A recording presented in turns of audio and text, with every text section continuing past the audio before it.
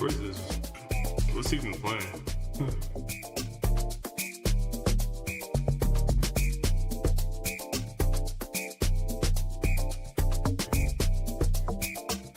I think I was slapping that yesterday.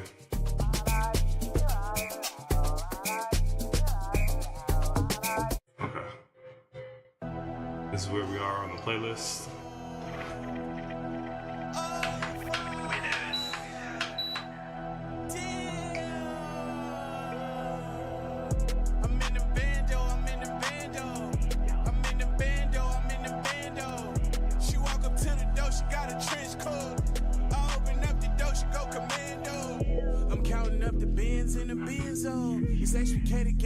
Sentimental, not at all. Posted in the trenches, all 10 toes. Baby, she give me brain, she going mental.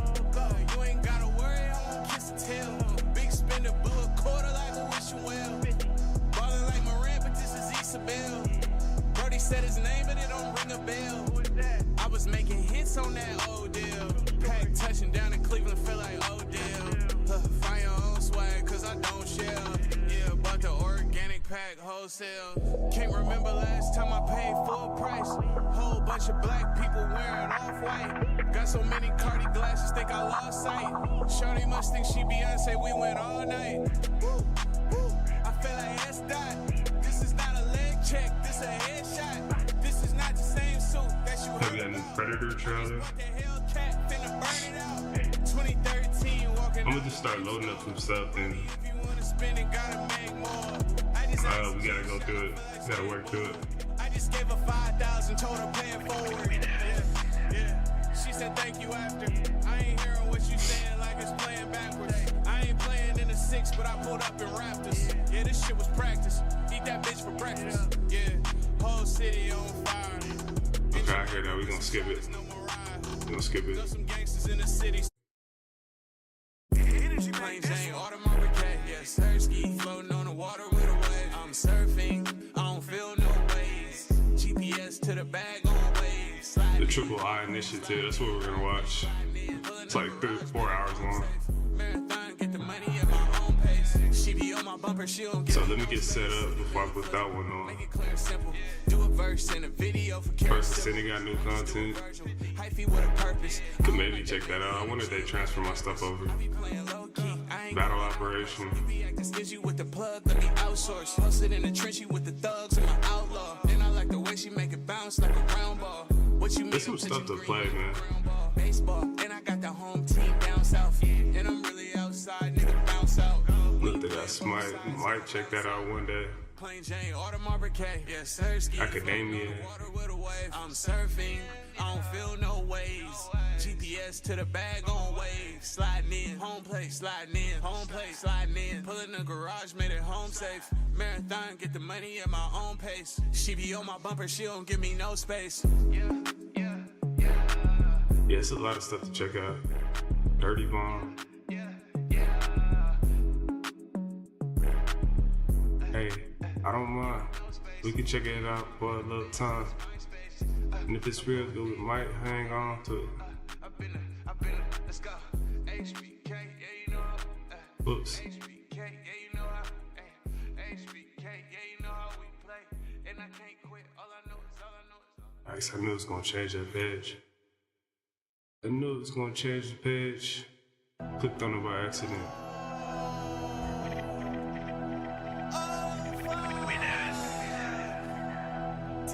Oh, is this it? I'm in the bando, I'm in the bando. I'm in the bando, I'm in the bando.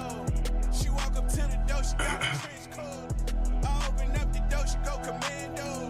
I'm counting up the bins in the benzo. A whole bunch of stuff, man. Sentimental. Not at all. Posted in the trenches, all 10 toes. Baby, she give me brain, she going mental. You ain't gotta worry, I'll kiss and tell.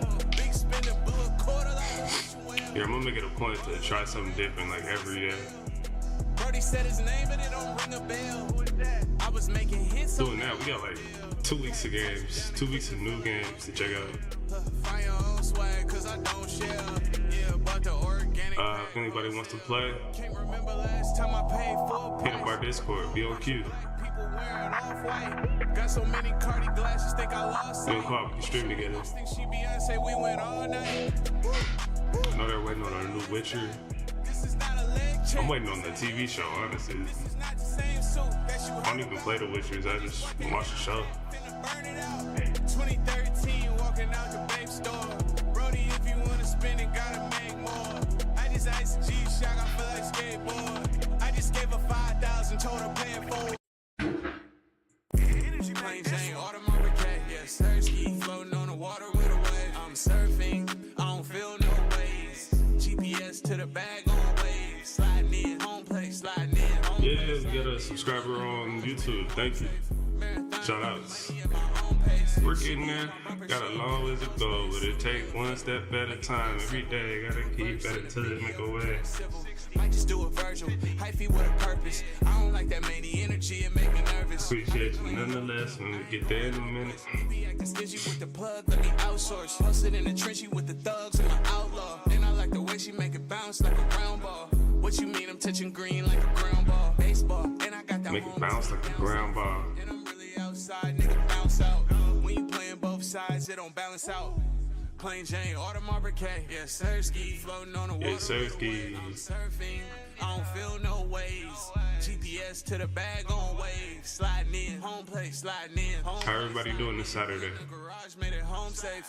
Marathon, get the money at my own pace. She be on my bumper, she don't Just give got me done no walking my space. pup. Gonna go out for round 2 a little bit later this afternoon.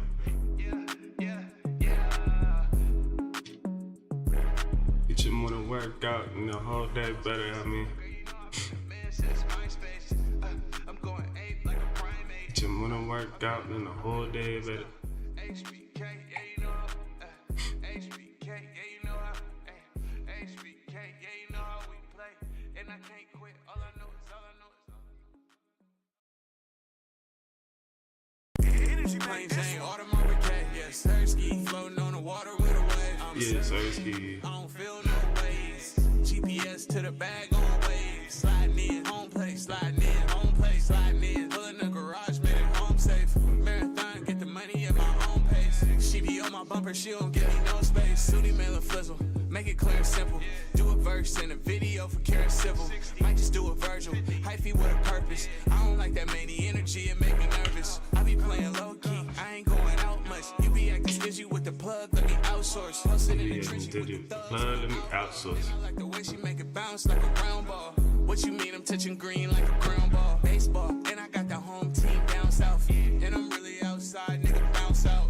When you playing both sides, it don't balance out.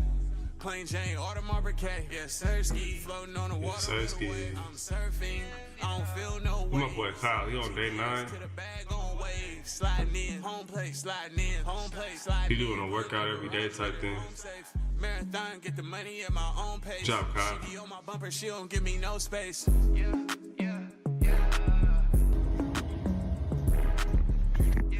But if you got workout streams, I'm gonna add you to my workout page. Real quick. Then I gotta look it up. I'll do it on my other computer. HBK, yeah, you know how. HBK, yeah, you know how we play. And I can't quit. All I know is, Energy plain Jane, Audemars Piguet, yeah, Sersky, floating on the water with a wave. I'm surfing, I don't feel no waves. GPS to the bag on waves. Sliding in, home place, sliding in, home place, sliding in. Pulling the garage, made it home safe. Marathon, get the money at my own pace. She be on my bumper, she don't give me no space. Sooty mail a flizzle, make it clear and simple. Do a Bazaar verse, playing South of Midnight. might just do a Virgil, hyphy with a purpose. I don't like that many energy, it make me We can nervous. peep it real quick, I don't care. I ain't going out much. You be acting stingy with the plug, let me outsource. Hustled in the trenchy with the thugs and my outlaw. And I like the way she make it bounce like a round ball. What you mean I'm touching green like a ground ball? Baseball, and I got the home team down south. And I'm really outside, nigga bounce out. When you playing both sides, it don't balance out. Plain Jane, Audemars Piguet, yeah, Sersky. Alright, nigga. Don't know what you thought it was. Don't know why you called me up. 50 missed calls on my cellular. 50 bands on me, this shit regular. Running up a check till my legs hurt. Running up a check, I'm an expert. What you want, the money or respect first? Fuck the world, give me neck first. First class flight, laying fully extended. Way too many vibes, had to go and extend my trip. She wanna know when I'm free. Baby, you can put a price on me. Come to the end, sign the eyes on me. I left my heart inside the pay, told me. I never slide without the club, I'm GP. Baby say she fell in love with the EP. Carried aloft by currents of his own door. Don't know what you thought it was. Don't know why you called me up. 50 missed calls on my cellular. 50 bands on me, this I shit. need to get something like the, Running up a check to my it's called the banana audio or something. Running up a check, I'm an expert.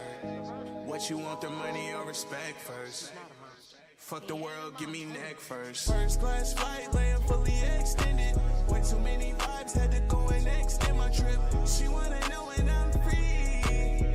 Baby, you can put a price on me. Come to the end, sign the eyes on me. I left my heart inside the pay, Tony. I never slide without the club, I'm GP. Baby say she fell in love with the EP. You sing it, Laurent. Baby said she fell in love with the EP.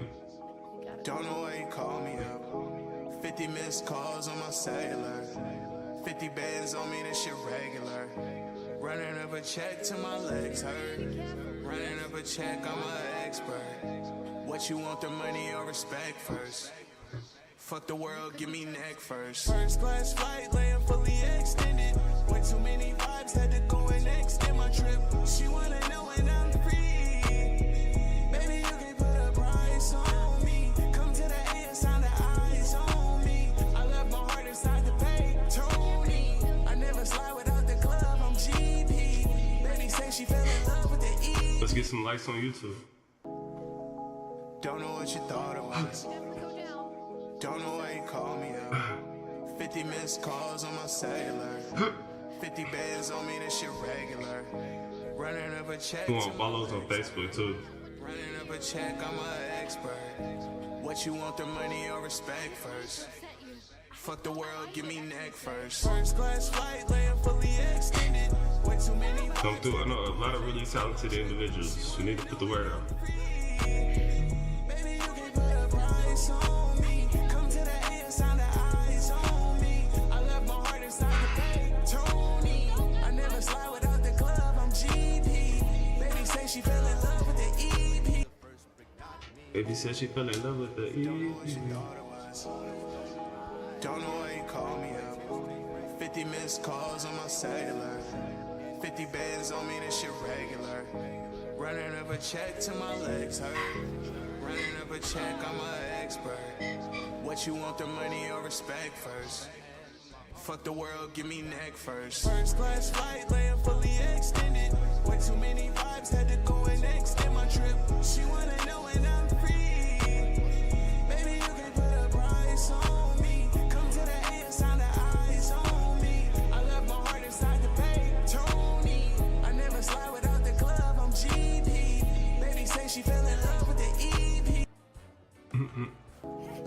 So. Sue like Tyler Banks. He effectively put me on. I never heard of it. I hear the night calling on me. He's not I bad. feel the voice calling. I've got his hands around my heart and on my knees. Whispering, quit stalling. I've got an itch to scratch and it just won't leave. And when I whisper that, he's got the nerve, I got audacity. I better organize my YouTube at some point. Gotta creep around. Gotta sit down and do it. He's gonna take me out, bring me down, bury me in the ground. You're all invited. Make it more welcoming for newcomers. And if I go with him, he says he'll bring some excitement. He's gonna bring me down. I've gotta creep around, but I like it. Nah, I sense the night falling around me. I feel a voice calling. I've got his hands around my heart and in my sheets. Whispering, quit crying. I've got an itch to scratch. It won't let me leave. And when I whisper that, he's got the nerve, got audacity to put a knife in my back. He knows his way around. He promised he'd take me down. gotta creep around, but I like it. He's gonna take me out, bring me down, bury me in the ground. You're all invited. He knows his way around, and if I go with him, he says he'll bring some excitement. He's gonna bring me down, I gotta creep around, but I like it. Nah, I sense the night falling, so I gotta creep around.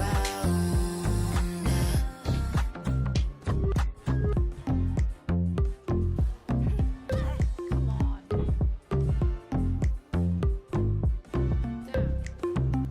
Actually, I think the Freezy one's a good one.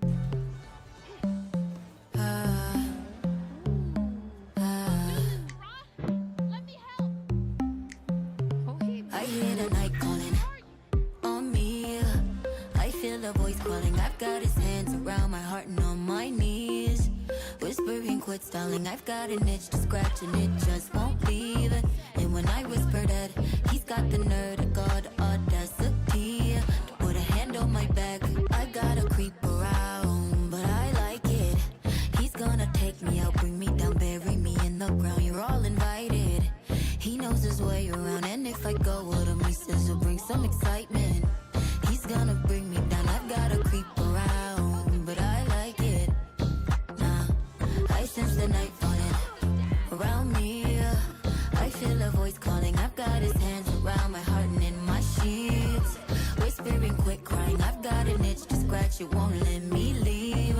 And when I whisper that, he's got the nerve, got the audacity to put a knife in my back. He knows his way around. He promised he'd take me down. I gotta creep around, but I like it. He's gonna take me out, bring me down, bury me in the ground. You're all invited. He knows his way around, and if I go with him, he says he'll bring some excitement. He's gonna bring me down, I gotta creep around, but I like it. Nah, I sense the night falling, so I gotta creep around.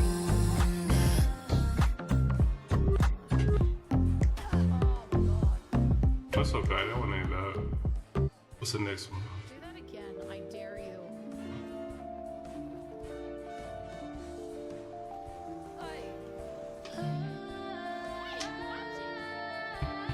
I can't feel love anymore. I lost my heart when I threw it away. You got a lot to live for. These days I can't help but not feel the same. I get it, you win it. Battles are lost and the war isn't found. I know it, you showed them how easy it was to taking me down. I used to know why, no, I haven't known. I used to know why, no, I still haven't. Got a water so in my mind. I'm just trying to run with the truth. Demons starts to hear me cry, then brings the pressure onto you. I can't feel pain anymore. My scars are deep and the pressure is drowning. You got a lot to live for. The visions are worse when they show your surroundings. So I'm talking about we got 9 likes on YouTube. Keep it up. Battles are lost and the war isn't found. I know it, you showed them how easy it was to taking me down. Pain is blinding. I told a lie about the truth and now you can't come back around me. I lost myself, I get the trail, I'm not okay, I haven't found me. Go get it. Visions are worse when they're showing all the people that surround me. Na, na, na, na.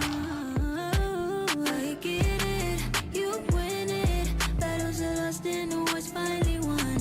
I know it, you showed them how easy it was to put on the front. Demon ask me why, I can never handle the truth. Keep on asking who the bad guys, but the demon is really you.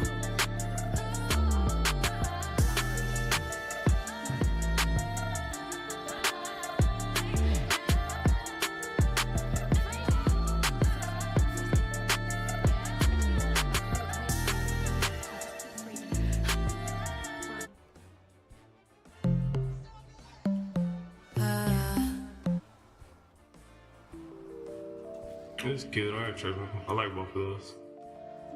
That's what I can say. Just lied to my mama and got cussed the fuck out. Watch bust the fuck down. I've been moving kinda chimney, gotta straighten things out. I'm the greatest, no doubt, and I do it for a lot, but it ain't never been clout. Hurt. To my mama. Run!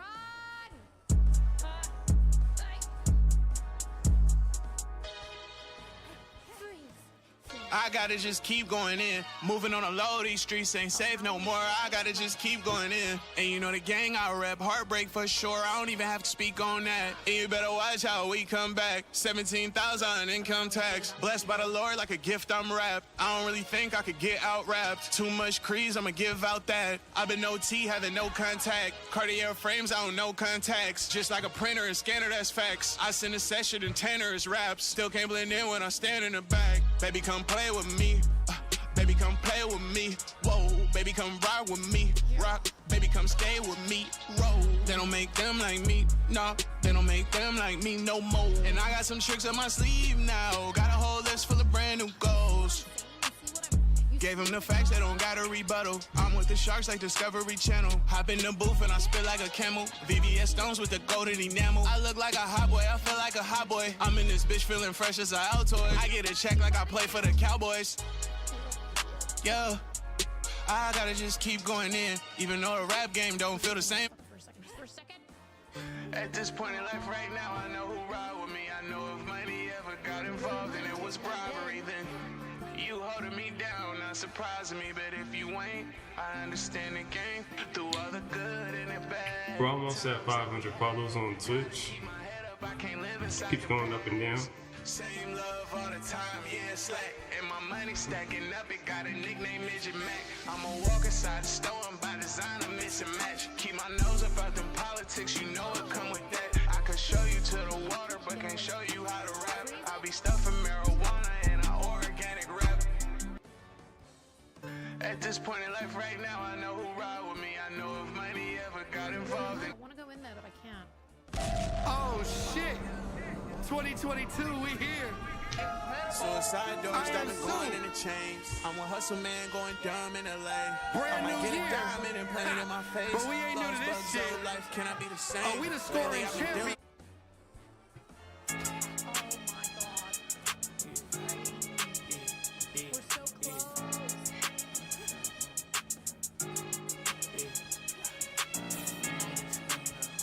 Don't fly away. No hand up. Just a little bit more. Hey, I hate a nigga with his hand out. I gotta stand out. I can't do it. I can't. I have to wait. Yeah. Thank you. Level 3. I remember this one. We're getting closer Look. And now to we're 2025. this area, so we'll be okay.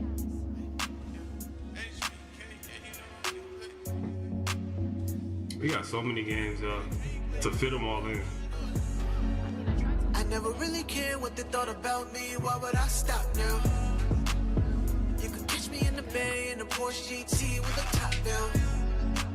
And I know everywhere they go, I'm the one that they hear Good it. job. Good job.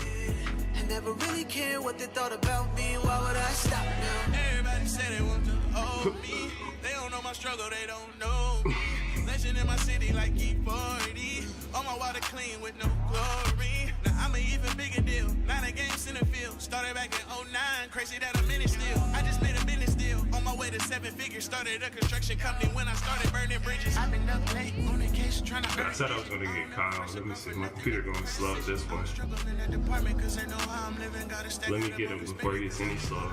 I'ma do my dirt on my lonely without no co-defendant. Middle finger to my opponent. I'm about that type of business. I can feel it. I can deal with different conversations. And I gotta fill out this ballot. Move like Phantom Menace. I gotta find it and fill it out. It's underneath something. Care what they thought about me. Why would I stop now?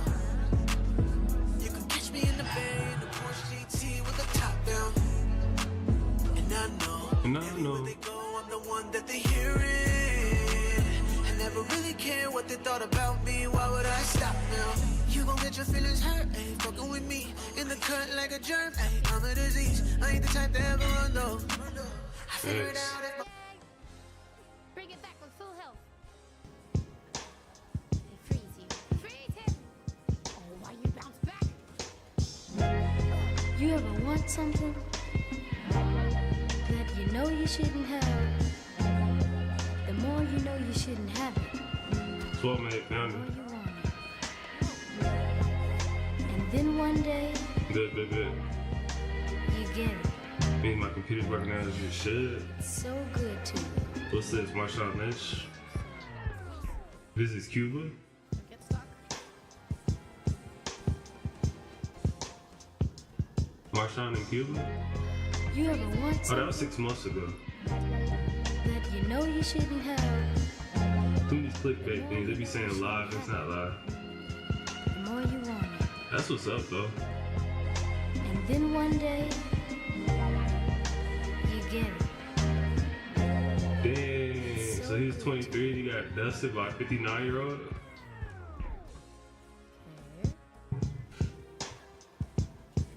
Man, if you stay in good form and good shape, what is age? You ever want something that you know you shouldn't have, the more you know you shouldn't have it. That was actually really cute. Covered in gold.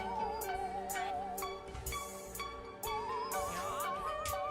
Alright, I slightly remember Killer. You gotta go through these. 22 of them.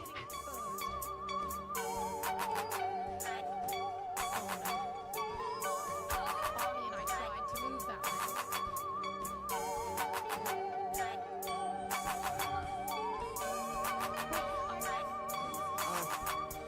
Try to G-code access denied. Run up in your shit like the FBI. Niggas think they know about Susie. Ain't nobody fucking with him as the best reply. These niggas must be high off PCP. My flow poison, BBD. Nigga ain't shit sweet. You can bank that G. Get played like the Parkers on BET. Drop it on a nigga head like a DDT. My whole clique eating no EBT. My Just doing its thing. Letting it be. We don't go through. Okay, cryptid. Ha. Look, I got you, homie. respect I demanded. Hella rare haircut like Captain Planet. Homie, I see you hating on me, get caught red-handed. Handcuffing on your chick, rewrites Miranda. Took over the game, now pay me my ransom. It ain't my birthday, give me my cake, no candles. Here's an example. 10 toes down, no sandals, don't mean to ramble.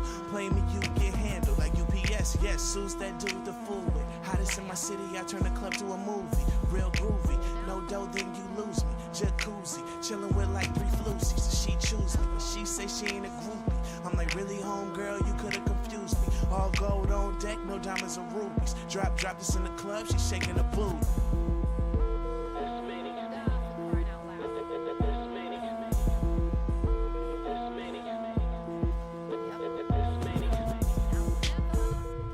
Where's other videos? I like all of them.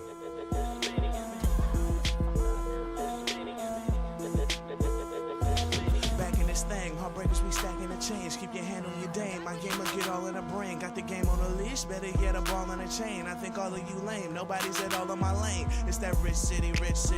Keep a bitch with me till your girlfriend get busy. This shit too silly. You rap niggas too Disney. Leave alone for a week, I bet that she miss me. I say it till they capiche to dead off suspicion. You rap Negroes too Disney.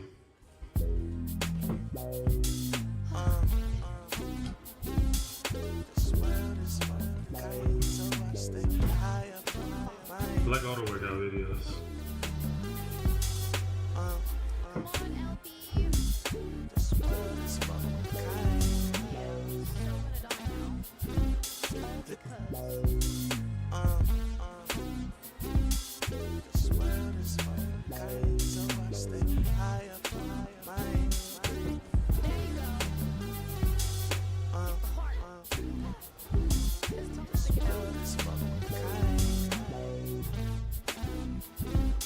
This world is far from kind, so I stay high up on my mind. They say it's easy, but they lie. Nobody else to the soul. Nobody else to the soul. Nobody else. Pay attention to fools, and you probably dumb as they are. And if I catch a vibe, I'ma pass you off to JR. Very observant for pussy niggas, I will stay far. And to the real, I remain. The gang is who they are. It's they speed to the K. My homies, The world is so cold, it'll leave you so lonely. Alright, I got some job. Need medicine, and people is hungry, but we don't do shit about it, and that's how it's gonna be. Until we wake up, and it's in front to face us, and we can't blame nobody but ourselves because we made this. I'm in a position for me to be heard. I'm in a position for me to be heard. Honestly, sir, you stink. Ain't shit changed. Alright, this point I want to get the audio settled. HBK, it's not how we play. Actually, I kind of like where it's at. I don't know if I want to do too much to it. You know the thing that makes But yeah, let me definitely check. OG gamed up. They told me to never forget where I came from. And so I rep that rich city. Girls like me like hello Rich kitty. City. Walk in the club and my whole gang with me. Play my song when you girl get busy. Niggas show love, a whole bunch hate, but who really cares? Cause all them fake. I ride around town, my beat on bang, my pants on sag. Like what's your name, girl?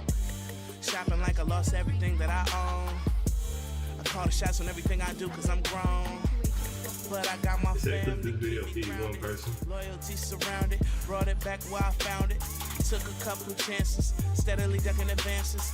Labels be trying to 52 fake a nigga, so we be That's what's up, dancing, man. so it's dancing with the stars. The universe is in charge. It's Young Sue and my squad. I represent large, I represent all the people with a dream. It's just me and my team. It's either succeed or fail, and it's nothing in between.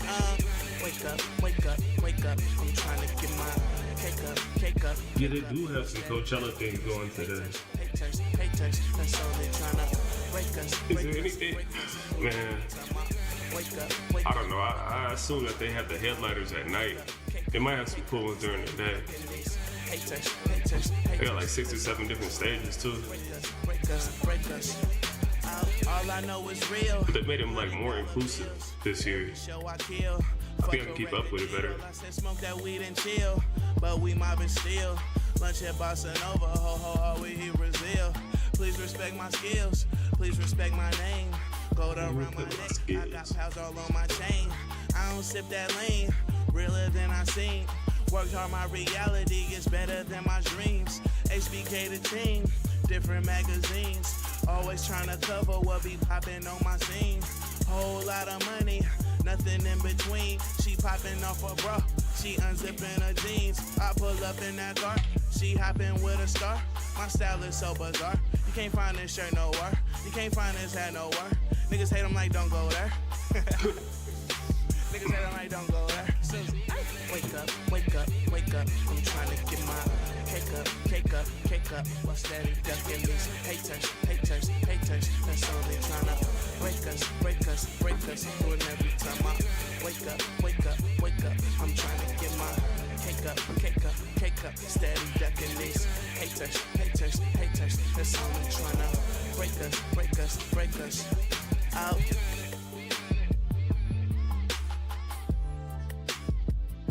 Alright, where's that Coachella at? Let's find it.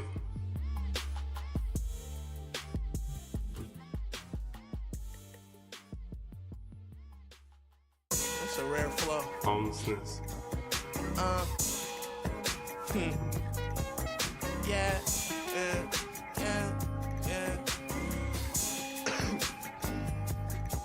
Okay, I woke up this morning. Let's just type in Coachella. It's HBK gang and I put on fuck my Coachella. I goes keep it G and that G stand for getting. I'm just telling. Yeah, see, they have all the stages connected. So you click on Coachella. I live my life to the limit, ain't no bullshit, no gimmicks. So when you say I'm your nigga, dog, I hope that you mean it, cause I'm down for. Yeah, let's pause this real quick. Oh, they got Missy Elliott up next. Let's see, Lady Gaga.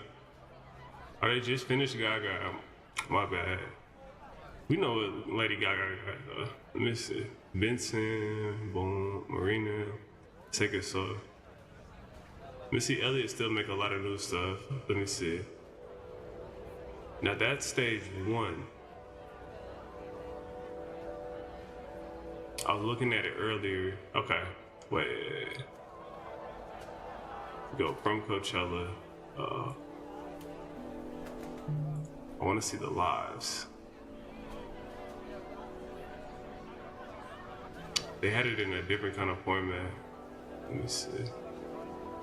Oh, are these the only live ones right now? Let me see. No, how do we get to it? How do we get to it? Look, okay.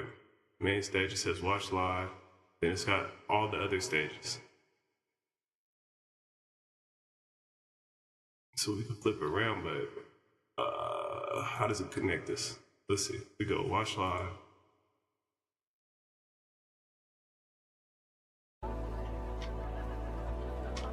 Let's back to this one, all right?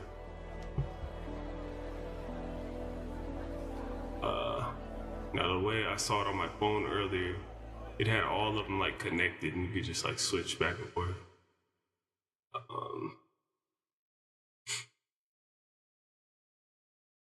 What's this? This says play all.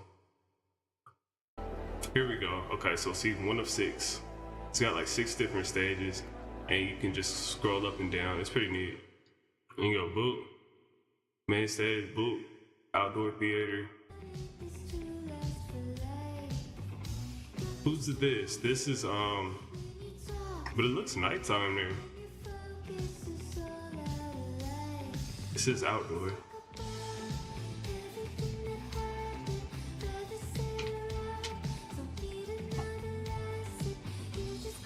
Yeah, see, that's at nighttime. I don't know if this is like an old recap. I forgot their name. They're pretty dope.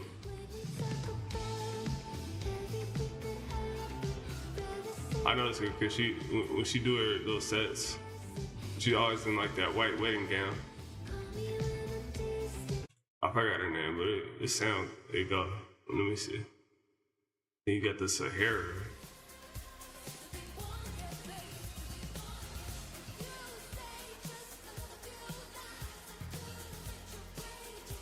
I don't know who this is, somebody else. It sounds very pop, like Michael Jackson almost. Next, and you can kind of just scroll through the stages. Okay, this one has Prodigy, Mike Snow, Idris, DJ, The Joe, Irvin Lene, Lola Young. I might have heard of Lola. St. John. I haven't heard of any of them. Stage 5. These might be recaps from last night.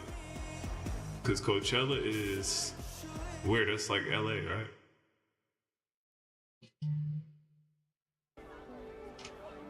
So who's coming up on this one? This is the Sonora. It says High Tech, Speed, Los Merlos, First Self, Kneecap, Blixen, Julie, and Tops. Okay. And that's all 6 stages. So let's go back to the first one. And I saw Missy Elliott. That's somebody I know, right? Yeah, I seen that video. It's like 2023, I think.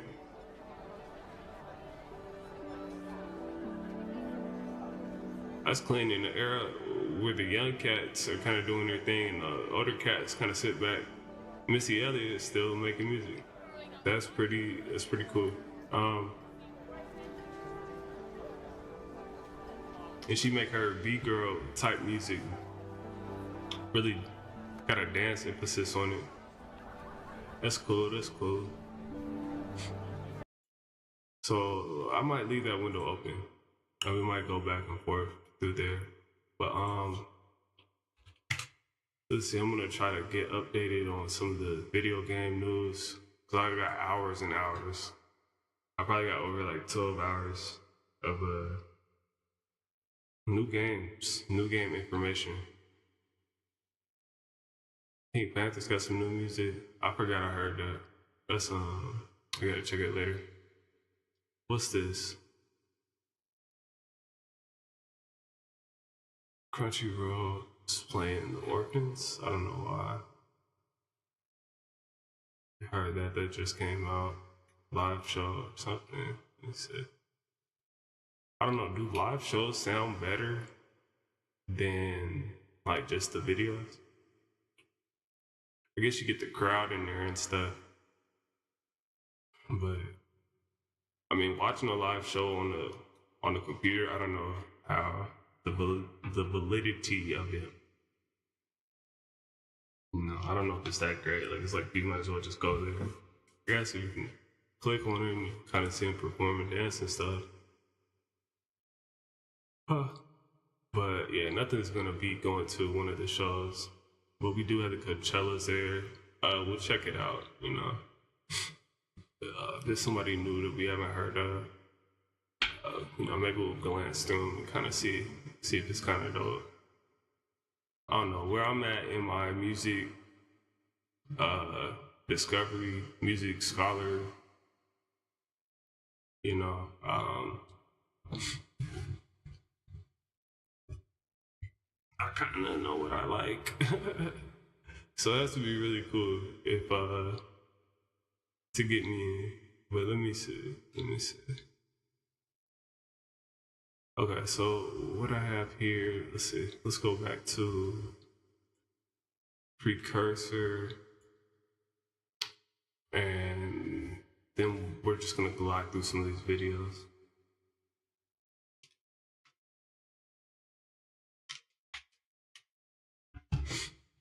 And, you know, it's different. I try to keep my main Precursor on video games only, because when I start messing with the algorithm and it starts giving me different stuff, it's like, you know, I have to look for the games at that point. And that's not really what I'm trying to do. Look, they got the marathon thing. This is gonna hit tomorrow. They have a 2-hour presentation thing. Let me see. I want to listen to this again. But let's see this real quick.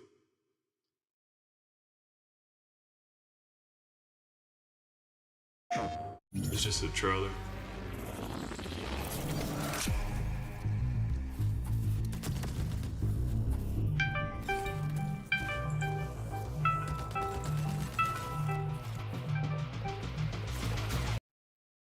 Hold on. Hey, what's up, Kyle?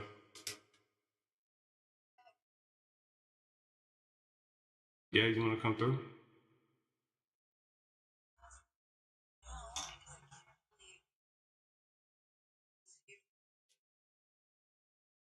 Say again, what's the problem?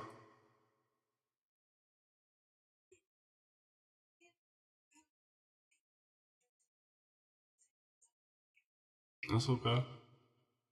Why not? You want me? Uh-huh. No, it's all good. Just watching some videos, just getting updated on some the news and things. I'm just doing like a just chatting right now. If you don't want to, you don't have to right now.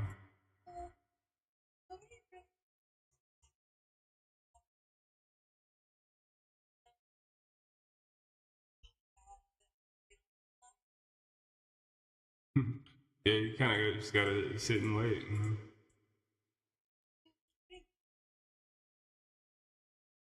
Try it. You don't gotta stay all day, but I'm gonna be doing like a 12-hour stream. Just come as often as you can.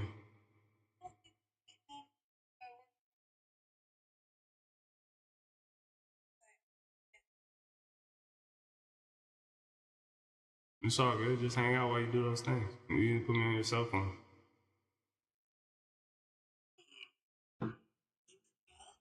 About what?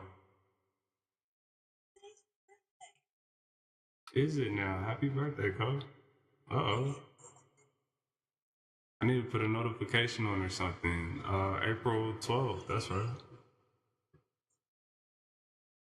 Happy birthday, Cole.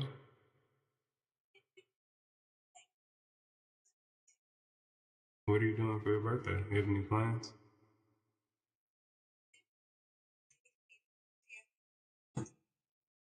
To see, what's up? What you say?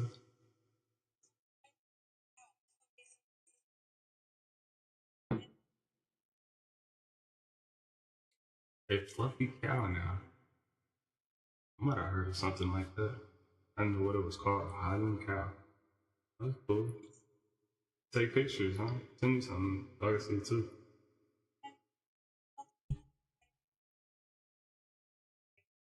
Good. Y'all good. Yeah, just send it to me when you get back. Like, I'll check it.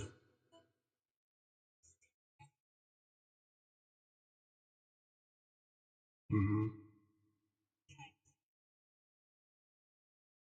Mm-hmm. Yeah. Okay.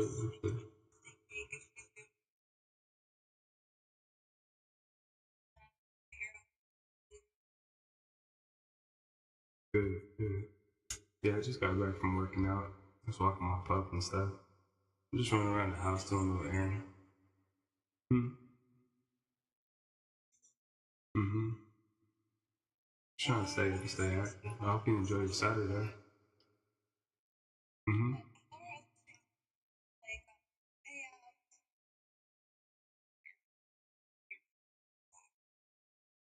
It's all coming together, you know. You're just taking it slow, one step at a time. You know. Yeah.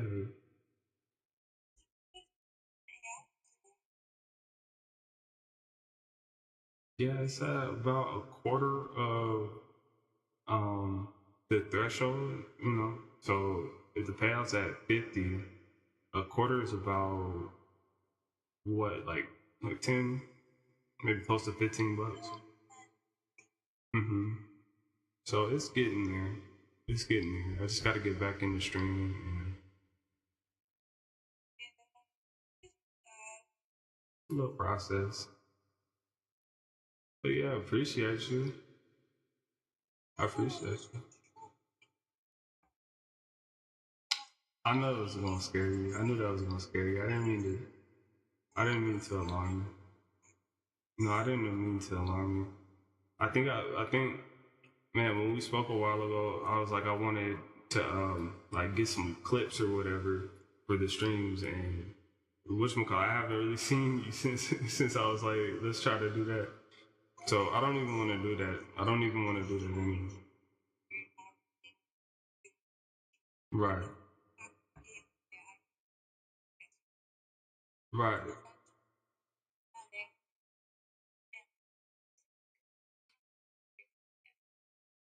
Listen, no, it's fine. Don't even worry so much about that. More so, importantly, it's more important to just like have you there, you know, so you can hold conversation or whatever whenever I'm not paying attention or like somebody come through or something, you know, and they want to talk to somebody. Like I'll be talking to you, but you know, if it's two people, then you know, if you could have somebody that could tag team with me, and, you know, address both of their concerns. But yeah, no, that's lit. Don't even worry so much about the clips. I just want to have you there. And no, what I meant about the meeting, I'm gonna set something up and we're gonna get regular. Like you and me, all the moderators in general. You know, we got a few. We should think like once a week or something. You know, like whenever we can, and you know, we'll just discuss. Hmm? Yeah, I'm gonna get in touch with everyone.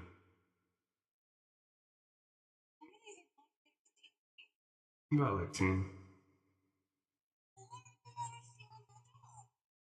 And nobody's stealing your job. They're just making your job easier. But we gotta get everybody on the same page. We gotta get everybody active. This is what's gonna help, you know, our channel, the community, and everything grow. And then like vice versa, you know. I'll get you guys the follows and the viewership and you know the sales and just the different. You can still meet people.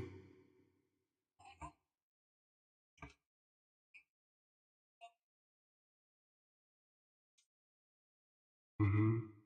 No, you just gotta keep it up. That's cool that you got viewers. Sometimes I don't even have the viewers like that. And sometimes I do. Hmm? That's true. You have some people that just sort of rock with you. You know, those are the real valuable ones. The subscribers and stuff. Say it again. Yeah. I've heard of her. I've heard of her.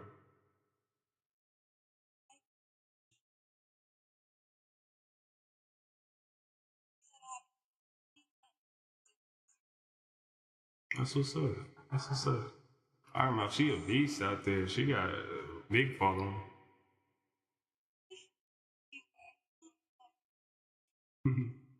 I think she's fun. She'd be fun to hang out with. That's what's up, though. See, look at you out there networking. That's good.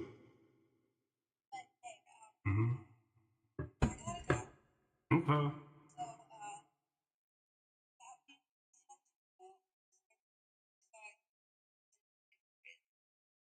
Yeah.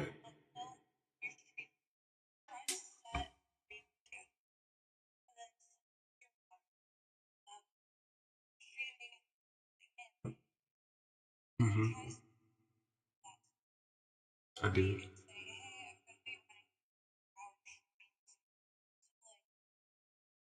Yeah.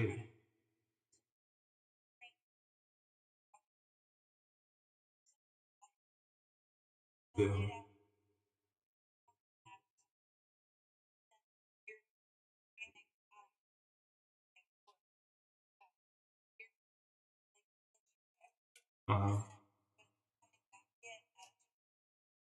Right.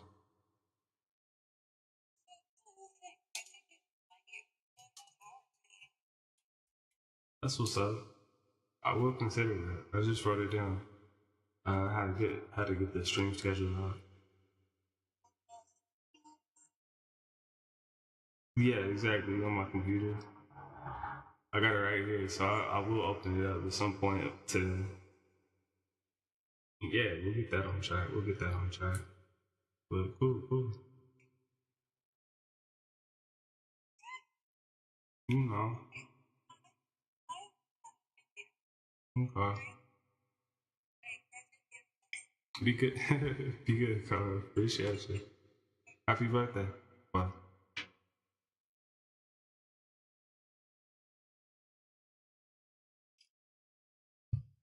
Okay. Alright, so I got my other headphones on. Let me just check with the audio real quick. I got the fan blowing, so it probably sounds all windy.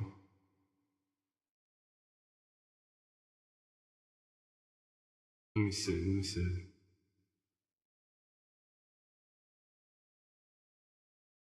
I guess it's okay. Yeah. I'm gonna upgrade the mic and stuff too later. So, I mean, it sounds fine.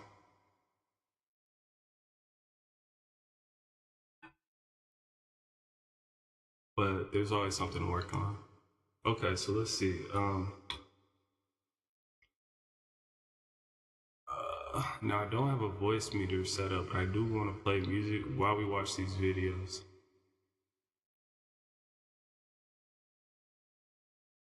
So let me see if I can balance the audio. What is this sound? I'm down for my dogs, I swear to God that I'm here. So don't hesitate to call. I put my faith in my God, I put no.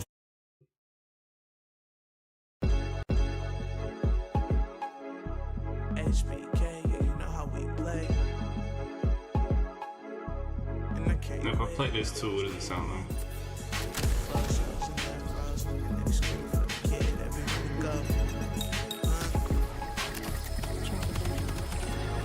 To a show that This is louder, right? Some O's and some comments, that's a promise, quality I control. On a roll with the honor roll, straight A flow, 4.0, we on the go.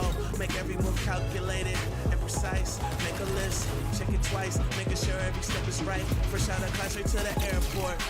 They ain't got no money, what I care for. Charging my cell phone in the Apple store. Bougie girls get tossed like apple cores. Good with the program, bro, hammer get lost. Cause the gang is engaged for lift off. Out of the bay, hey, let's get out our way. HB to the K. So they've been working on Marathon for a long time. This is probably like a 20-year-old game. Pay attention and watch me, I lead the way. Susie. Close shows and afros. But they just decided to bring it back. Everywhere we go, my dream. So don't ever get it twisted. HBK, we really live it. Everything I got, I give it, huh? Close shows and afros, and they be screaming for the kid everywhere we go. So don't ever get it twisted, HBK, we really live it. Everything I gotta give it, huh? Been reppin' that heartbreak gang, you niggas just now knowing the meaning. Ain't I staying loyal, won't nothing come in between us. Bumping that diplomat so they know that I really mean it. We're for That's pretty cool, just looking at the trailer. on TV, but I'm chillin'. Keep it real every time that you see it. Very dedicated, hardly any You gotta free slid through time. that plastic. Time leads to a decline. You see that bad one over there, yeah, she mine. She fine, and she got her wrong. Talking about her alone, I could write a song. And she sticking with the kid, right or wrong. But anyway, back to the grind. I'm on the move, no sleep. You lose this person snooze. So I conclude that ain't nobody on our level. One foot in they ass, the other one on the pedal. Watch me gas on them. Close shows and afros. Can And Bungie they back out? for the kid everywhere we go. So don't ever get it twisted, HBK. Did they have Discord links? I gotta give it, huh? Close shows and afros, and they be screaming for the kid everywhere we go. So don't Join the ever Discord to sign up for the closed alpha test. everything I gotta give You it, know we huh? gotta do that. Close shows and afros, and they be screaming for the kid everywhere we go. So don't ever get it twisted, HBK, we really live it. Everything I gotta give it, huh? Close shows and afros, and they be screaming for the kid everywhere we go. So don't ever get it twisted, everything I gotta give it, huh? Yeah. HBK, niggas know how we play. So hold on, did we miss it? And I can't The live stream showcase? HBK, niggas know how we play. I thought it was Sunday. Close shows and Yes, sir. Alright. They're getting hecka likes right now. Okay, the closed alpha test starts April 23rd.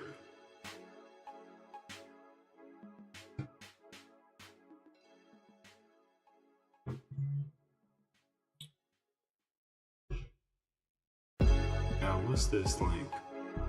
HBK, yeah, you know how we play. No, it looks lit. It looks lit. I know it's gang gang.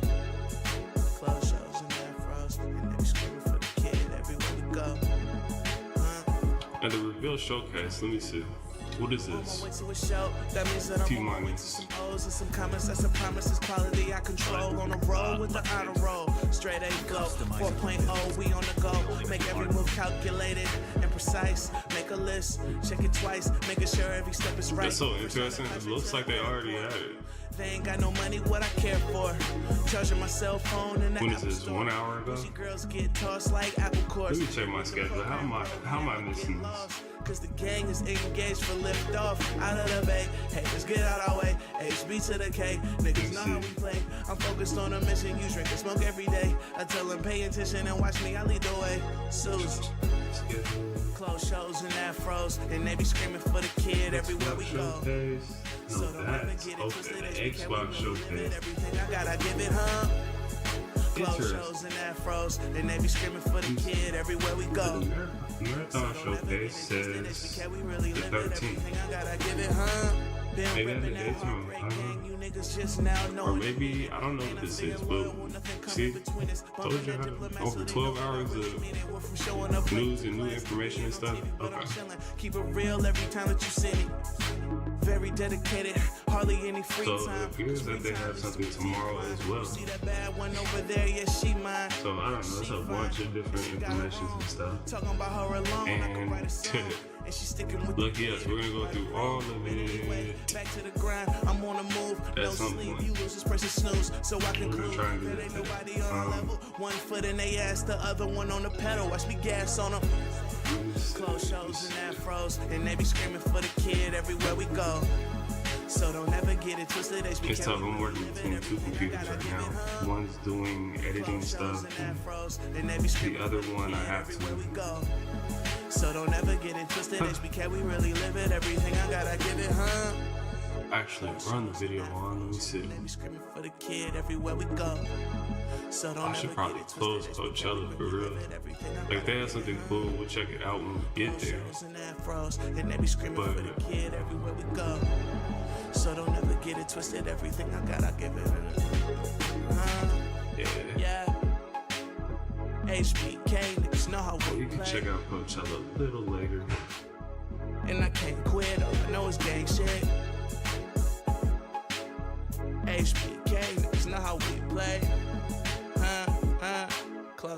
and afros.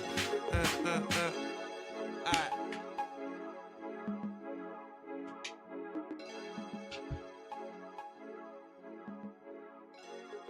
Yeah, so this is interesting. They said they were gonna do this on Sunday, but here it is Saturday, and here this is. So I don't know if they're doing something else tomorrow, but we can take a sneak peek today. And I can't quit. I know it's gang. Close shows and afros, and they screaming for the So I got that there. I want to do this without opening too many tabs. On my way to a show, that means that I'm on my way to some O's and some comments and some promises. Quality I control on a roll with the honor roll. Straight A flow, 4.0, we on the the go. audio's Make fine. every move calculated and precise. Let Make me a see list, if I check it want twice, to making sure every step is right. Fresh out of actually class, listen to to the somebody airport. talking. Let's They try. ain't got no money, what I care for. Charging myself. Let's try like a podcast sort of video. Bougie girls get Let's see if the lost like music apple course. drowns it out or not. Bro, hammer get lost, cause the gang is engaged for lift off. Out of the bay, hey, let's get out. I don't have the audio set up ideally, but I'm focused on a you mission. know, You drink and smoke every day. I tell them pay shoot, attention. you can and make watch it me work. lead the way. So We'll just rock with it. and they be screaming for the kid everywhere we go. So don't ever get it twisted. HBK, we really live it. So I was kind of watching this, but I was somewhere in the middle. It said something about Marvel Rivals. So don't ever get it twisted. HBK, we really live it. Everything I gotta give it, huh? And they said they fixed it to some point where it's actually playable. So they know that I really Let me mean see, it. where was I? Showing up late to class to be in I know I a was team, watching but them I'm for a chilling. while, Keep it but- real every time. And they said real briefly Very dedicated, hardly any free time. Cause free about the time Marvel Rivals. So let me try to find where that's at. yeah, she mine, she fine, and she got it wrong. Talking about her alone, I could write a song. And she sticking with the kid, right or wrong. But anyway, back to the grind, I'm on the move, no sleep. You lose this precious snooze, so I conclude. Okay, so I might have to turn this down a little bit, just so we can hear that. It's just one has clickers and you can lay in the grass, and the other one you jump off trains and you romance beautiful women across the world. Ooh, you find treasure, which, I mean, that's Indiana Jones in itself. So, said, I tell you what, yeah, the cogs is, wait a minute, they kind of have been making the same game. Although Uncharted multiplayer is underrated though. I forgot The Last of Us Part 2 show's coming out this Sunday. It's coming out. Uncharted 6 Ways, man, I hope we don't get no Uncharted 6. You said it back in 2013, 2015. And I'm only hard on them because I love Naughty Dog. It's coming from a place of love. Don't get it twisted. Jak and Daxter is one of my favorite franchises of all time. And I like The Last of Us 1. I think The Last of Us 1 had one of the best endings in any video game. Didn't really like The Last of Us 2, but they got bangers. Don't get it twisted. They got bangers. This is coming from a place of love. This is the biggest So news to me. let me see what they're talking about, Rivals. Oh, this is the marathon thing.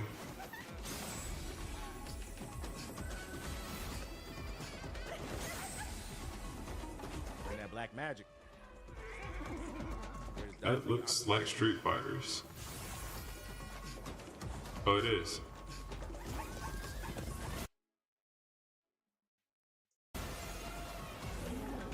Ibuki.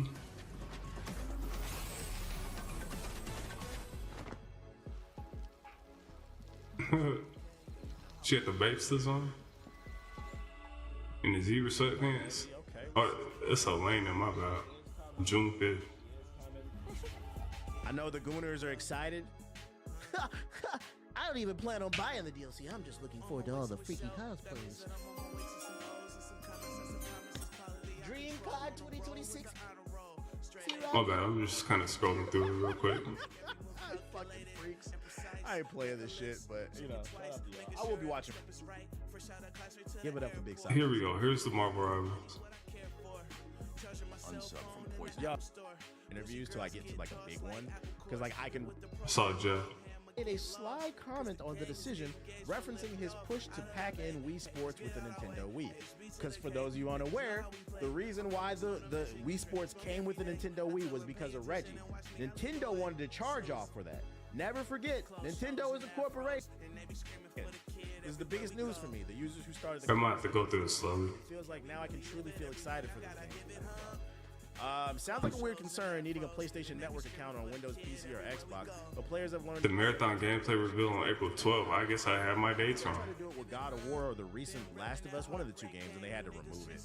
And the problem with that is like PlayStation's network is not available in some So I have to update my schedule because they already did this, and I got the video for it too. So we'll just watch it.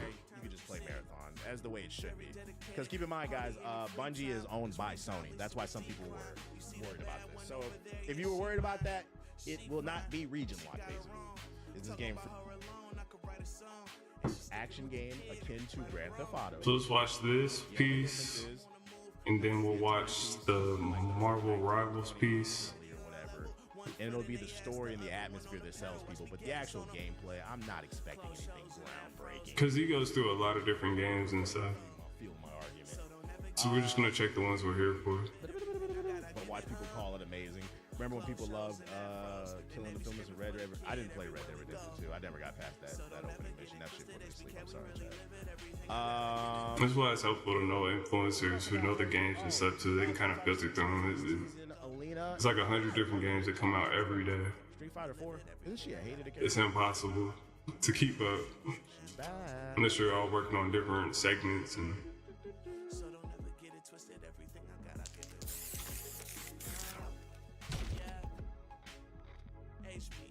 Okay, so we already saw the Capcom Elena thing. I guess I'll watch it again real quick.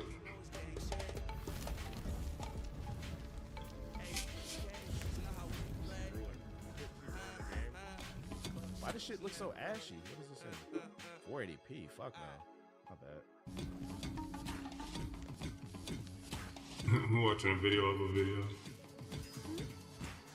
It looked a little laggy and stuff, but.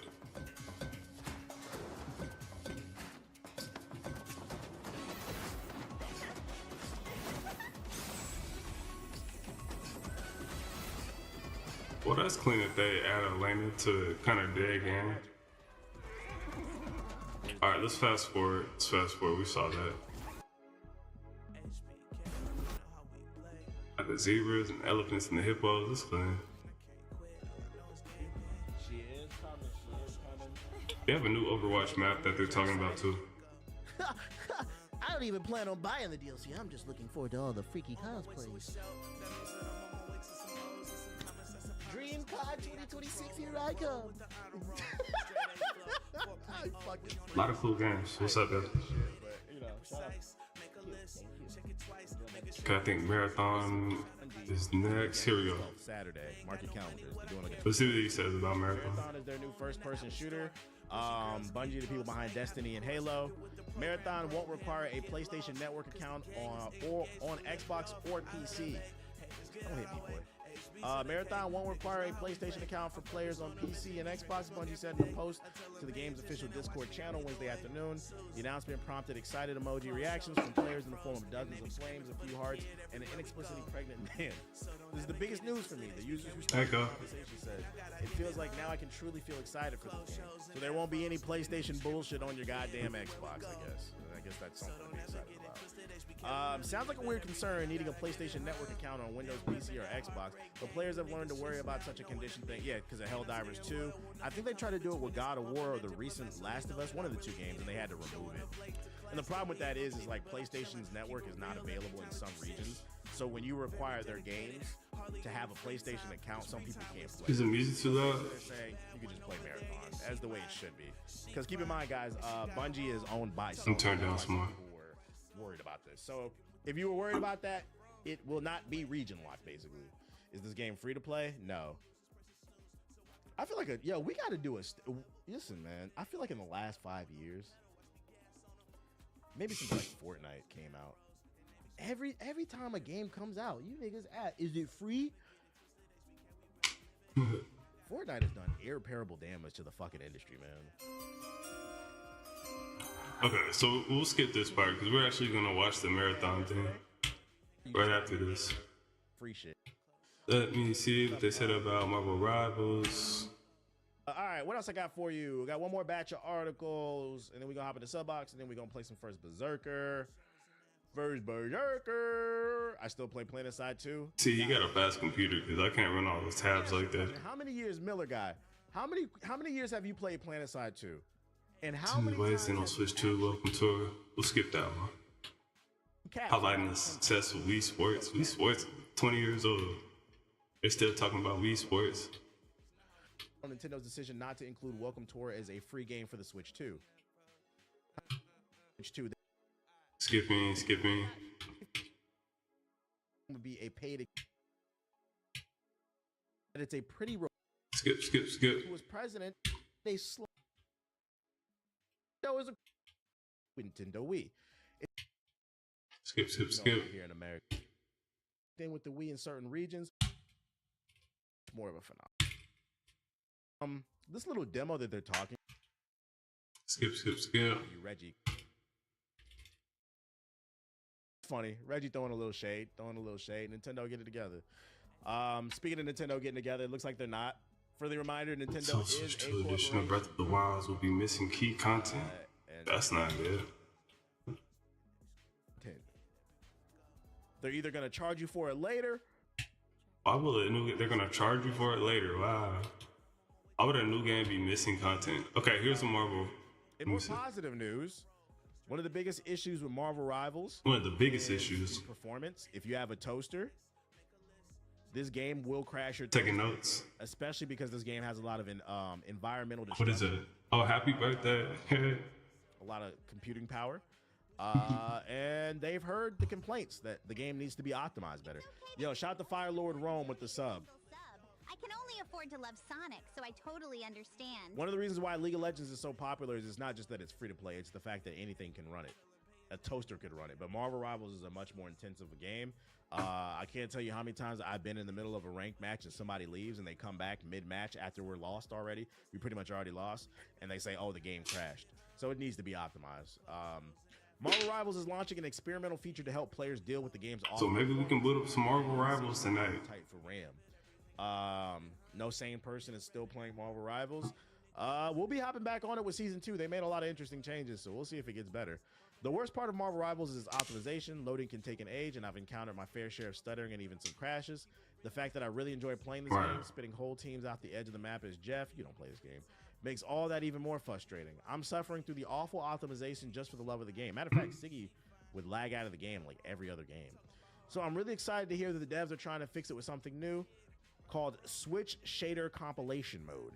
To address the memory overload, we're unleashing an experimental feature in Season 2, the Switch Shader Compilation Mode, the patch note says. With the Season 2 update, players can activate this feature through the PC launcher. This mode will enable a couple of enhancements, including changing the shader compilation process, which only runs now when first entering the game and after a new game version or graphics drivers update, hopefully decreasing loading times.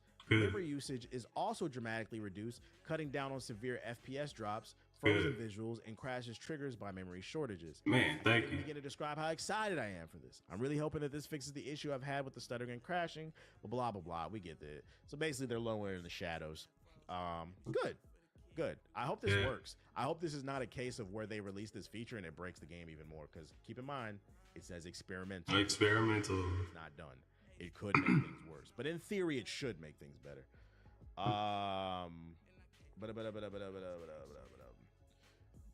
Cool.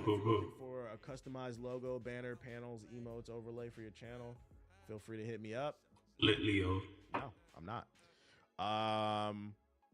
I've lost too many rank up games because of crashing. It's fucking annoying. And they always come back when you lost the round. I'm not. Okay, that's good stuff. Drop a super chat to apologize. I think that's all he says about that. A lot of y'all seem like y'all are interested in the game, but we're upset Bragg Punk. On I saw a little bit of Bragg Punk. It looked kind of cool.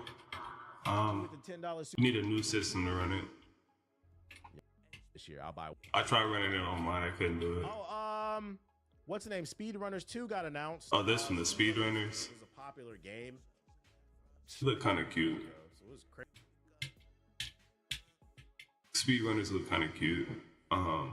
It was an indie game with a unique concept. Not another fucking Doom clone. Not another goddamn asymmetrical top-down game where you fucking explore as a girl. I used to play something like this in college. With some deep integral meaning about Multiplayer. life and shit, bro.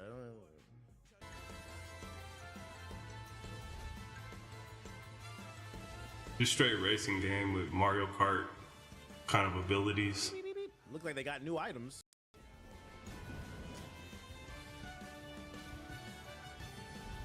Look at that Tiki here to mold everybody over. Support your friends. The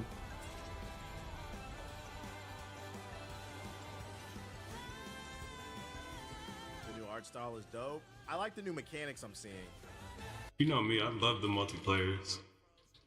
That's the most fun, most important part. Jesus Christ. Okay. I play so many goddamn games, I can't remember. So 2025 and 26. That'll be lit. Speedrunners. I haven't watched it. I don't know if I will watch it. But if you enjoyed the show, know there is a season 2 coming.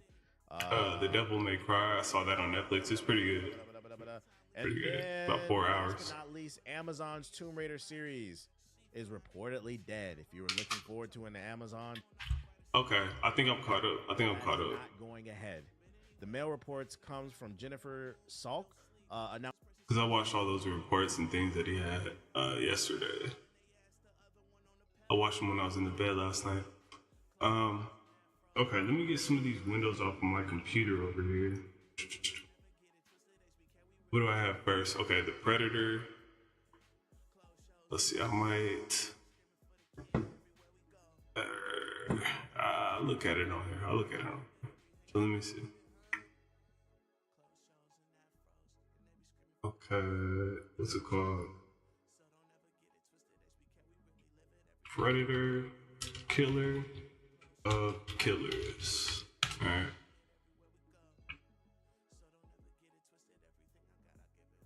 And I think this one right here, 4 days ago. Let's take a look at this. New movies.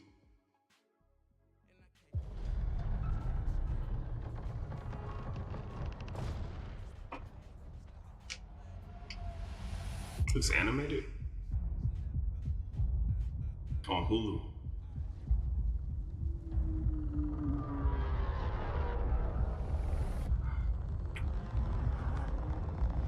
This is a trailer for the new Alien vs. Predators.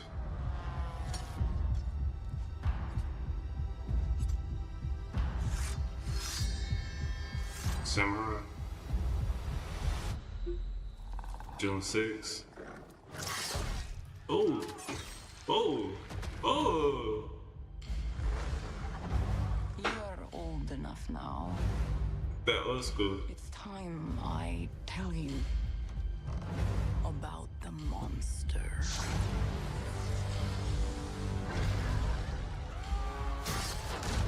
Damn.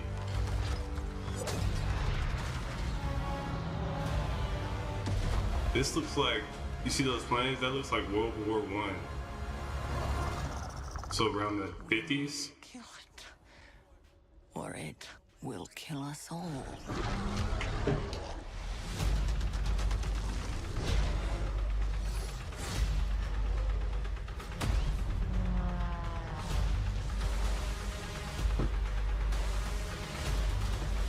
Ooh.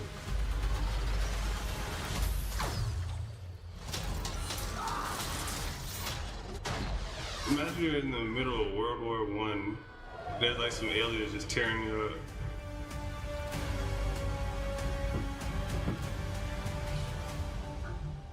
On June 6th, okay. And on Disney? I might have to get another Disney. I haven't had Disney in years. That looks lit though, I like that. Here, I want to put that on Facebook. Let's see.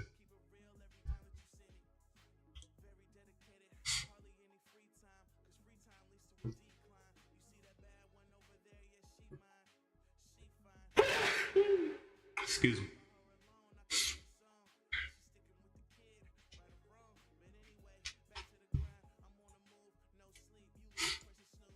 Make sure you guys follow us on Facebook too. Try to get 100 followers up. We're almost there. One step at a time.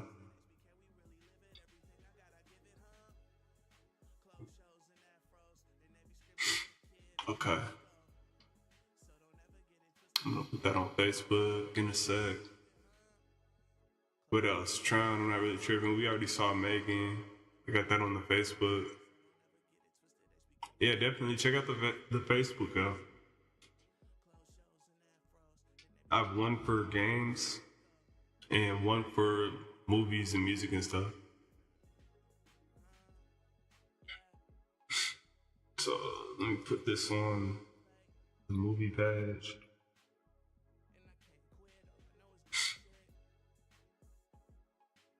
Yeah, Jordan's got a lot of links to a lot of stuff. A lot of stuff I'll be trying to share. This looks like watch. Looks like a good watch.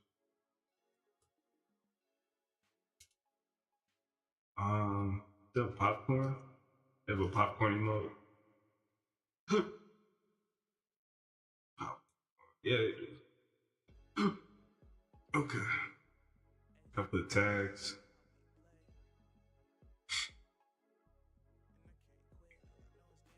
It's called Predator. It's on Hulu and Disney Plus. What else? I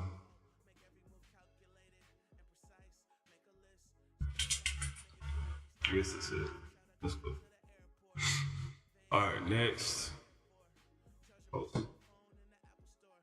Next.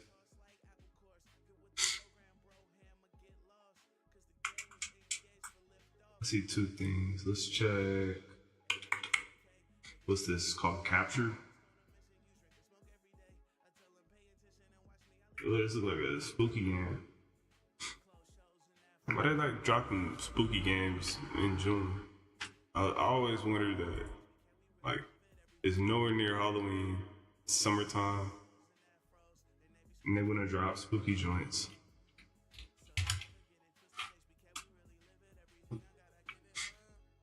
I don't know, it popped up on my thing. Let's check it out. 22 hours ago. You know me, I like to stay up to date. It's like I walk around the house in the dark. The graphics look kind of good though. Happy birthday, kiddo. It's called Captured 2. It's been so long. I wonder if I would even recognize your voice. Well, Ooh. Man, you need to do some cleaning. Stuck in a familiar place, filled with anomalies and unwanted company. Oh, you look better there. Oh, damn. The wish list on Steam. Okay. I don't know, I couldn't tell too much. The graphics look kind of cool, but you know. Let's wait until we hear more about that later. I'm not really tripping. Not too tripping. I don't worry about the horror games. Most of those things be like, why you don't have a baseball bat or a gun? You walk around the house exploring ghosts and stuff. Like what? Call it Ghostbusters. Nah, I'm not super impressed. But we'll see. They say to be on the lookout for it. Maybe it turns hot, you know? Okay, let's see what else we got. Mix it up. It says Fortnite. Oh, Fortnite and Adventure Time. Here, so let me pull that up.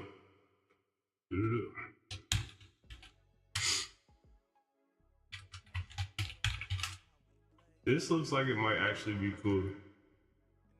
What is it? It's like a short too. It's like 20 seconds. I see the IGN. Alright.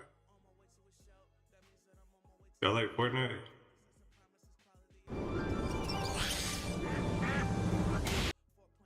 Picture time. Come on, grab your friends. We'll go to very distant lands. I don't know how I feel about shooting the thing or Jake shooting them down. That's all they give us? That's all they give us. Well, when is this? There's no details. Look, you got Princess, forgot her name. Princess Bubblegum, the vampire chick. Picture time. Come on, grab your friends. We'll go to very distant lands. We'll take the dog and then make you win the fun. Take the dog and then somebody like that. Somebody going for this. They got everybody in here anyways. They got Travis Scott and Lil Uzi. They might as well have Jake and King. I'ma like it. It's cute. Huh? Yeah, I'll put that on YouTube too. I mean, I'll put that on the Facebook.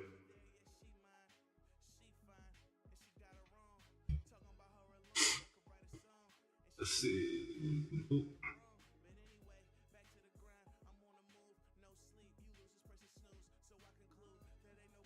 My bad, I'm putting these on Facebook. I'll also throw them in the Discord.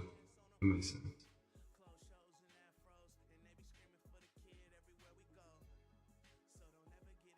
Because I know everybody doesn't navigate to all the pages, but yeah, I put it twice. Once on Facebook and once on the Discord. I think you guys will catch it. Let's see.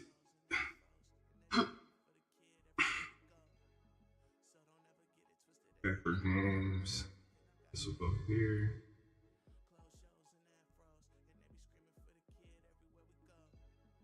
Alright.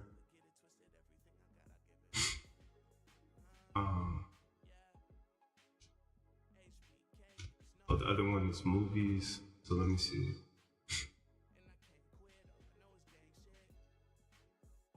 Copy.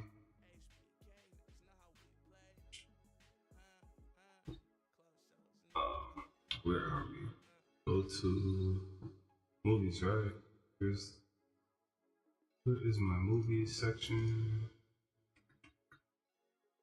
Got it, movie.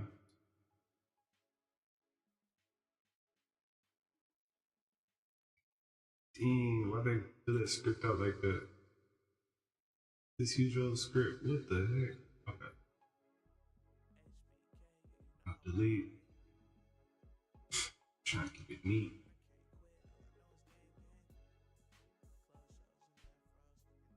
Here, look. If they open me in YouTube again, here we go.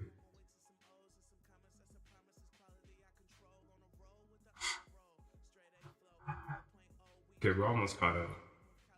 I have, looks like 5 more links. And then we'll watch the marathon, which is like an hour long. And then it's another update too, which is like 4 hours. Maybe we'll watch that in a little bit.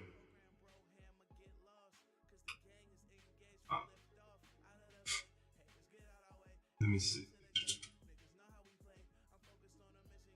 Just updating the Discord.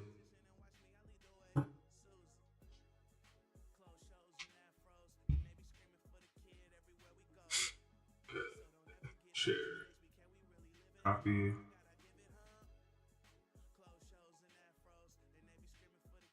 Okay, I got you. Facebook and the Discord is updated.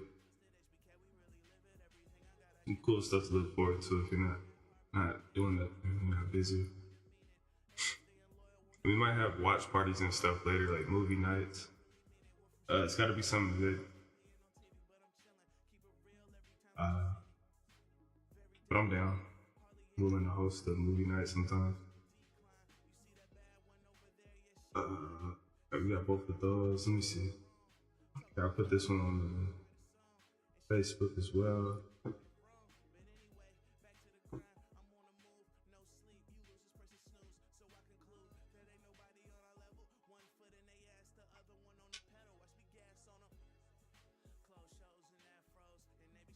Dude chilling in his truck with his fuck.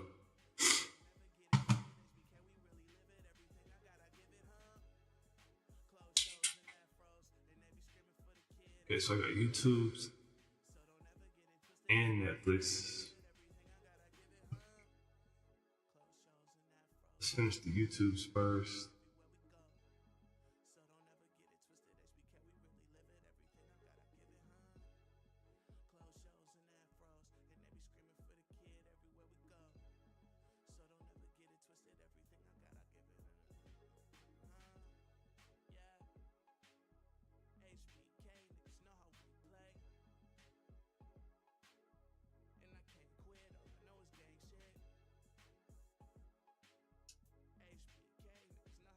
I'm gonna switch up the music to it instead.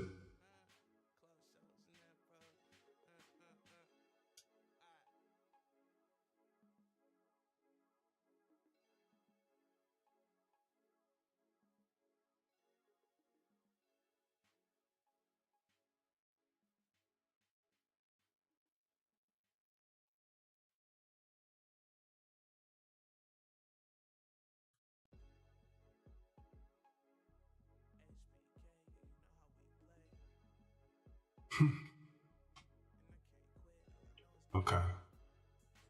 You ready? Let's see what we got next.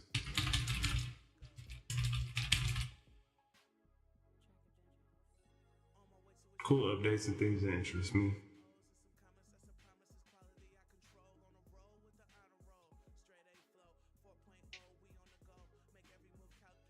Yeah, what about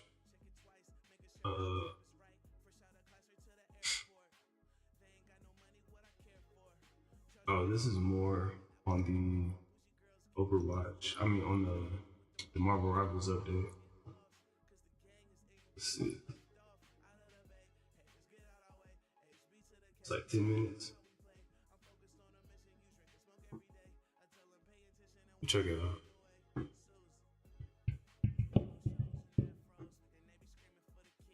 Let me see. Get free. Tease ASAP. What is it? Marvel Rivals just revealed big news and updates. We'll see. It's like 10 minutes long. Yeah, this one, I think. Yeah. See what they have to say.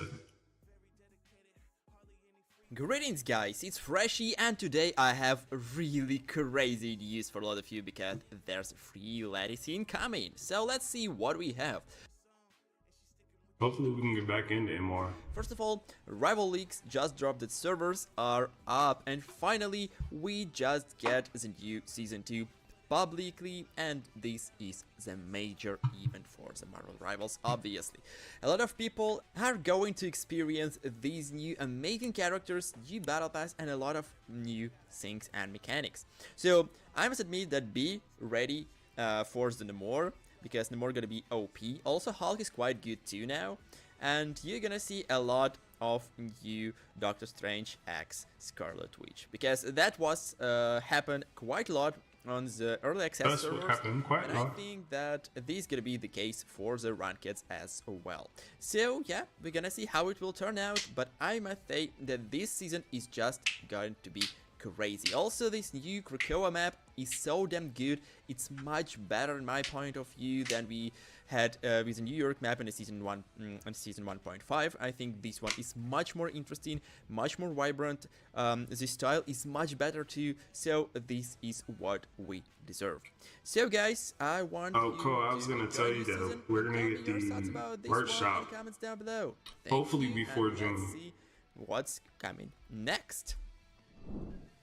And next, Marvel Rivals Intel dropped that according to a new report, 45% of Overwatch 2 players who stopped playing in December 2024 started playing Marvel. That is okay. And that's quite a big number, honestly. It's almost half of the Overwatch 2 That's fine. base. Half of that toxic And, player base. well, yeah, they can maybe go. it's not like the half, but because we don't really know how much people was accepted to this poll, but anyway, this is a big numbers, and to be honest, I think that, well, this kinda deserved a little. Now Overwatch getting back on track, they implementing new stuff, and seems like they gonna revive the game pretty damn good. Still, I think that a lot Overwatch has still got a of long players ways to will go. be in the Marvel Rivals and probably want back, or at least gonna play both games. They got a new girl coming out like next week. Rivals and Overwatch. I think that with a new season, I think they got somebody new getting coming much out more Tuesday. interesting, stuff in the Marvel Rivals because of the new team ups, new updates, and other really big tweaks. And this is obviously what's gonna carry the game for a long period of time. And given the fact that now we're gonna have new season each 2 months with 2 new characters and some tweaks of the team ups and other abilities, I think that this is actually At least 2, gonna block and prevent people from getting back to the Overwatch or maybe other games because they're Marvel talking will be about I get it. vibrant and long living game. So yeah, this is what I think about this one, but let's see what next. Next is XOX League drops that Marvel Rivals Season 2 update is out, and update is 49.1 gigabytes on Steam. They reworked how they load assets, so the whole game needs to be essentially re-downloaded. This was done to prevent modding, along with added signature verification to pack files. And to be honest, well, this is kinda override of the game, and this is good because now we finally most likely gonna get the preventive weapon against modders, I think. So yeah, that's a good deal because modding is kinda harmful for the multiplayer games like Marvel Rivals because they just destroying the sense of the costumes in the game, and obviously a lot of people just not spending money on this one. And yeah, I don't think that this one is actually legit and good, so that's really correct drop from the developers. And finally, modders are getting fight back. Hey guys, I'm happy to announce that to celebrate new Season 2, I decided to make 5 luxury battle passes giveaway. To participate, subscribe to my channel and like and comment any video. Then stay tuned and watch my videos to see the winner. Winners will be revealed in the middle of the season. There will be 5 winners in total, which I'll choose randomly from the subscribers. Thank you for your support and good luck. Next one is another drop from the XOX League again, and this is upcoming Marvel Rivals skins, as spotted by Miller Ross, but these skins are not limited, by the way. On the new Infinity Comics, we can see a lot of unreleased outfits that will most likely arrive to the Marvel Rivals. First one is a new Jeff costume, second one is a beach pool party, a squirrel girl, third one is a theme in the glasses, I guess, and that's all. Fourth one is obviously Doctor Strange. Fifth one is a Magic Hellfire Gala version, and That's kinda cool. Sixth one is the new Storm. And oh my god, this Storm outfit looks absolutely fire. I think that this is hands off the best skin out of the 6. But beside that, Miller Ross also revealed another showcases of the different costumes for the characters in the Marvel Rivals, and you can see Thor in absolutely different outfit, also Penny Parker. The third character, I'm not really sure who is that. It's really hard to suggest for me. Also, we can see new Iron Fist, new Scarlet Witch, and a new Punisher. So there's quite a lot of amazing skins, and I think that, well, these are going to be implemented to the game during the season 2. Okay, what else I got? Really. It's a 2-minute video. And finally, we also get another Hellfire showcase, and this is a skin for Namor. And to be honest, it's kinda lame one. It looks almost exactly the same as the original model of the Namor, but with a pretty strange pants and really strange hair design. So I'm not really. And they got Ultron in there. I see. You Marvel first Captain Marvel. This one is just so good, and honestly, I would like to see Captain Marvel as this character and not as we usually get a portrait as the female version of it, more newer one. So, in my point of view, this art is just perfect. And if you get in one word, I think interesting.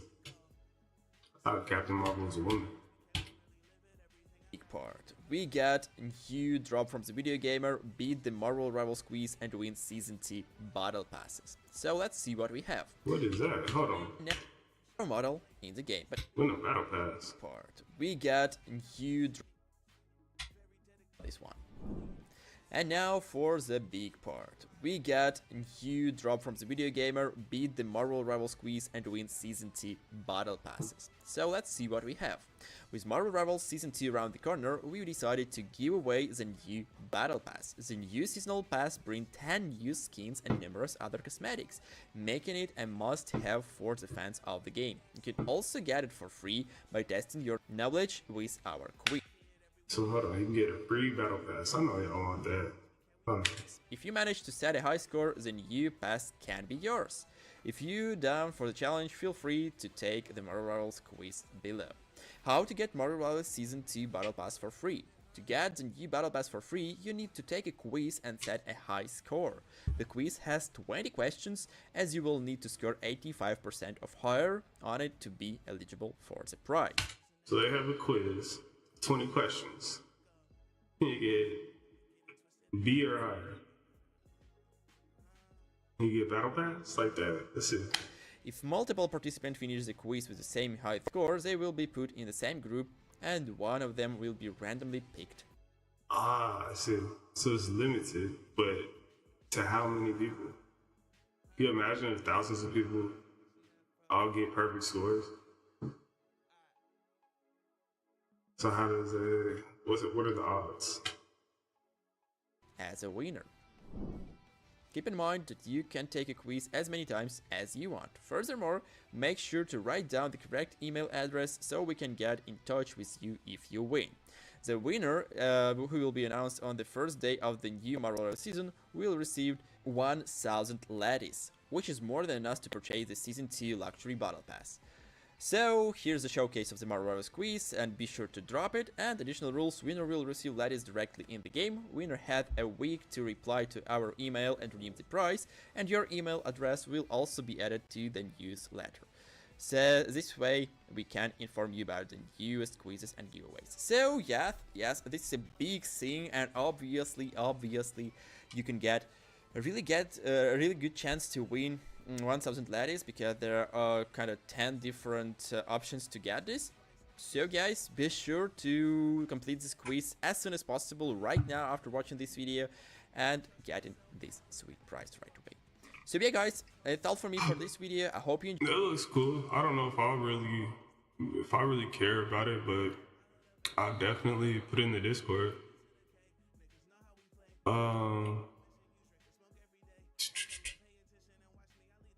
Yeah, it would have been nice if you linked it in here. Here, I'll look it up and find it.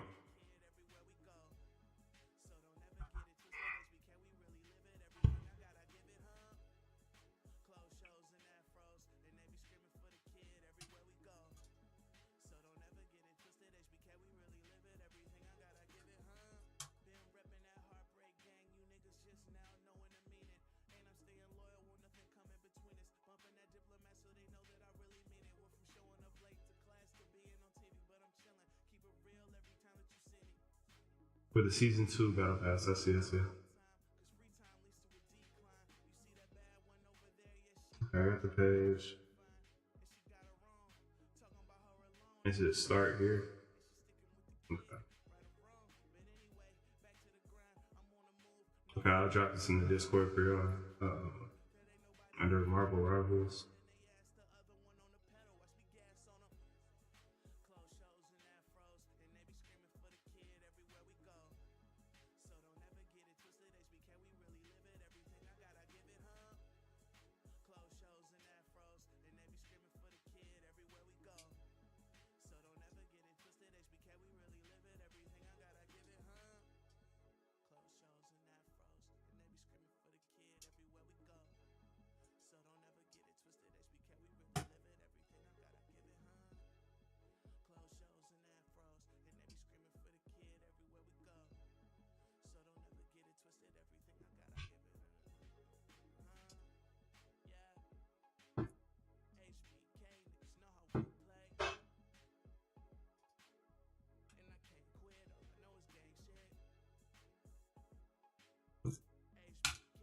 Cool, got the links there.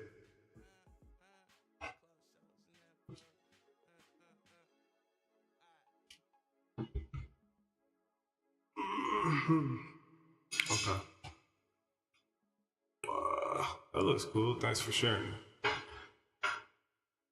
I'll get bro subscribed. That's, you know, he already got enough subscriptions, but let me see.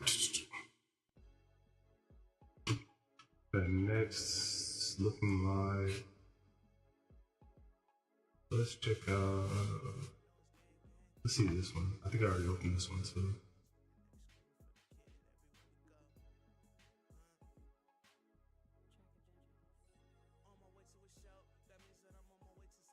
On my way to the show. Oh yeah, this is the hour-long video. Hour and a half.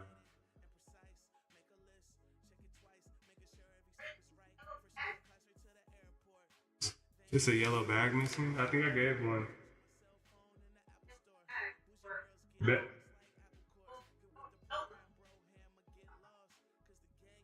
All the bags should be together in there.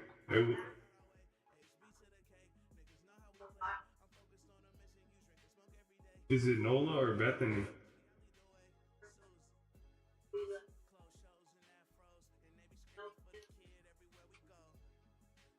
Is that the lady? Is that the lady with the baby items? I don't know where else it would be, Mom.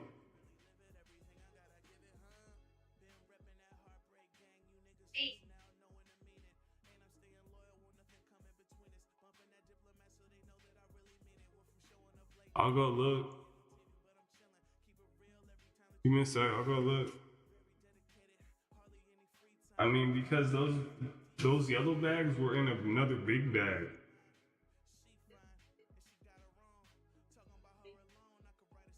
I don't think it'll be separated. That's the hard part.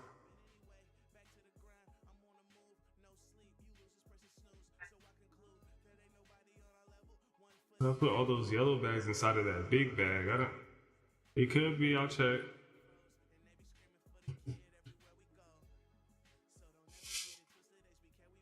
Here, give me a sec. And I can watch this one on my phone pretty much. Let me just make sure I'm caught up. Cause I want this video. Let's see. What's the other one? Oh, the Emma Frost. You kind of already know about Emma Frost, though. Excuse me.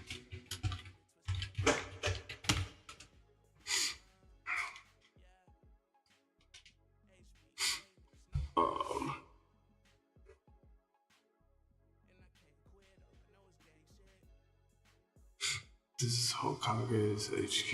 Let me see.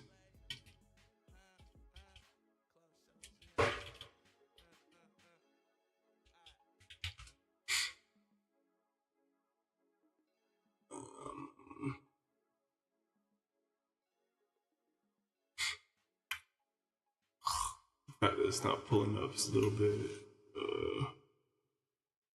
Damn. Let me try again.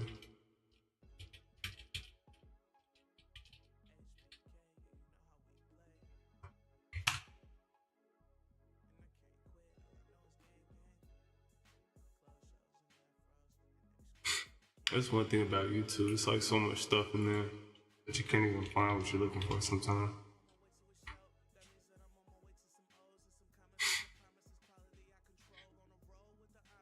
Here, found it. Alright. See, now this one's a little bit longer. This one's about, I guess, maybe 2 hours. No, it's shorter than that.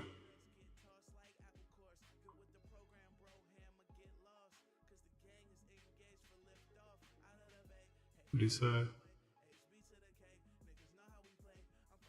I don't know. Let's check. Might be 15 minutes.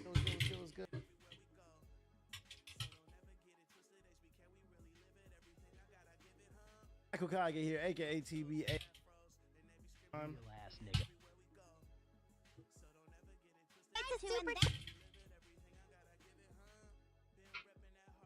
It's bank statements. He's MAGA paying homage to Asmongold in this tweet. I wasn't gonna watch that show anyway. So, what's going on with the lobbies? They terrible. Pubs are sweaty for no reason. Everybody trying a new character out. Probably a lot of people the came super back. chat twin. I guess dropping a super bag on a super nigga like me. Let's try the 10-minute mark. Let's see. Oh, he just jumps into the game. Okay, so maybe... Okay, maybe we can skip this one. That's cool. Says it's a little time. We got a lot of new stuff on Netflix.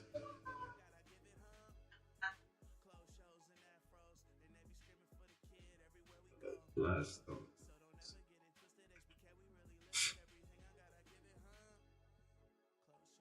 What's this? Moonrise?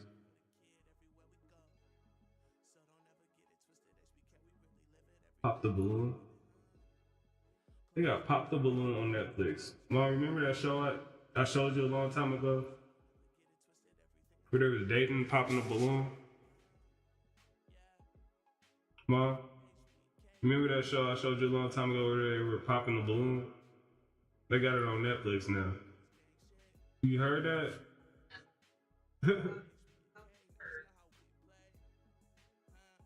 That's good for them, huh?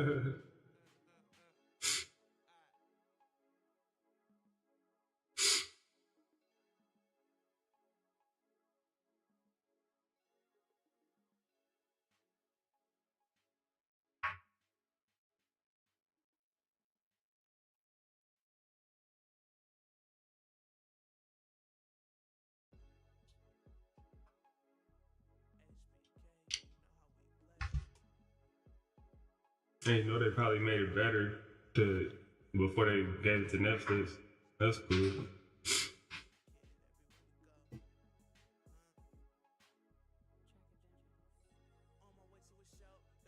Yeah, I gotta go down there and look.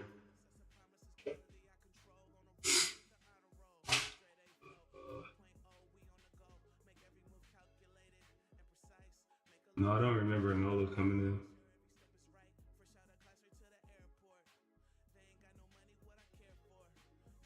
Black Mirror, isn't that an old show?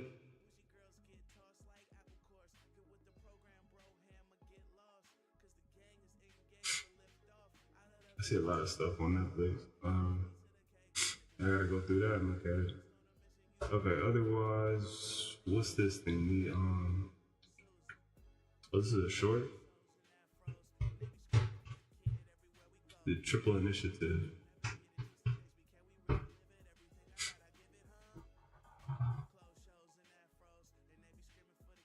It looks cool. They got a lot of games. The Triple Initiative. And I do have that somewhere, so if I don't forget, let me see, I'll just pull it up.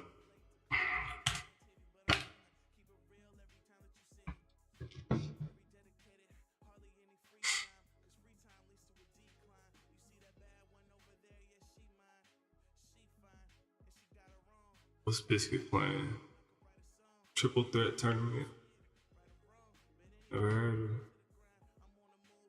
Oh, Triple Threat Tournament. Okay. Wait. No, I don't know what that means. Looks like Bleach though.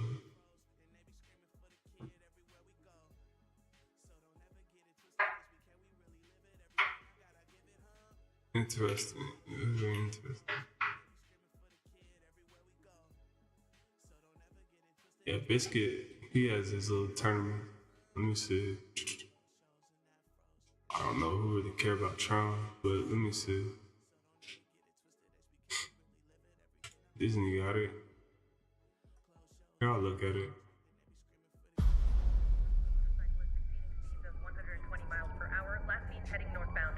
Unit 12, acknowledging dispatch. Already in pursuit.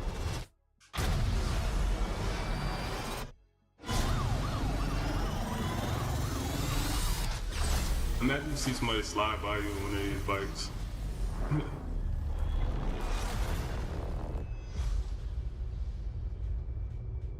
I'm looking for something.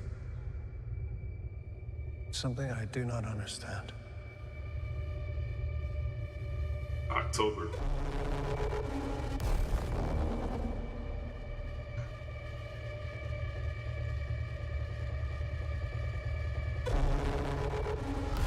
That look crazy.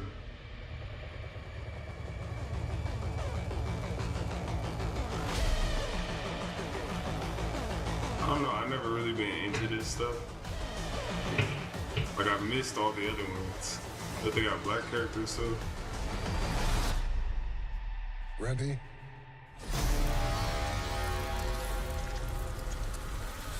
This is kind of cool. I don't know. What's that all about? There's no going back.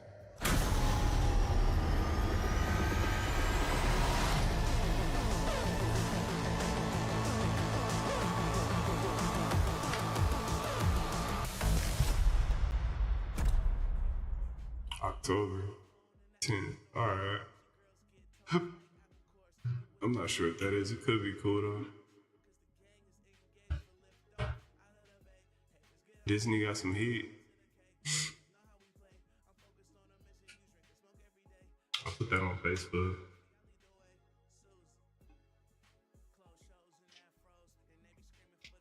Alright, otherwise, yeah, I just scrolled through that. Let me see.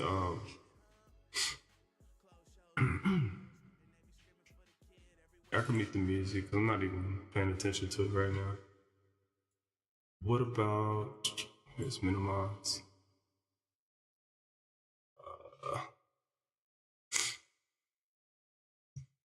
I'm gonna go put this one thing on here. Then I'm gonna go look in the garage for something for my mom. Let me see.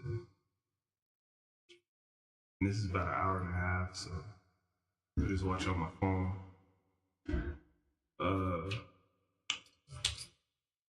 Weird.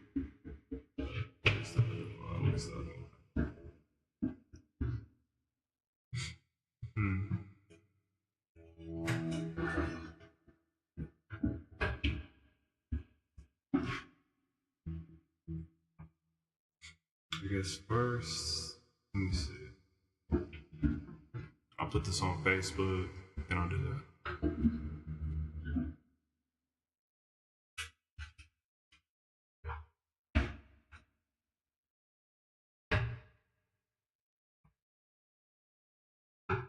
Okay, let me see. Oh, Tron Ares.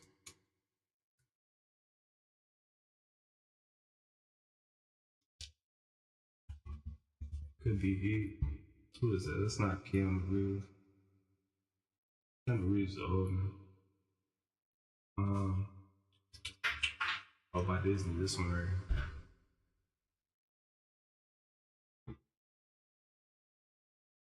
here. I need to update the Discord more than just every Saturday. But I guess it's enough stuff. I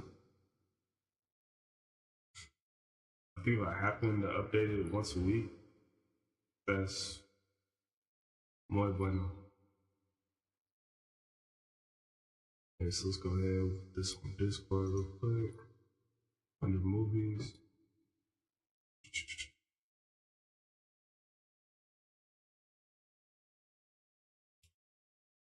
So it's all the way in October. Something to look out for. What else? Oh, the marathon thing right here. Here, and I'll just play that. I try to keep the clips on the Discord short. Like the big long videos, I'll just walk through them on stream. Like this one, and I can just watch it on my phone. So here, let's take a peek.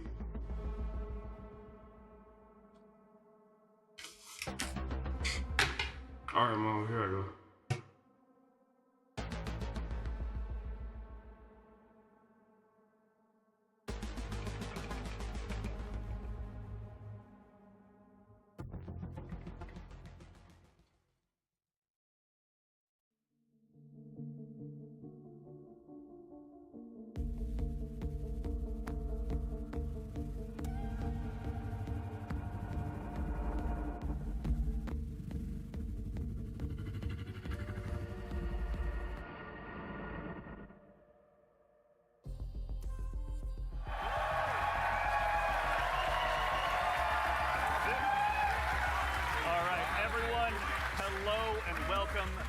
Bungie HQ here in beautiful Washington, where we're coming to you live with the opportunity to share a little bit of Marathon gameplay with you for the very first time. My name's Andy. I work on the social media team here, and we've got an awesome show lined up for you with a little surprise at the end that you're going to want to stick around to. So make sure to go ahead and not tune out early. But no need to worry. You're not going to have to sit here and listen to me. I'm joined by some of my teammates here at Bungie to walk us through some of what we're going to be seeing today. So no time like the present. Let's get into the show.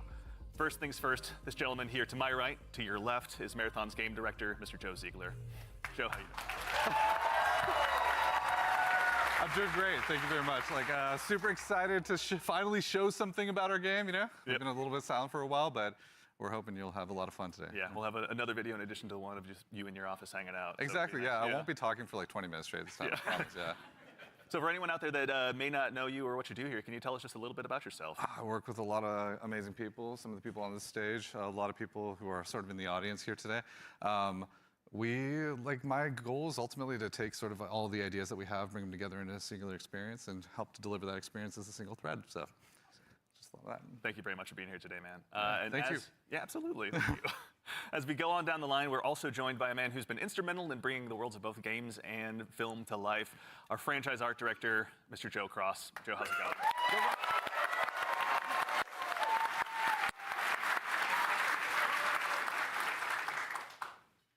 Joe, for anyone, obviously you've got some fans here, but for anyone out there in the audience at home that may not know you or doesn't get a chance to work with you, can you tell us just a little bit about who you are and what you do here? Yeah, so I'm Joe Cross. I'm franchise art director of Marathon, and my job is to sort of set the tone and the vision, the visual style of this, reimagine this IP and this amazing game, and then make sure that our world-class art team is set up for success. Paving the way a bit. Awesome. Well, thank you very much for everything. Yeah. We're going to have a lot to dig into today, so thank you for being here as well. Thank you. As we go right on down the line, we have, without a doubt, the most important Andrew on this stage here today, our gameplay director, Mr. Andrew Witz. How's it going, Witz?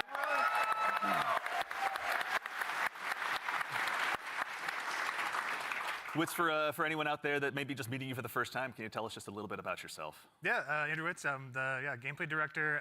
What basically means is I had to work with a bunch of awesome people to set up what the survival sandbox of Marathon is going to be. So that's runners, weapons and equipment, and the combatants, the UESC. They're going to be hunting players on Tau Ceti. So yeah, what up to the gameplay team? Thank you all for all your work. And of course, last but exceptionally not least, someone who you've probably seen in Bungie Vidocs in the past and someone who's been able to help guide design here at Bungie since Halo 3. The one, the only Mr. Senior Design Lead here, rather, the one, the only Mr. Lars Bakken.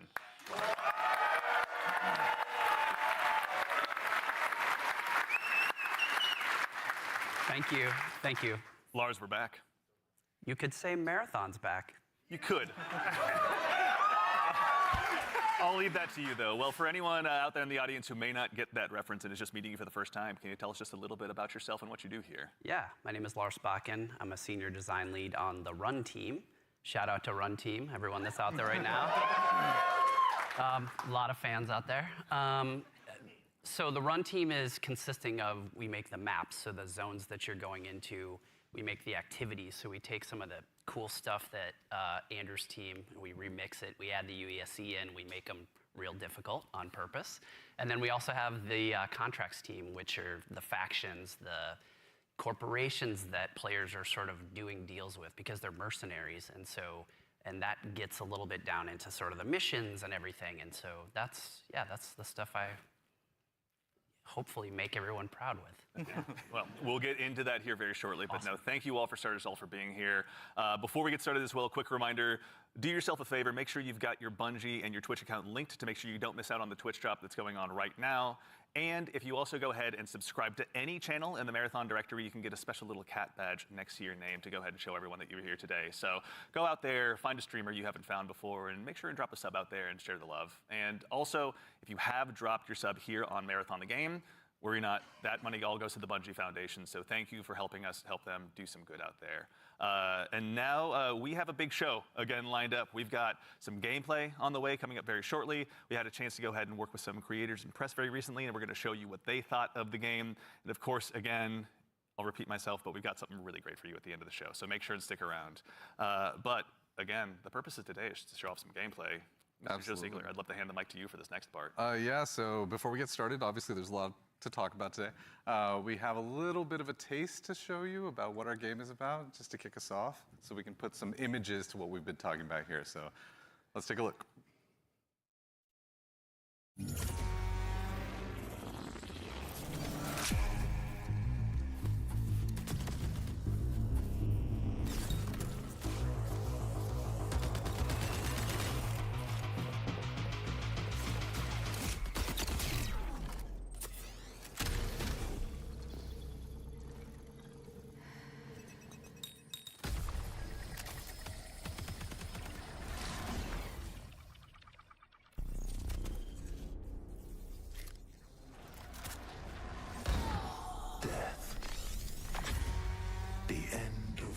Things. But the dream is not over. My dream. Yours. Now. Run.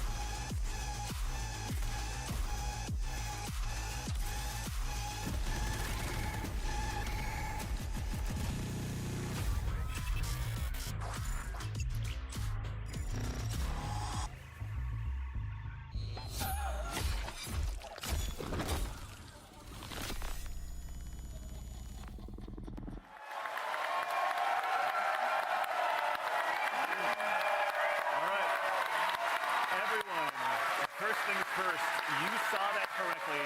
Marathon will be releasing just later this year on September 23rd, so you'll be able to ship out to Tau Ceti very shortly. And in addition to that, coming just later this month on April 23rd, we're going to be running a closed alpha test that you can be a part of. Now, as a quick heads up, this is going to be focused on North America, 18 plus only.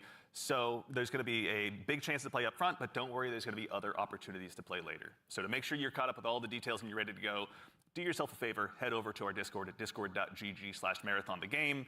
And of course, if you're here in Twitch chat with us today, then you've already done yourself a big favor. Members of our community and moderation teams are going to be going out and looking for folks to drop codes to as well to make sure that you can get priority access when the alpha kicks off. So go ahead and keep an eye out on your inbox. There's no exclamation point drops or anything you need to do, though I'm sure folks will do it anyway. But worry not, you've gone ahead and done yourself a favor by being here today. But let's get into it. What did we just see? A lot of death, you know, is first what we all saw. But honestly, you saw a first glimpse of some of what's going on in Marathon, you know, our extraction shooter that we're creating over here. And it's got a little bit of everything. It's got some runners in there. It's got some weapons in there.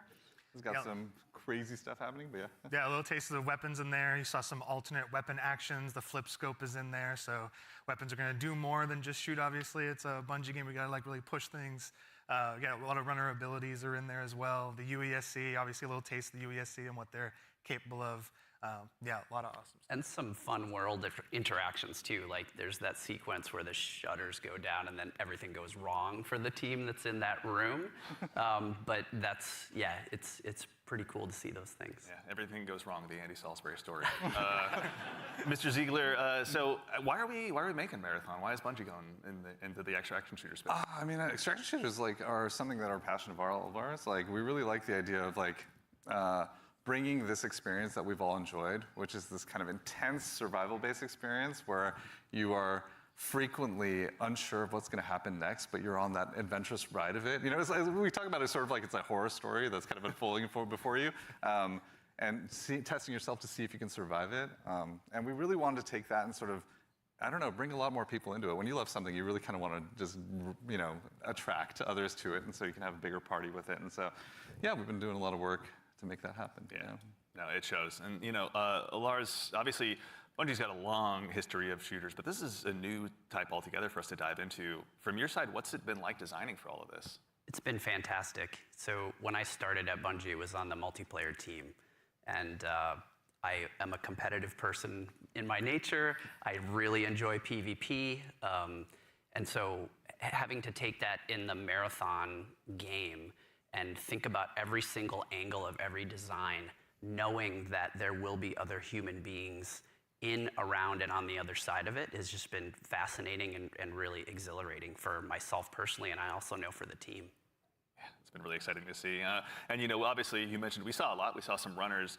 Mr. Witz, can you do me a favor and help introduce these 4 runners that are going to be available when the closed alpha test begins? Yeah, for sure. We'll have 6 runners at launch, but we're focusing on the core 4 here for they're going to be in the alpha. So going left to right, we have Locust. Locust is our soldier kind of fantasy, our soldier kit, all about push forward gameplay, right? The first one in, trying to get as many picks as possible, right? Against either the UESC or other players. Next, we have Blackbird. It's a very reconnaissance-based kit, all about like figuring out where players and enemies are in general and punishing poor positioning. Glitch is like our agile disruptor kind of kit, all about pushing forward, disrupting enemy teams and what they're doing and getting out and kind of having that kind of cycle. Void is our stealth boy, our sneaky boy, all about throwing down smokes, going a full active camo cloak, into the darkness, getting some reses, and then taking some people by surprise. So yeah, this is our core 4 right now for alpha. A lot of different playstyles to choose from out of the gate. And even furthermore, Joe Cross, also, if anyone's not following Joe Cross on Twitter, do yourself a favor and do so. But you've been sharing some art with these runners pretty recently out there on Twitter with everyone. You know, before the show, we were talking a little bit, and I've heard this come up a lot, but you know, you guys have been working off of this concept of graphic realism. Can you tell us a little bit about what that is and what that means for the design here? Yeah, it's one of our ingredients that we've sort of conjured up to help us define the visual world. For these runners, you know, the first thing we wanted to make sure was their visual fantasy reflected the gameplay fantasy well. And then we sort of have our you know, unique recipe of influences and inspirations for the reimagining of this world.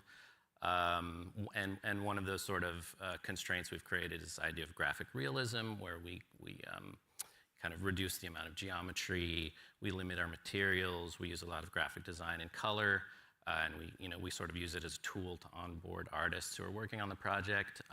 And then it doesn't hurt to have a world-class concept team cranking this stuff out. And that's sort of the origin of a lot of these designs. And you know, obviously, the world of Marathon has so much legacy to it as well. You know, as a kid who grew up playing it, I know it well myself. But like, what's it been like stepping into this world? It's amazing. Yeah, for art geeks out there, the sort of the father of the Marathon visual world in a lot of ways is this guy Craig Mullins, who you see art represented on the left. Started out as a fan. Then got incorporated into the IP officially by Bungie, and so his legacy looms super large. And we've always tried to, you know, pay attention, pay homage, make sure we were doing justice. And you can see here in the center, this is kind of a proto-runner we developed early in the process to make sure that, you know, our sort of approach to graphic realism and style lined up and sort of represented that. And then on the right here, sort of an evolution into one of our actual runners here, Blackbird. With a similar fantasy and composition. So I think it's working out well, and I think we're, you know, doing something new, but also sort of looking back. It's like a 3-panel study on how to hold the spine, right? Is what you're looking at. Right, yeah. Yeah, that's really awesome. Yeah. Is it a spine? I don't know. It could be. Okay.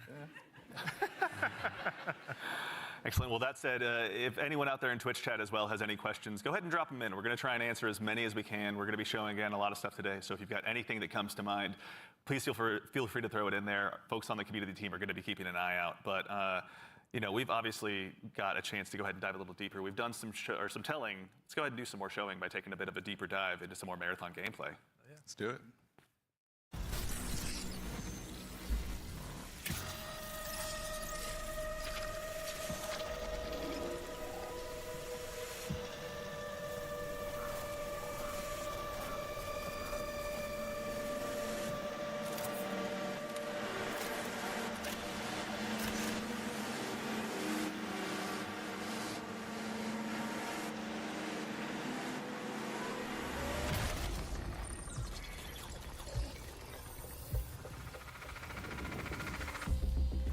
Marathon, is a team-based extraction shooter set around the mysterious and cutthroat world of Tau Ceti 4.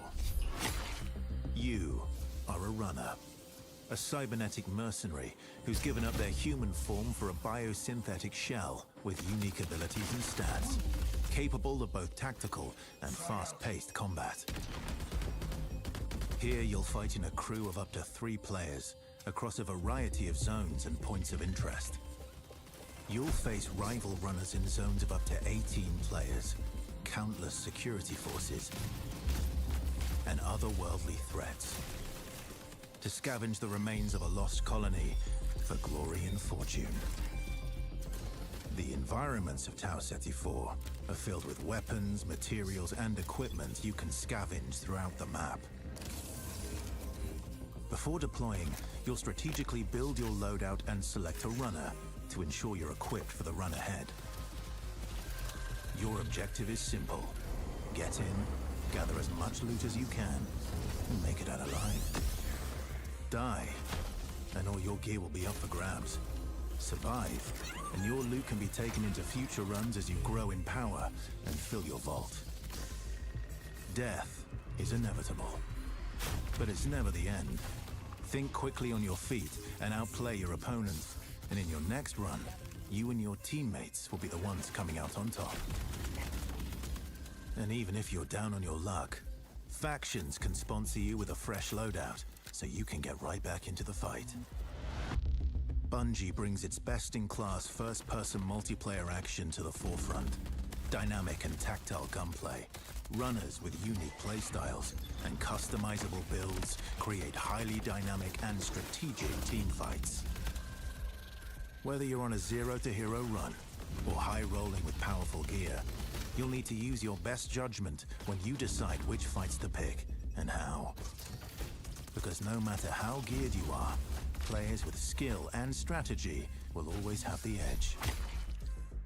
Marathon is designed to be played in crews, with contextual pings, shared objectives, and down but not out, to streamline playing with your friends. Death is not the end. And if you're the last one standing, you can overcome the odds to revive your teammates and get out with your hard-earned loot. And if you believe your skills alone are enough to conquer any challenge, we give you the freedom to opt out of crew fill to take all the glory for yourself as a solo runner. No 2 runs in Marathon ever play out the same. With dynamic events, variable weather, and unpredictable players, you'll have to adapt on the fly if you want to survive. Each run has a time limit, and anything can happen while you're chasing your objective. Looking to unlock upgrades or increase your faction reputation? Slip into the shadows as Void and ghost past your enemies. Search the map for rare materials and profit opportunities without being discovered. Want to push enemy teams and steal their loot? Bring in Glitch with agility implants and your strongest weapons to disrupt rival crews. Running support for your friends? Grab extra equipment, shield charges, and a specialized backpack to be the lifeline they need. You're always free to experiment with team compositions, and the only limit to how you want to play your runner is your loot and imagination. Endgame challenges, ranked play, discovering secrets, seasonal storytelling, community events, and more all await you in Season 1, where you and your friends will start to unravel the mysteries of Tau Ceti 4. Remember, you're only ever one run away from your next big score.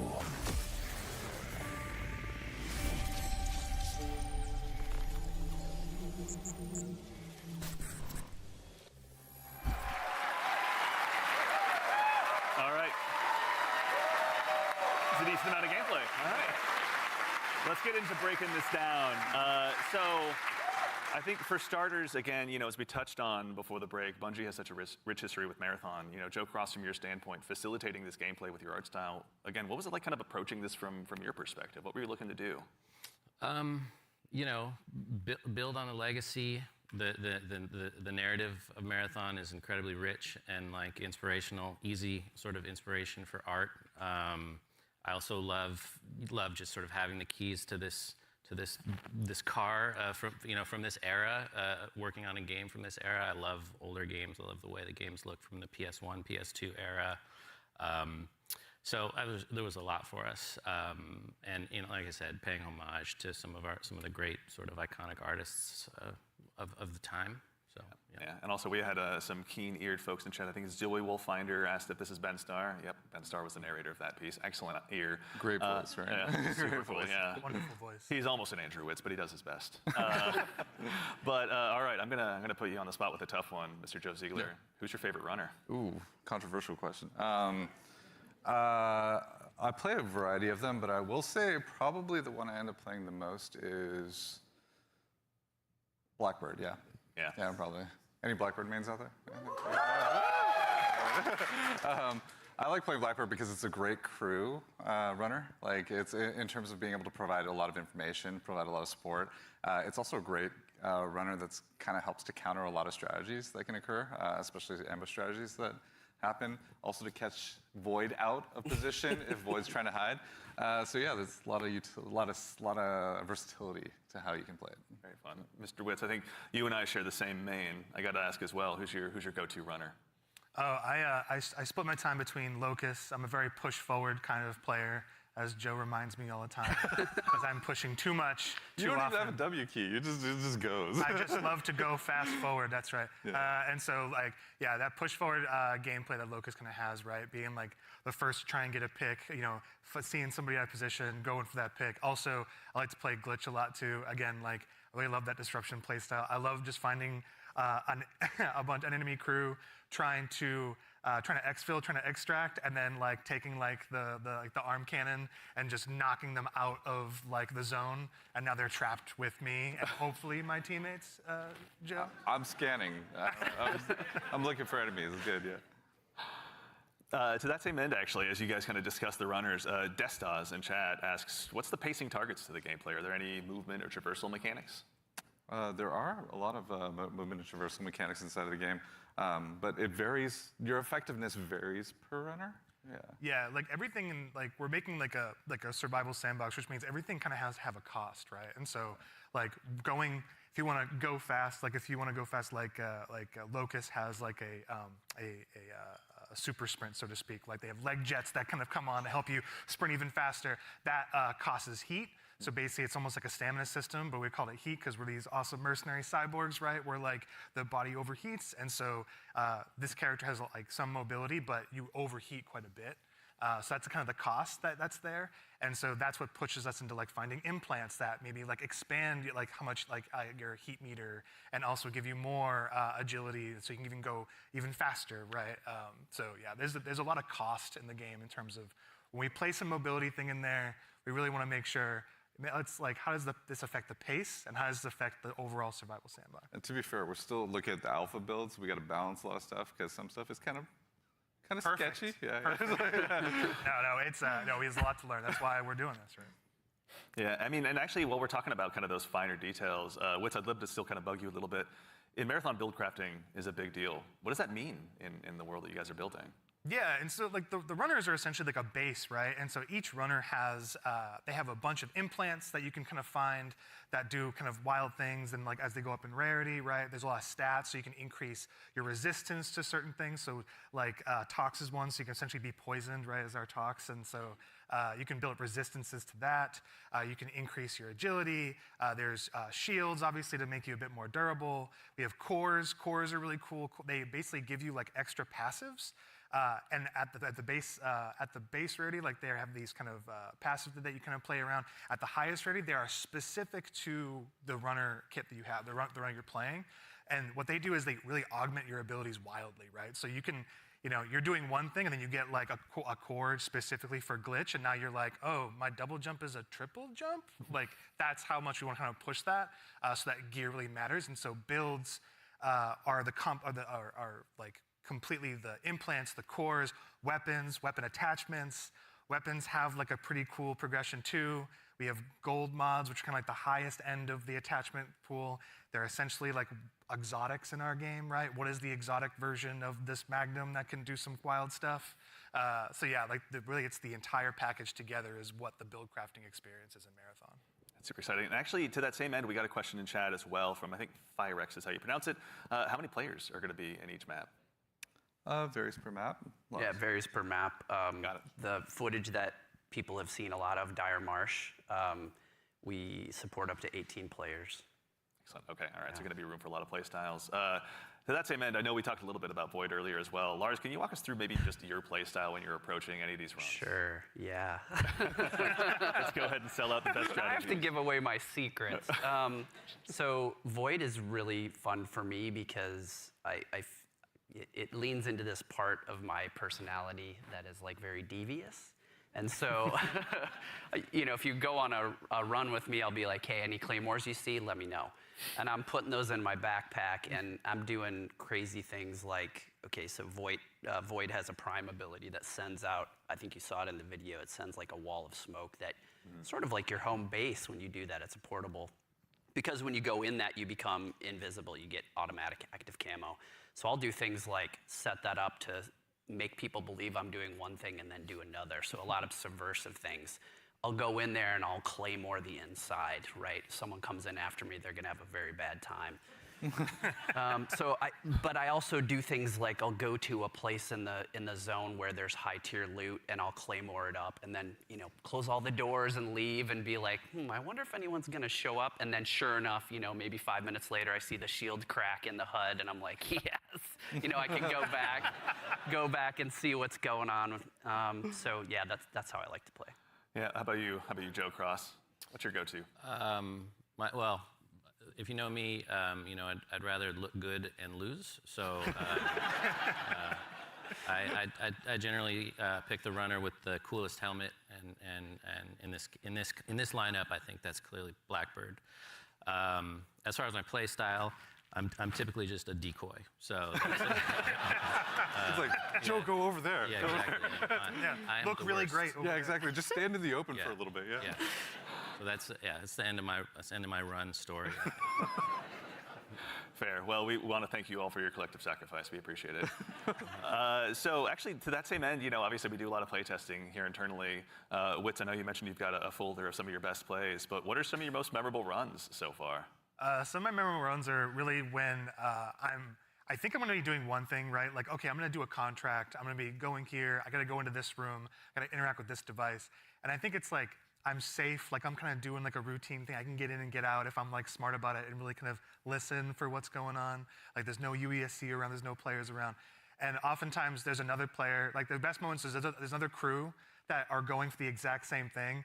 And there's this moment of like, you're about to turn the key to get into a locked room, and then the other team is right there, and you're like, oh crap. Like, and then you're like, this is all out war in like a hallway that seems to be like a regular hallway, but now it's just like it just gets crazy. And so I think those are the peaks that happen where there's these tense moments where you're trying to do something that lead to these very quick crescendos where, you know, these mercenaries kind of going crazy. And like all these players are jumping in. You make it sound like you're playing so carefully, but you're not.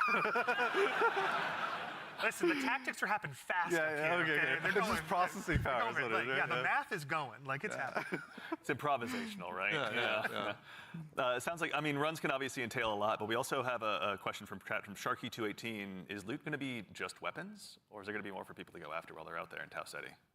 There's a ton of loot. There's a ton of loot. Yeah, there's implants, there's cores, there's equipment. There's grenades. Consumables. Let's talk about grenades. Yeah, there's grenades. I mean, we have a bunch of different types of grenades in the game as well that you can loot in the world.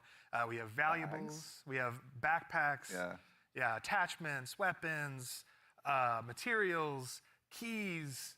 And there's a bunch of stuff too that we're just we call valuables, but like there's times when you're running low on money and you're like, I just need to do a valuables run right now, and I need to pick up these things and get my money, you know, into my space bank. So.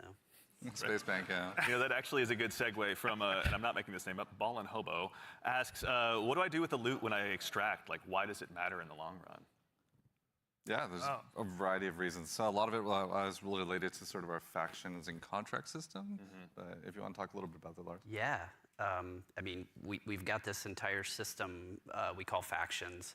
You're doing contracts, they're like missions, and you are being greeted originally by AI representative because you are a mercenary. You don't really have allegiance to anyone. They are going to pay you to do these jobs, and so they'll give you these missions to do.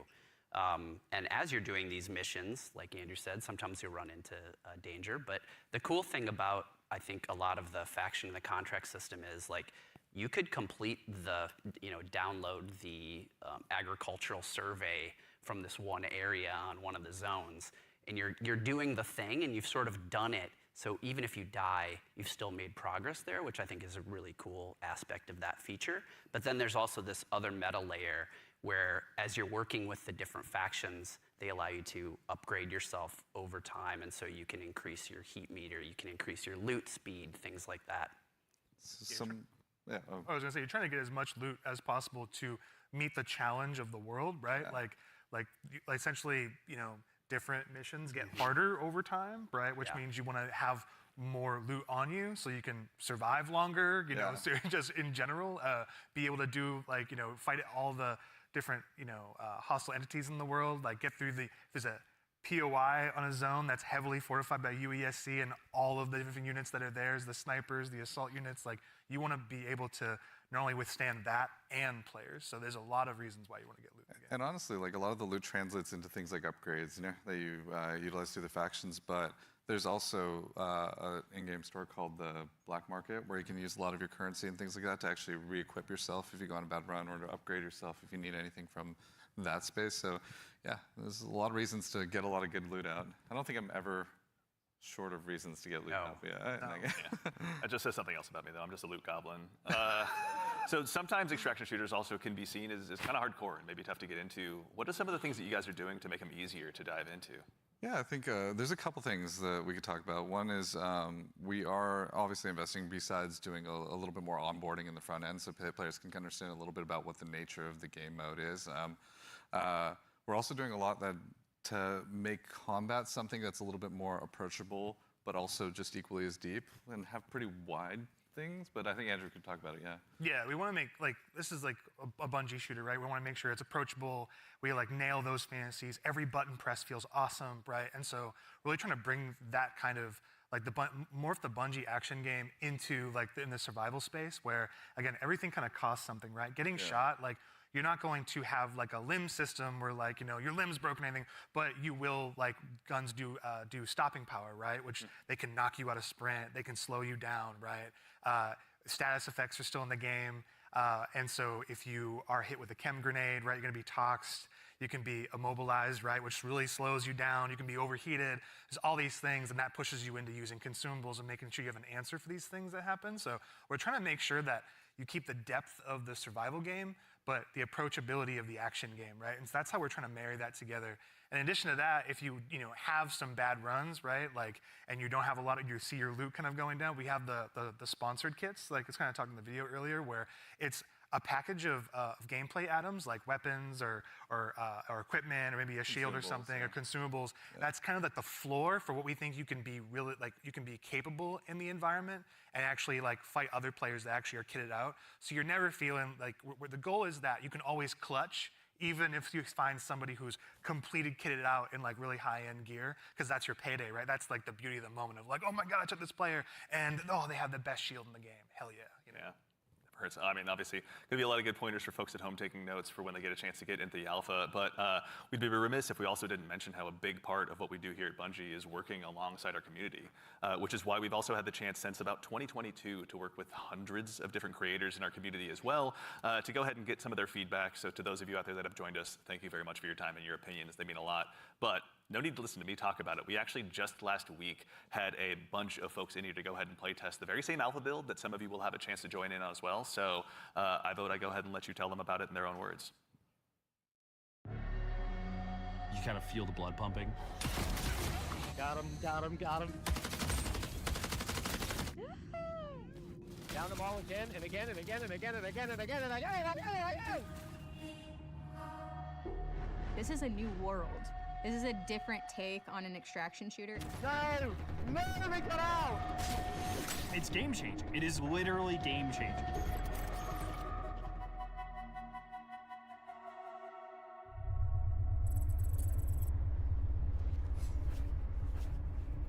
This is such an exciting time for us. You are the first group outside of Bungie to playtest our alpha build.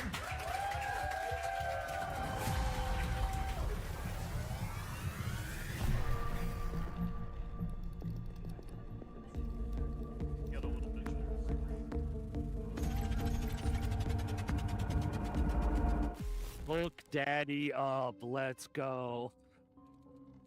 Okay, I am ready and up. Whatever you two are. Yes, sir. Oh, we are bringing some money in this time. Quick read. Oh, you looking around? See Yeah, I'm who's, gonna see who we're gonna read with. Alrighty. Bio research is right next to us. You want to do the intercept? Yeah. You just want to grab that real quick?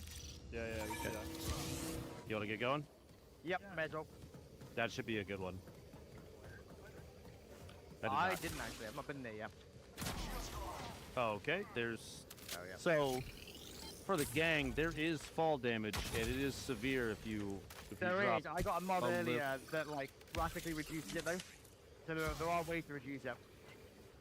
I may have just exploded my kneecaps. If you dash right before you hit the ground, you don't take it saves it. damage. It'll break the fall, yeah. Happens to the best of us. AI on the right. Yeah, more AI inside the little shrubbery downtown over there. A hostile unit is calling for reinforcements.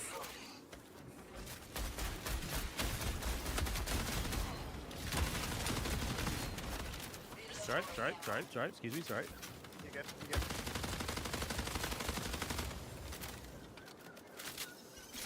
Okay, still heading to field maintenance. Yep. Oh, I got AI over here like 20 feet. Oh my god, he just jump up. Are we killing them or ignoring them? AI with a snipe up above is looking at me. I need some bits of ammo. Guys, follow me. There's a green punk right there. There's ticks underneath. Oh yeah, here I think. Player.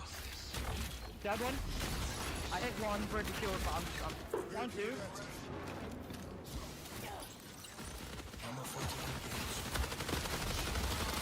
Down. That's all of them. Right. Yep. Actually, you want to do the HPD? Watch it here. Red looks like zero. Either way, I'm getting shredded right now, so I gotta Clear the AI outside first. They're just gonna beam us if we don't get rid of them. Yep. What the? What? That's a purple one.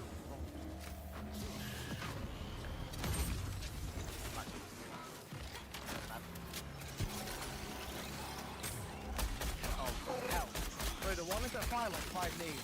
Oh, The Grenadiers, yeah. They're pretty great. What do you have on your little guy? Oh, one of the guys you killed had just been weapons on him. Poor guy. Oh, mechanics kit. That's what we need, right? Maybe just mechanical status effect. I'm using it. Yeah, I'm inside with them. When you have the mechanics kit, it doesn't take anything. You're just good. Yeah. I'm unlocking the box. Yeah, dropping in big ones too.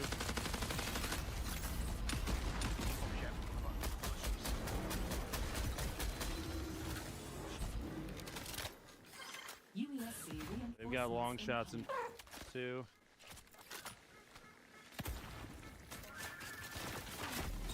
Oh. Yeah.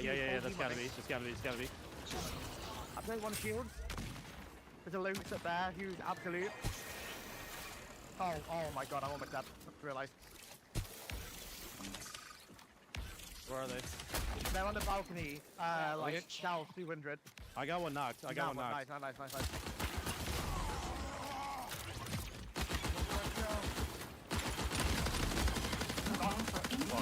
That's annihilated, dude. Oh my god. On me. I'm out of ammo. Yeah, I would say it's a self Oh, yeah, there's a sniper. Freaking no! It's a Brian! Kill him, He's a fiend, dude. I'm coming to you, Sven. Yeah, I see him. Don't underestimate this guy. Oh my god, that thing! He killed 2, I think it's 1v1. Ben, you knocked 1, I knocked another. Good stuff. I literally only have a sniper. A unit is signaling for reinforcements. Oh, heavy rounds. The knock I had was way over here. I don't see anybody over there yet. He's been quiet for an awful long time. I reckon he's gone for res. I see him. He's right there. He's right there. Yep. Yeah. Tell me if they res. That's okay. Yeah, he's holding the angle at a distance. Sniped a sniper. Yeah, right on me. This player. I mean, very weak up there.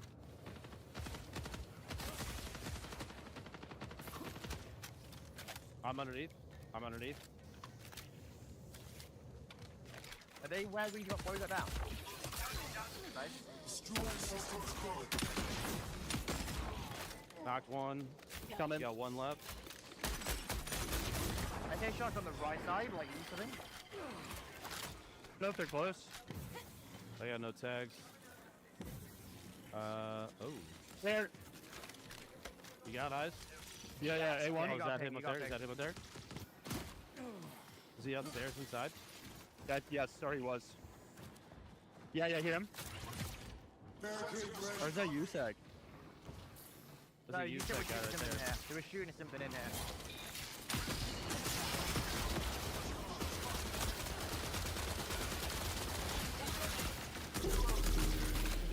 I think they kind of built a ringer group, I'm not going to lie. Yeah. I'm feeling pretty confident. They built God squads, you could say. I feel like we might be the God squad. That was a good run. Yeah.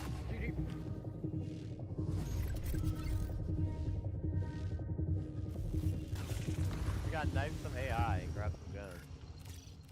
We can go to field maintenance. We got a loot container key. Isn't there one of those around here? Yeah, it's right here.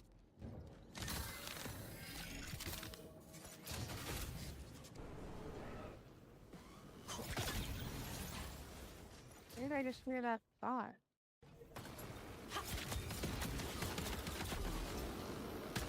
Oh, I knifed one.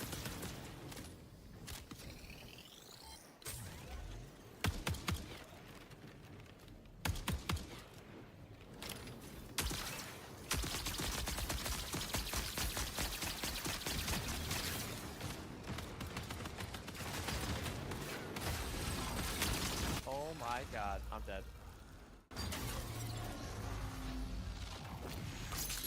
Yeah. Something's sucking me. Stop sucking him! It's a purple shield. UESC reinforcement signal detected. I found a purple enemy. I heavy knifed it 4 times and had to dump a full mag into it. Really? Yeah.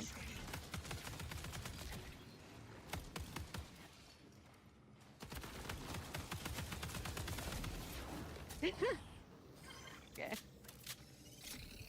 Yay! I don't want the conquest. LMG. I should take it, but I don't want it. But here, take Oh, this. long Take shot. this.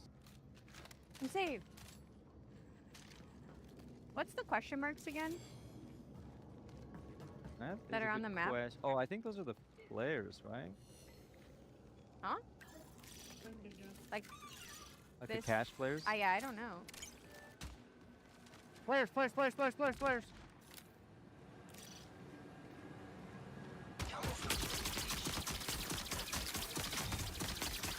One is broken.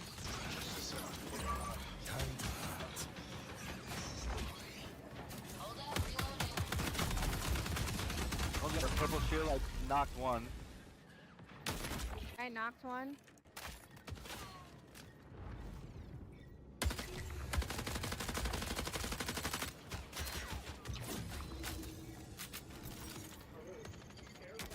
Found him. Prepare for increased hostile action. Glitch is moving. Glitch is moving. Behind, yeah, Glitch is behind you at the moment. White shield, white shield. Oh, she's scared. She's scared. Down, down. Very good. Very, very nice. I called the purple.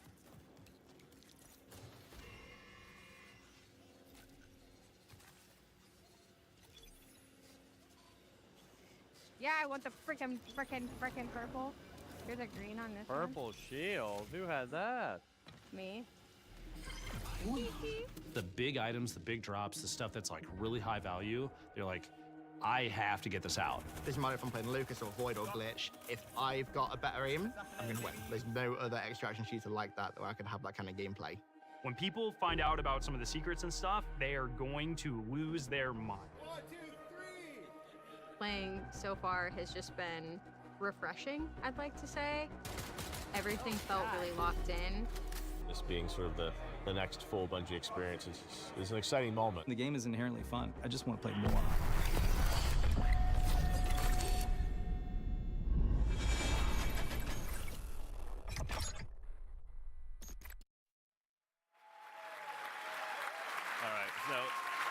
Obviously, having those creators in was a whole lot of fun. Getting to work with both creators and players alike has been a privilege. It's been a great time getting to set that up. And of course, I promise I'm not saying this just because I work on the social media team here, but if you head over to our YouTube channel, we have a full 20-minute version of that. So youtube.com @MarathonTheGame is where to find us. Also, same with all of our other socials, as long as I'm at it. But Lars, obviously, again, like we talked about before that video, we're familiar with working with our community really closely, but have we ever done it this early or at this scale before? So I've been at Bungie for a while now, since the Halo 3 days, and I think the thing, even since my time, we've been really good about is working with players, working with the community. It's something we take pride in. And on this game in particular, yeah, we brought people in, players in, much earlier into the process than I think we ever have before, and it's given us really good insight. You know, we tell them when they show up, be brutally honest, because that's how we learn, that's how we understand what needs to change, what needs to get better, and I think it's been really great. That's been a ton of fun. I mean, even again, like these folks were all here last week. You guys were in there with them. Some of you playing as well. What was it like? Oh, it was super exciting. Yeah, I mean, like when you have a lot of there was a combination of players who we've been engaging with for a long time, and some players who were brand new, and it was great to see sort of like the mix of the both. Especially when you got to some higher level skilled players who just joined in and immediately got it and started destroying everybody, like Tens, and Lupo was in there, and but yeah, you had some pretty awesome moments, didn't you? Yeah, so it was pretty amazing to jump in, and I'm gonna throw Nick under the bus for a moment here. Like apparently he was on the team with Brian and Jeff Keighley, and they were not having success. Y'all were like destroying them, the creators. And, yeah, it's probably your team that was destroying them. So I was brought in as like a hired gun to help get Jeff through, and thank you. I did my job.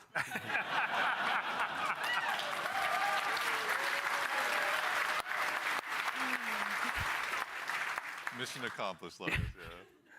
Something that he's used to, obviously. Also, though, you were saying you were observing a little bit as well, maybe not playing quite as much. What was it like, from your perspective, getting to see all these folks jump in and play the game for the first time, some of them? I mean, it was awesome. It's awesome, like, playing the game for so long, right, and seeing other people play the game is just a great feeling, right, for, like, the whole team.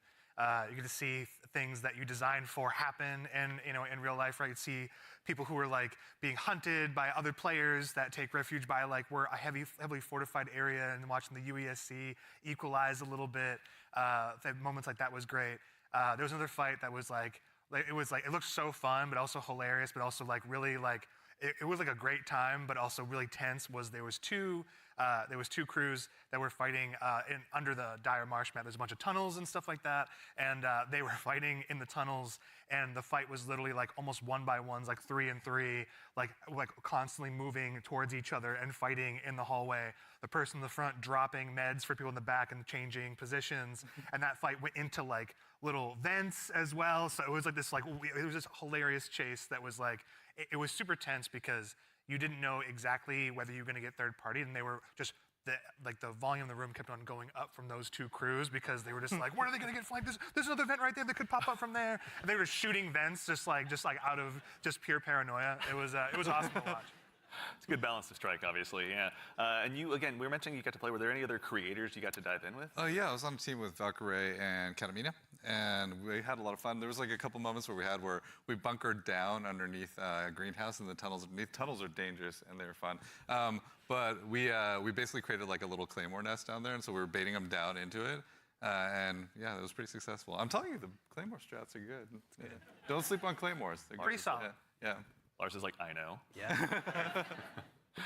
So, you know, even in addition to these creators, you know, the legacy of Marathon's community goes so long goes so far rather. You know, as someone who's played a lot of Aleph 1 in the past as well myself, back on my Titanium G4 PowerBook so long ago, bringing in the Aleph 1 team was really, really exciting. You guys got a chance to work with them as well, isn't that right? Yeah, I mean, it's super exciting to sort of connect to the heritage of Marathon, right? Like to keep that alive as we're sort of building this new world. And so working with the Aleph 1 team has been really awesome with the Marathon Classic on Steam. Is the release that they had, as well as the Marathon Classic 2, I think, is on Steam as well. Yeah. But yeah, both of those, it's like sort of connecting the threads, if that makes sense, you know? Yeah. Sort of remembering the past as we're sort of building this new, re-envisioning in a lot of ways of what Marathon is. Yeah. Actually, kind of on this topic as well, about the dangers of the world, we do have a question from Twitch chat. Are there dangerous PvE encounters? Obviously, you've mentioned that the UESC is out there, and you should underestimate them at your own peril, but can you tell us a little bit more about maybe some of those emergent threats that await players? Yeah, absolutely. There's the UESC security units that are out there. There's a bunch of different types that do different things, so watch out for them. We also have ticks, which are these wonderful, surprising, explodey fauna. Yeah, they run at you. They run at you, explode on you, and you have to shoot the nests actually to get rid of them essentially. Otherwise, they'll keep coming. And there's a bunch of hazards and stuff that are like be on the map as well. Like we have a bunch of like tox rooms and all kinds of surprises that await players. And in the alpha there's a few, but what's the scariest UESC unit to you? The scariest unit? The Ghost Commander for me, for sure. The Ghost Commander, their ability is like they go into active camo and they actually have clone. They have a bunch of like clones that go out there, so you think you're not sure which one to shoot. And then by the time you recognize which one is actually the real one, right, it's like it may be over for you. But that's one. The sniper, also love the sniper as well.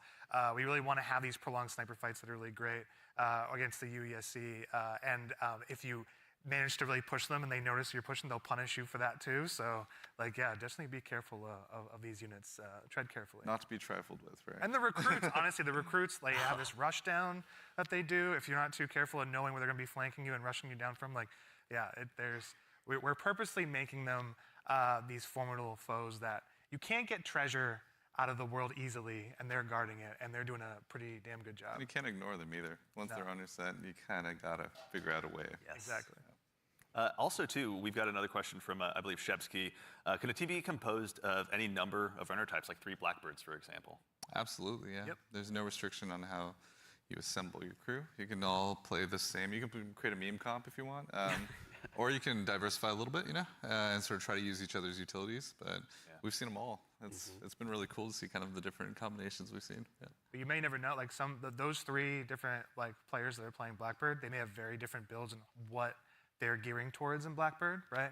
Like they may be some of them, like one of them may actually have implants that allow them to go in active camo. That's not a specific thing for a runner, so we're purposely trying to make it so that is you can diversify. I did see the like the shield wall comp, which is like basically 3 locusts in like in the playtest from last week. But yeah, let's go. Yeah. So again, obviously, it's been so much fun to hear you guys even talking about this game and the experiences you've had. You've been building a world that's really ripe for players to tell their own stories in. Again, with the closed alpha on the way on April 23rd, as players finally get a chance, some of them to jump in. What are some of the stories you're most excited for them to get to dive in and maybe tell themselves? So many. I mean, there's so many different stories that I think are that we're looking forward to seeing happen, especially ones that we've never even seen before. But getting onto the planet, like honestly, just trying to survive amongst all of the different threats that exist there. The dying, when our trail says death, it's death. There's a lot of death in the game. The learning from it, the challenging yourself, the getting back up and trying to do something new. It's gonna be exciting. I'm sure there's plenty of other things. I'm curious, Mr. Cross. What are you expecting? I mean, I'm had the fortune to launch Destiny and now Marathon. It's always amazing to put something out into the world that you've been working on, sort of in a bubble for 6 years or something like that, and have the players experience the visual world for the first time is amazing. Introducing the IP into the world, sort of beyond the game. Sort of the culture it creates. Always excited to see like what the fans tell us what the game is and what the metas are and what the IP is, and so that exchange is always amazing. Yeah, check out the Discord. It's getting wild in there right now. Wits, how about you? Anything come to mind on your side? I'm just really excited for folks to discover the content and play with it in interesting ways. We've been making this meal for a bit. It's just time to see folks play, right? Like we've been making the sandbox for a bit. We've been working together on all the activities and everything in the world, right? It's just going to be exciting to see people react to it organically and learn from it.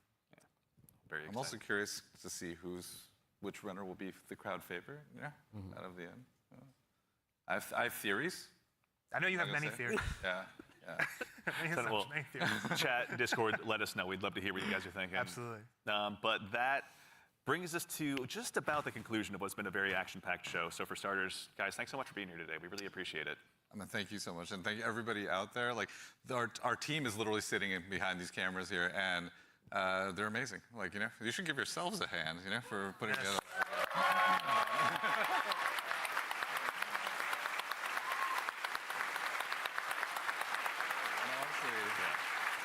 Also, there's an immense amount of staff here that has been super gracious and kind to come and help work with us on this. So just want to make sure all of you, let's give you a hand too. You've been doing an amazing job.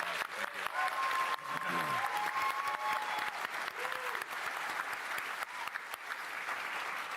That's right. So again, as we noted at the top of the show, coming up at the very, very end, we've got a very special surprise. So go ahead and do yourself a favor and stick around all the way through till the end. But again, a huge thanks, Joe Ziegler, Joe Cross, Andrew Witz, and Lars Bakken. Thank you all for being here today. And of course, again, to echo Ziegler, thank you so much to the entire dev team here at Bungie. Thank you so much for being here today. Whether you're here with us in person or you're at home, it's your contributions that make Marathon possible. So truly, thank you. It's honestly humbling to be here today. And again, of course, the crew here, thank you all so much for all of your hard work. It's been incredible seeing this stage come up so quickly rather. So thank you so much. It's been a gargantuan effort, and it's all thanks to your efforts. And most importantly, again, to all of you fine folks out there for joining us today. It's such a privilege for us to get the opportunity to share what we've been working on, and it matters most when you show up and join us. We know you have busy days, and we're thankful to be a part of it. So thank you for joining us here on this Saturday morning. And of course, we got something fun at the end. Make sure you stick around for a little bit longer. We're going to be rating Scarrow and Mr. Raffle Waffles, Milo, out there here just after the show ends. So go ahead and tell them we said hello when you get a chance to drop into their chat. But as has become kind of a tradition here at Bungie with our streams, we've saved just one more special thing here for you at the end. Now, we've told you a lot about the game so far, but we haven't had a chance to really touch on the narrative just yet, and we're really excited to build a story that's innovative in the extraction shooter space, both in and out of the game, and we'd love to show you a glimpse of that now. So we've had the opportunity to partner with Academy and Emmy Award-winning director Alberto Mielgo to go ahead and show you just a bit of a snapshot of what life is like on Tau Ceti. So we hope you enjoy, but in the meantime, take care of yourselves, take care of each other, and we'll see you all Starside.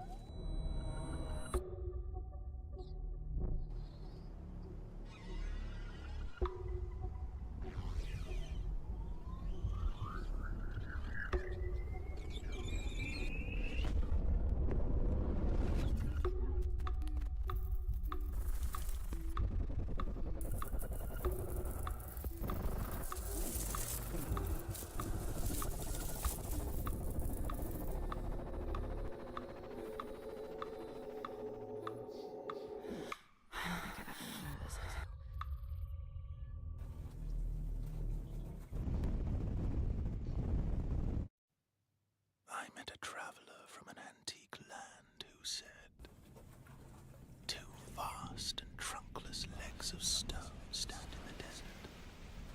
Near them, on the sand, half sunk, a shattered visage lies, whose frown and wrinkled lip and sneer of cold command tell that it sculptor well those passions red which yet survive.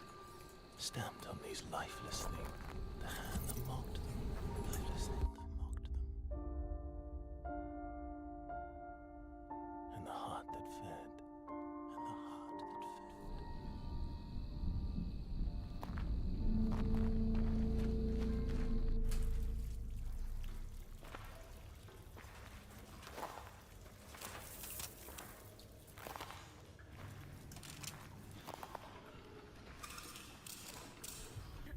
Welcome once again. Once again. As the new shell, feeling. I mean, it feels just like what it is, right? Like $1 trillion. Like $1 trillion. Sekiguchi Genetics sent a reminder. Your shell repayment is coming up and will be charged against your line of credit. Yeah, I know. Do you mind if we skip the formalities this time? Got a big contract waiting down there, so. Understood. Let's proceed with your grounding exercise. Are you familiar with this item? That's my lucky charm. Yeah. It's supposed to be my lucky charm.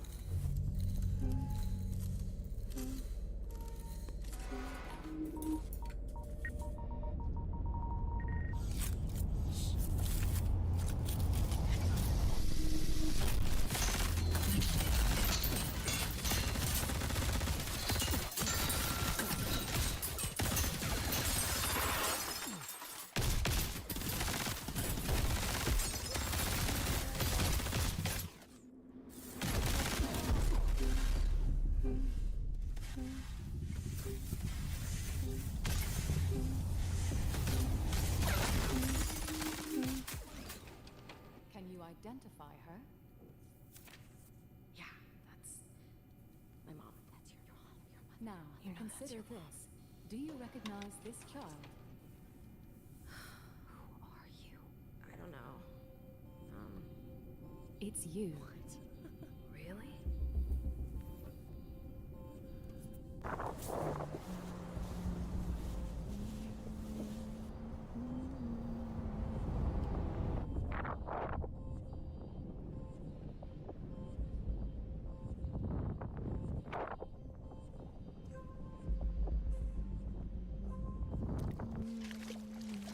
Hey, what's that you're always tuned into? Worth anything? I don't know, but I like it. It speaks to me. Let me listen. Yeah, go ahead.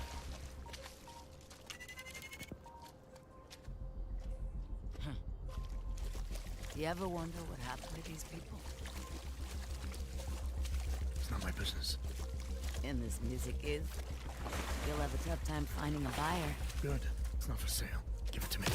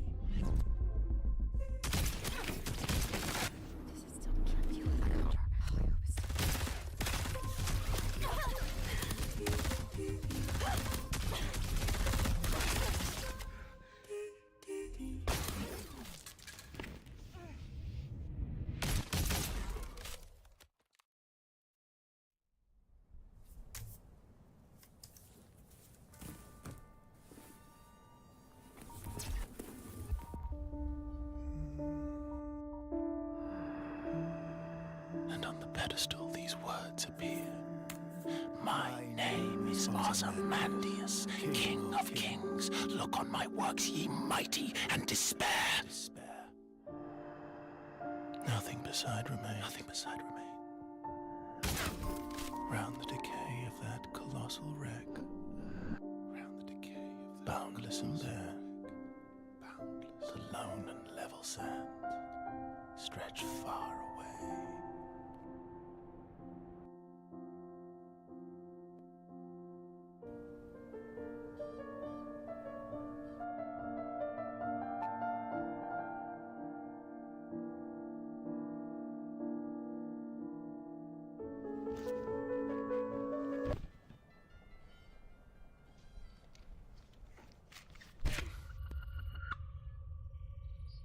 Do you recognize this child? I don't know. Is that me?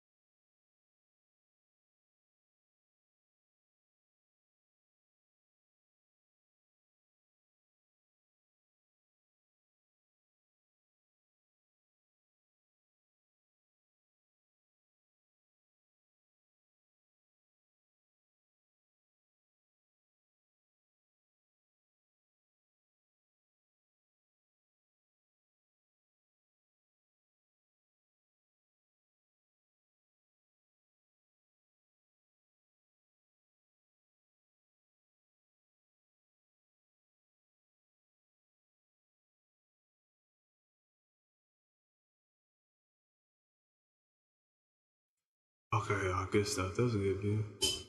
Oh yeah, that's lit. Okay, good stuff. That's good. Oh yeah, that's lit. Okay.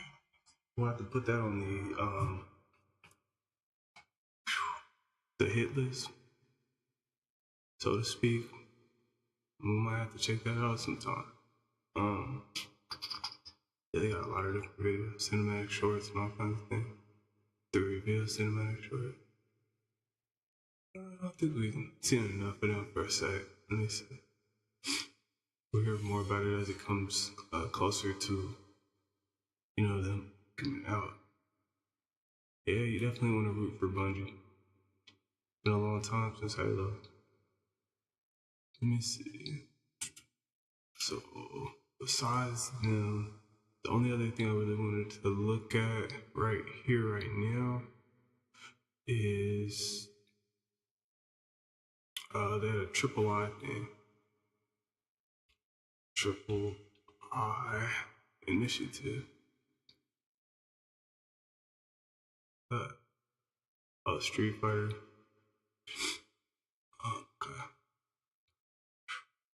The Triple I initiative. I thought it was longer than that though. So let me see. It says 2 days ago. Yeah, see, this one's about 4 hours. So I don't know. IGN might have highlighted some things, but I guess we can go through it and look. And man, they even got the timestamps because it's so long. But yeah, let's check this out. Good little 4-hour review. Maybe I can edit some videos while I watch this at the same time. But yeah.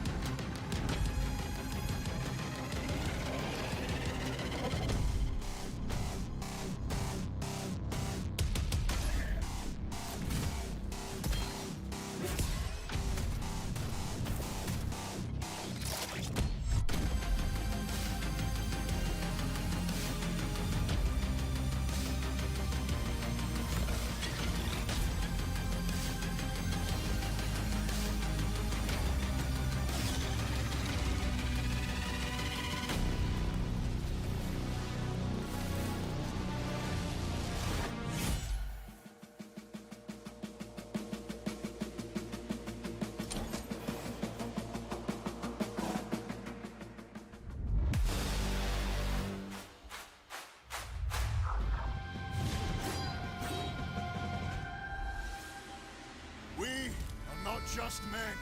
We are one people, bound by courage, not fear. They came to our land, seeking the power of a fallen stone. Today we stand and fight for the right to live free!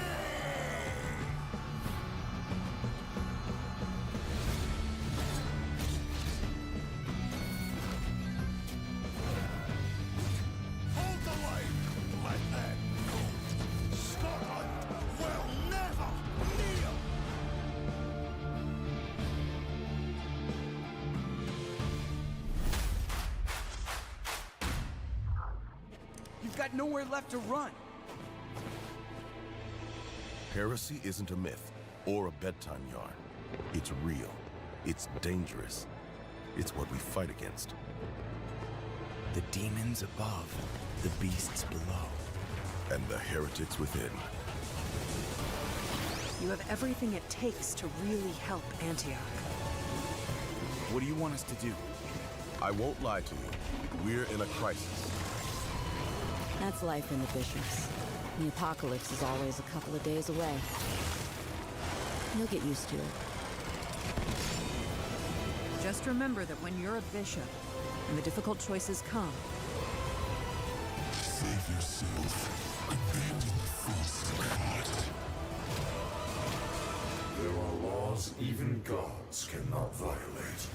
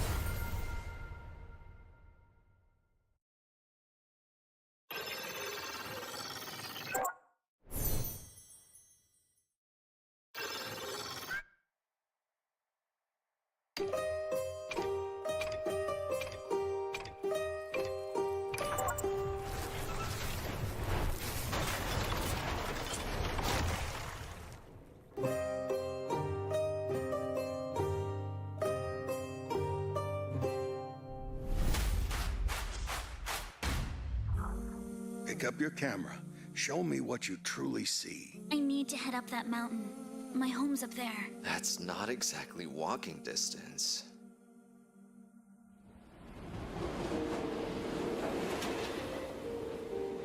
Sorry for dragging you on this trip. Well, I can't let a kid go up there alone.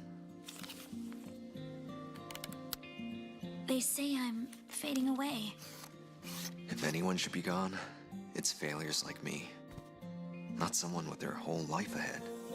Hey!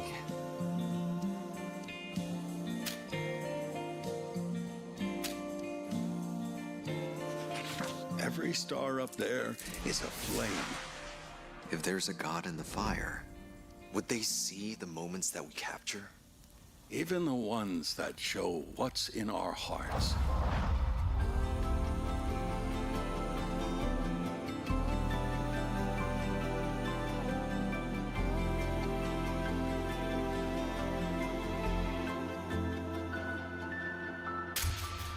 Hey, kiddo.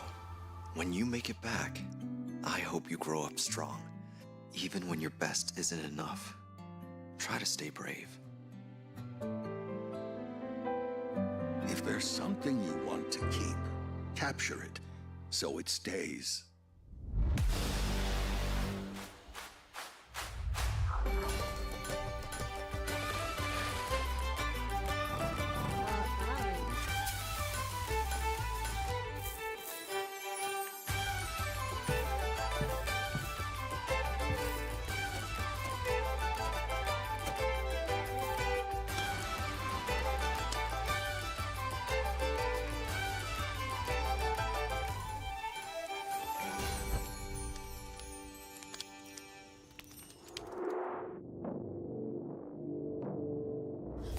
You have all dreamed of peace, yet it was nothing more but an illusion.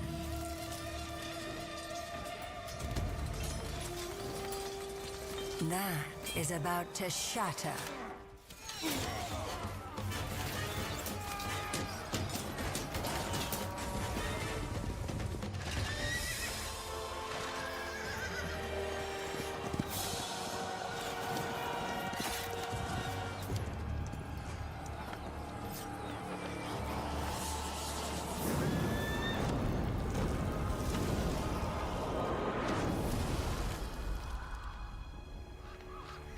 Look at how you struggle. So pathetic. So foolish.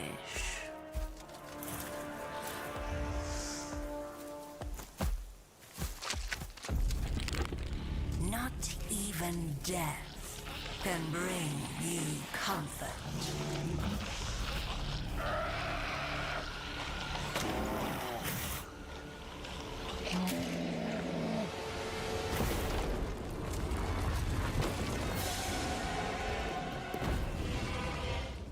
We will be your salvation.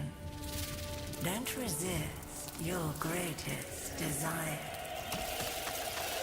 Embrace your new master.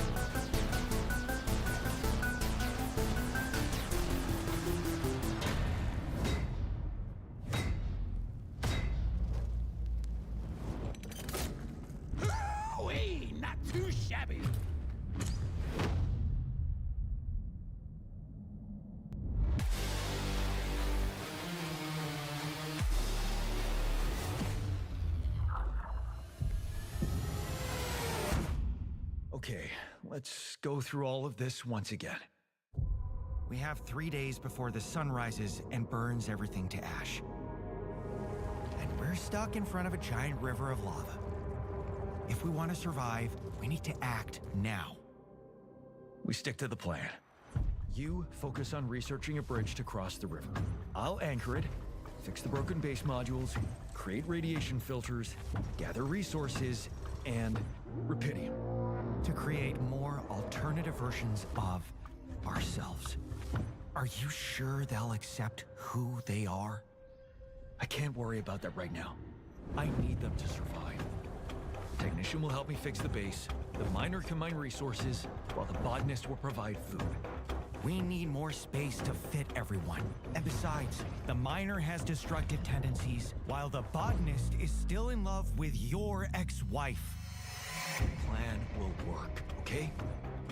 I'm heading outside. We still have places to explore. New things to discover. And dangers that I need to handle. Don't get yourself killed out there. This base needs you to operate. That's what I have my altars for. Work isn't everything. You can't ignore their personal needs. Sometimes I feel like everything here is personal. How's that bridge going? I'm working on it. The technology I need should be in the database somewhere. Oh, come on. We don't have forever. Actually, we only have 1 day. And right now, the botanist is calling your wife. Let me talk to her. The technician is inciting a rebellion, and the miner, he just hacked his arm off. This arm is yours, not mine. What about the goddamn bridge? Yes, about that. We can't build it. The technology I need, it only existed in my life path. Maybe in this life path, we might still have some time.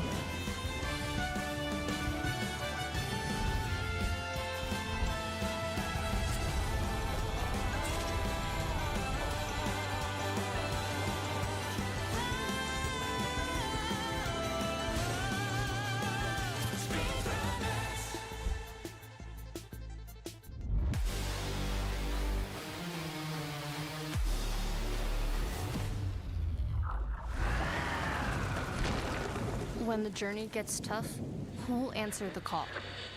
There was a time when adventure called to something deeper in us. Over the Hill beckons you back to those forgotten days when the journey itself was the destination.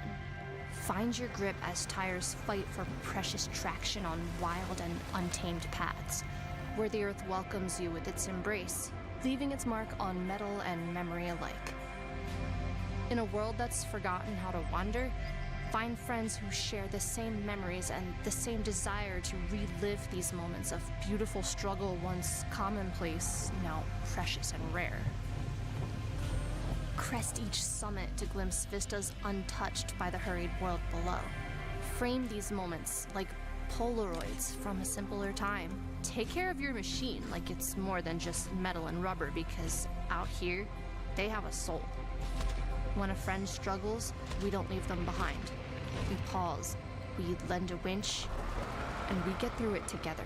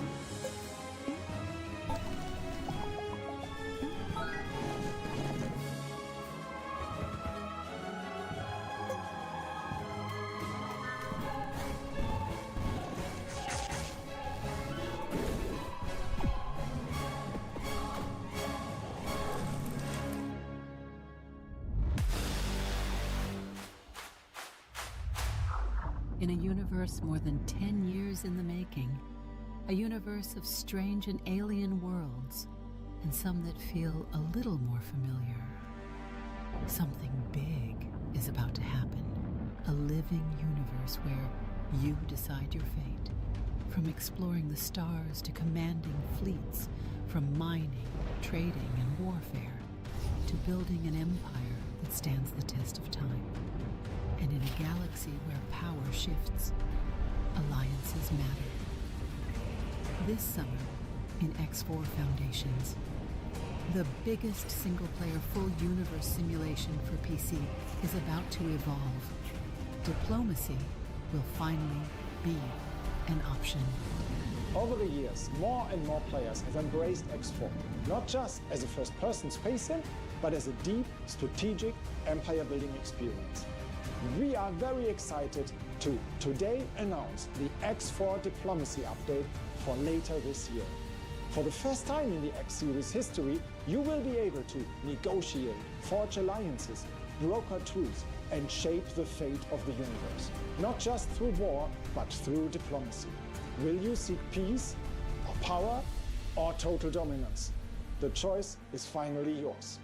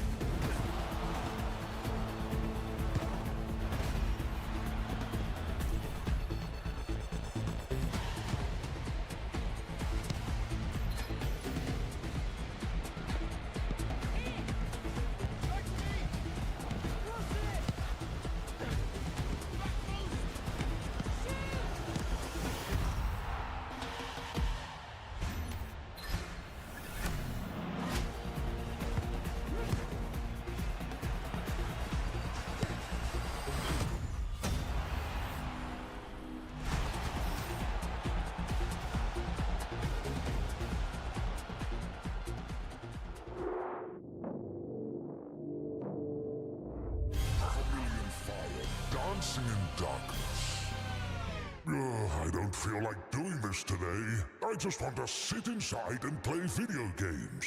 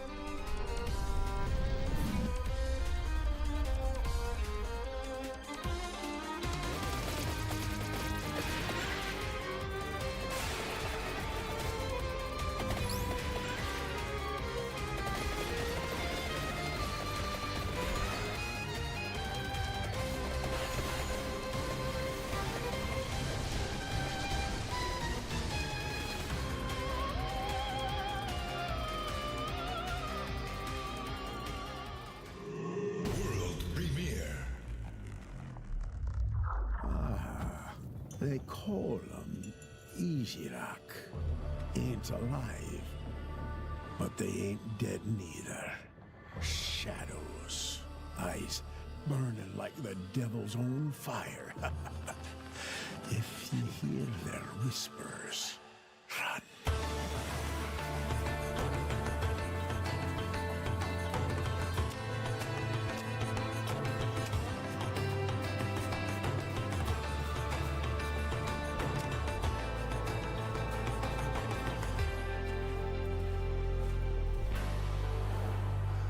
They lurk in the dark, wander too deep, and you're theirs.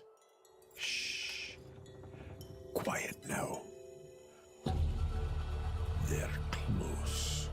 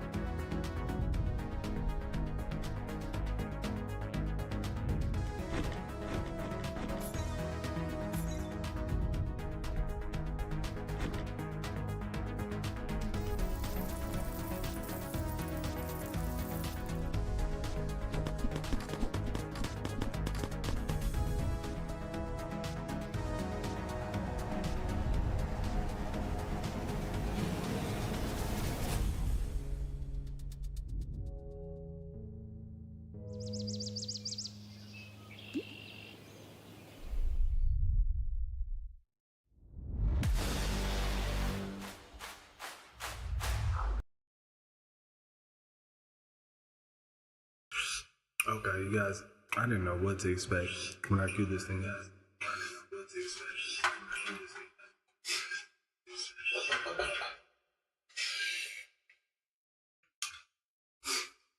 I'm gonna be 100% honest. I thought they were gonna have some talking or some discussion or some type of, like, oh, here we go, like one of the award shows or something, and have like little segues in between each title stuff. So far, we're only 50 minutes in. It's been back to back to back to back to back to back to back to back to back to back to back to back to back to back. I'm not even kidding. And a few more after that. Titles. And some of them, they got some heat. They got some heat to them.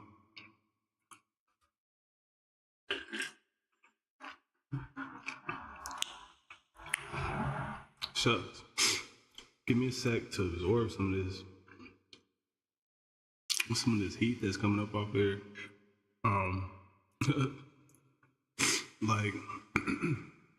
I want to write some of these down and like revisit them later. So let me just get caught up to where it's at right now. I missed a few. I wrote down some, but I missed some more.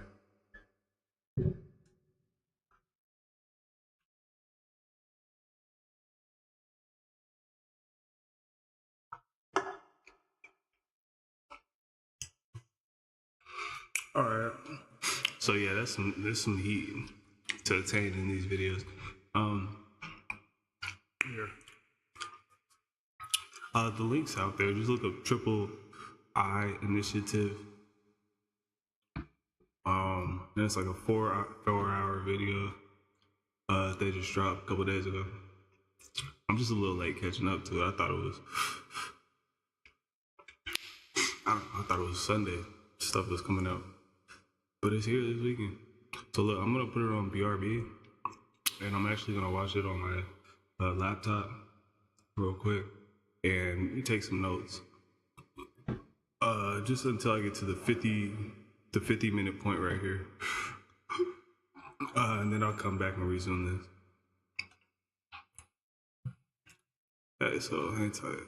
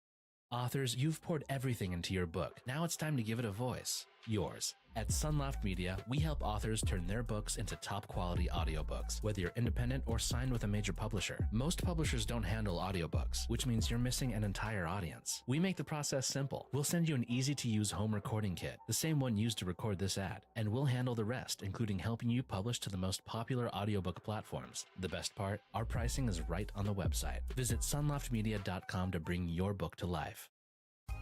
In communities across the country, hourly Amazon employees earn an average of over $22 an hour, with opportunities to grow their career and their paycheck. Learn more at aboutamazon.com. At Wells Fargo, we know what got you into your business, whether it's manufacturing, running a restaurant, or your business from home.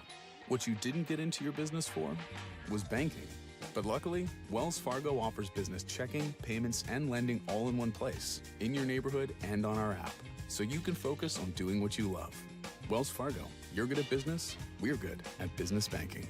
Learn more at wellsfargo.com/business. Terms apply. Wells Fargo Bank, N.A. member FDIC.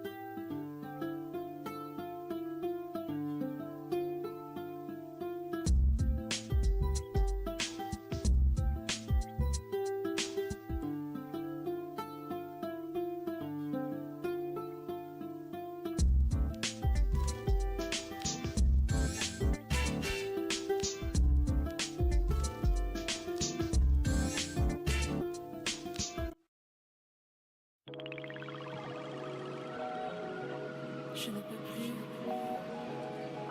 Je ne peux plus t'aimer. Le cœur à découvert. Je n'ai rien à y gagner. Sinon, je te perds.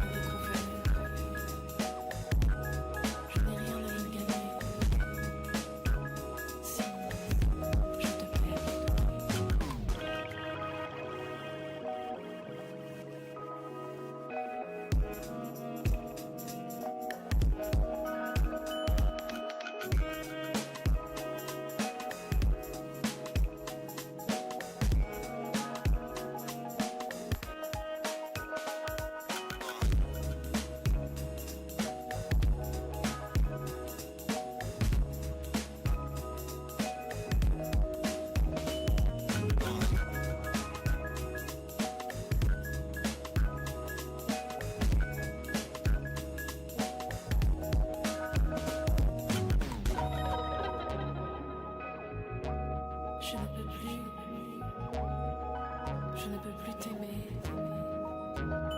Le cœur à découvert. Je n'ai rien à y gagner.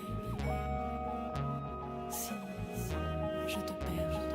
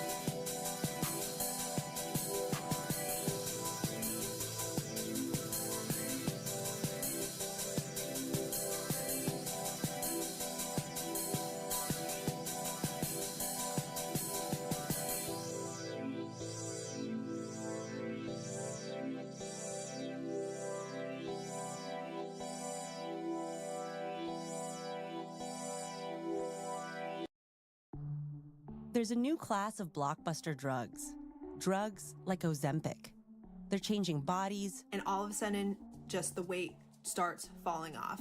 Fortunes. It just got too expensive. They're just bank breakers. And industries. There was a lot of excitement. There was a lot of skepticism. The impact of these drugs, from business to health, is just beginning. From the journal, $1 Trillion Shot. Tap now to listen on Spotify.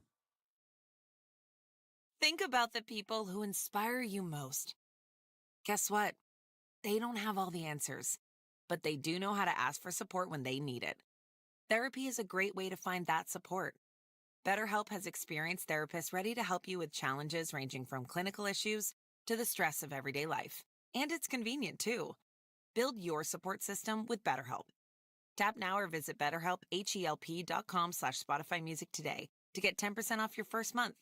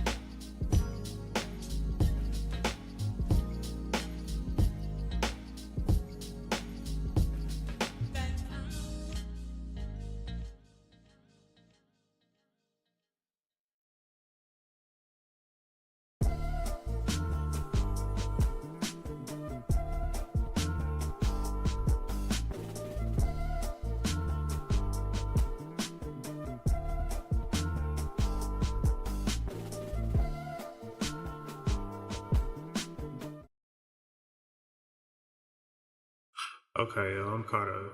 Oh man, I kid you not, there's so many games and titles and things to go through. All of them, oh my goodness, it's way overwhelming.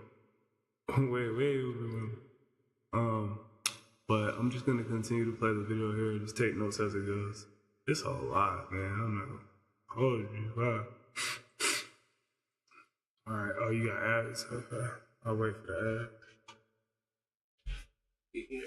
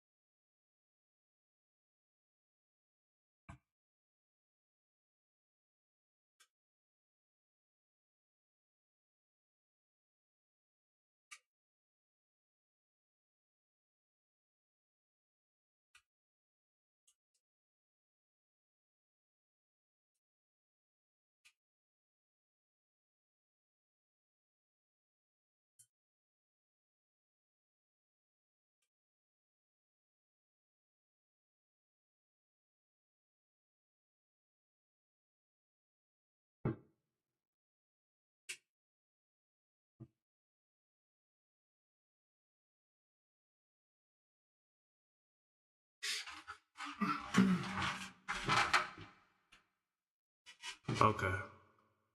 Actually, it seems a little better than I thought it was. I went through the synopsis, went down into the bio of the video down here, and found like the what's going on through the video. So they have their little trailers right here, and then as it goes into the bottom, like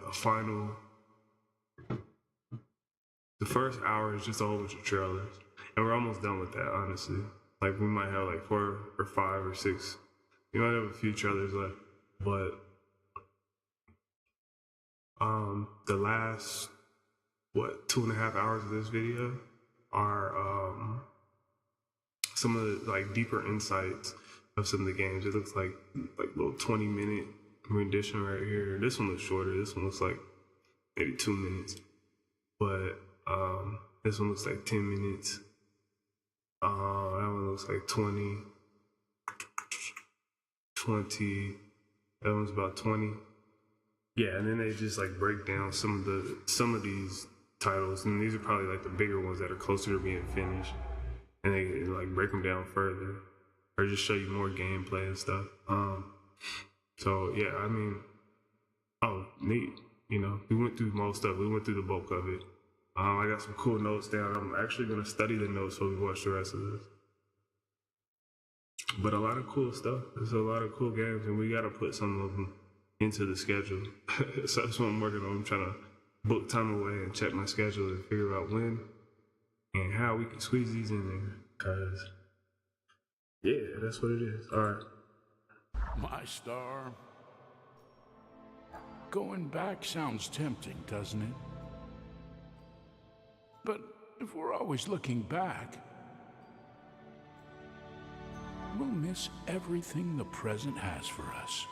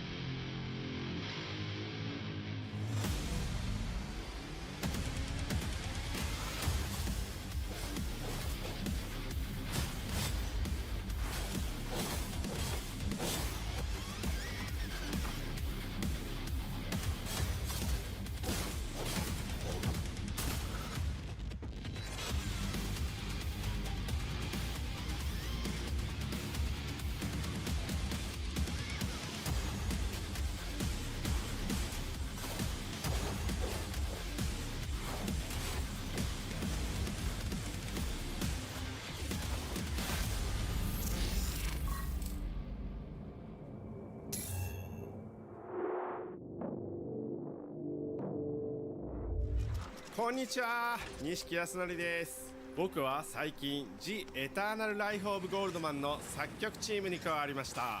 でも、もしかすると皆さんこう思うかもしれません。おいお前、作曲家なのにどうして音楽がないの？それがまさに問題なんです。まだ何も作ってないんですよ。このゲームはとても複雑なテーマを扱っていて、多くのアイデアが混ざり合っています。正直少し迷子になってます。Have no fear, Yasunori. I was in your shoes not long ago, but then I remembered. In the abyss of chaos, you can always grab onto the strongest thing there is. Love! The events leading to the eternal life of Goldman are a tragic love story. So just try to imagine what a broken heart sounds like. And wherever there's love, there's death. This game mixes ancient tales and legends with religious motifs. A bold ensemble that gives us a glimpse into the darkest corners of the human soul. Imagine the sound of a sinner's knees trembling before the Last Judgment. That's all well and good, kids. But let's not forget, The Eternal Life of Goldman is, first and foremost, a cutthroat video game. And what's music supposed to do in a cutthroat video game? Get the pulse going so hard in your temples, you have a stroke. なるほど。ありがとうみんな。なんとなくつかめてきたよ。ちょっとじゃあやってみましょう。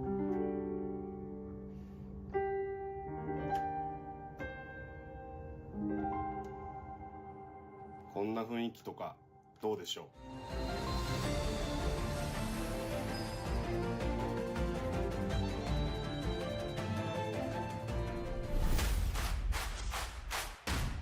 I've seen it, felt it. This fierce anger, ruthless curse. And I didn't protect her. If she's alive, we've got a chance. Hey, I'll find her.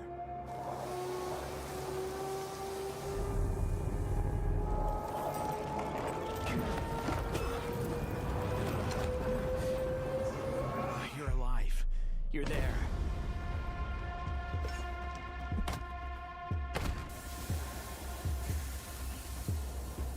What the hell is this?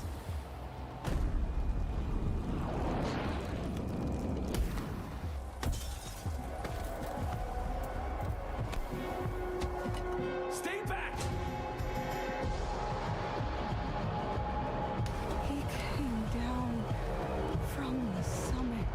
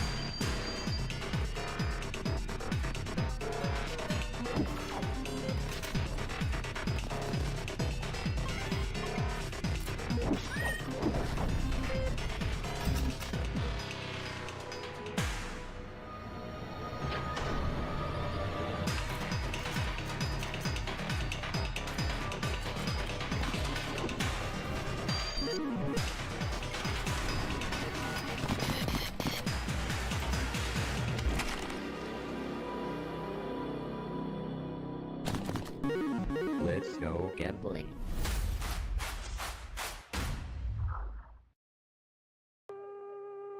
Bama, what's your emergency? People on the street. Hello? Sir? I can't hear you. Hello? They are burning.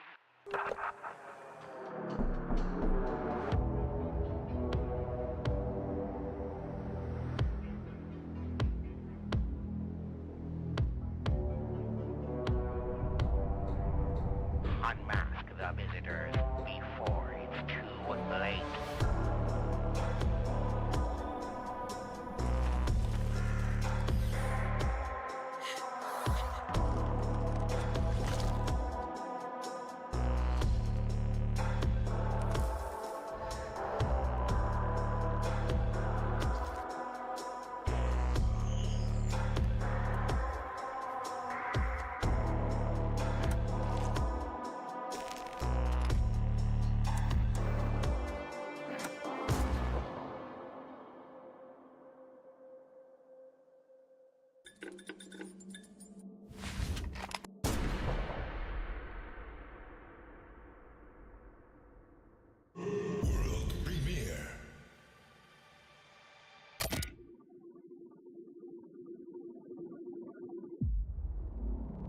Welcome subject 1473. Your connection to the program has been established. Compliance confirmed.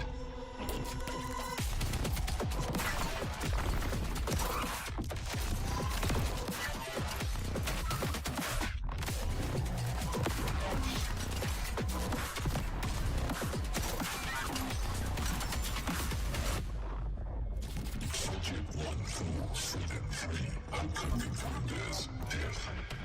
System start required. You remain secure. Within the program.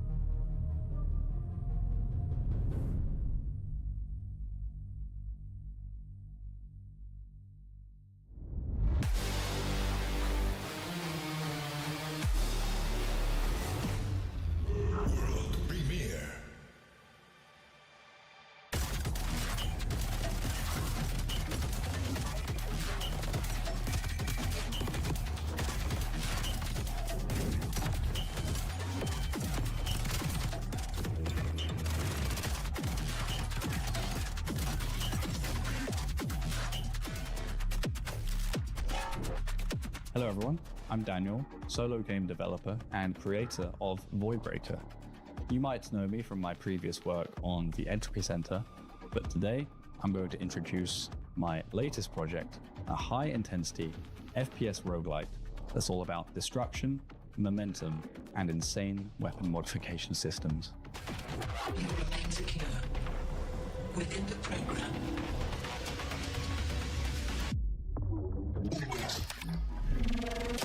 I hope you enjoyed the trailer, but I'm going to dive a little bit deeper into the game now. There is an open playtest on Steam right now if you want to give it a try.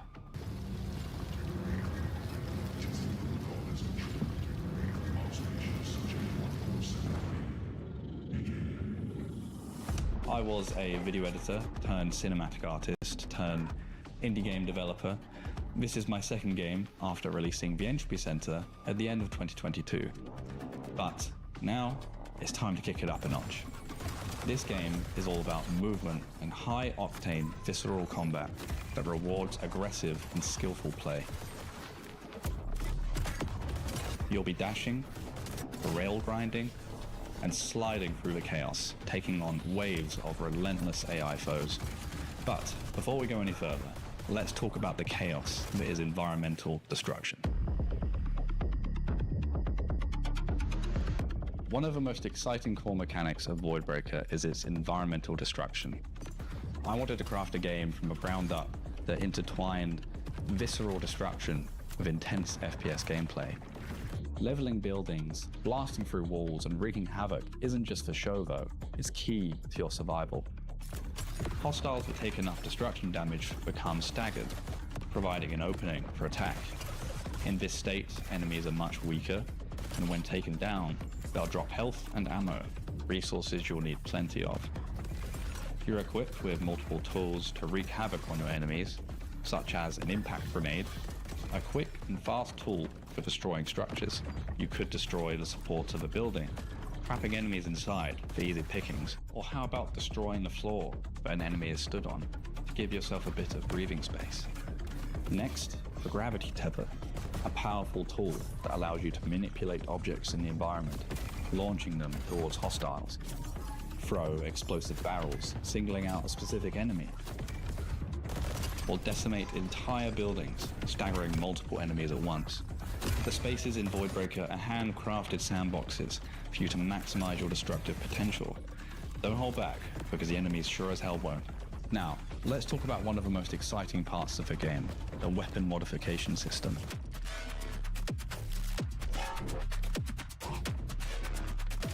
Modules are core to your arsenal, allowing you to create mechanically complex and diverse weapon combinations. Throughout the world, you will find a variety of modules which enhance your weaponry in many different ways. The system allows you to attach any variety of modules to your weapon to receive different and sometimes strange results. Projectile modules will physically alter the projectile you fire, as well as changing the look and feel of your weapon. Projectile modules use varying degrees of ammo, so you'll want to make sure you're collecting plenty from enemies. For example, Fire Shot will alter your weapon so that it produces fire, giving a chance to burn enemies. Blast Wave Charge can turn your shotgun into a multi-grenade launcher. Spark Breaker will fizzle into an array of sparks, taking damage over time. Next, you might come across Wall Ricochet, a type of weapon module that makes projectiles bounce off walls. And then how about you find a fully automatic module, which adds a fully automatic fire mode to your weapon. Finally, you find a homing modifier that makes projectiles gravitate towards nearby enemies. Suddenly, in just 4 modules, you've gone from a base pistol to a makeshift flamethrower. Let's try another. How about we start with the base shotgun? We find Impact Spread, a module that greatly increases hipfire damage, but also greatly decreases accuracy. Then we add Ice Wave Charge, a type of projectile module, making our shotgun shoot ice grenades. Then what if we found a Charged Shot module, a type of fire mode mod that requires you to hold the trigger down? And then let's say we found Voltaic Arc, which adds arcs of electricity between projectiles. Now we've got a strange shotgun that deals more damage the longer you hold the trigger, all whilst shooting ice grenades attached with webs of electricity. If it sounds crazy, it's because it is. Whether you are shooting fire-enhanced missiles, electric shockwave rounds, or ice orbs that freeze enemies in mid-air, the possibilities and combinations are endless, and I can't wait to see what people come up with.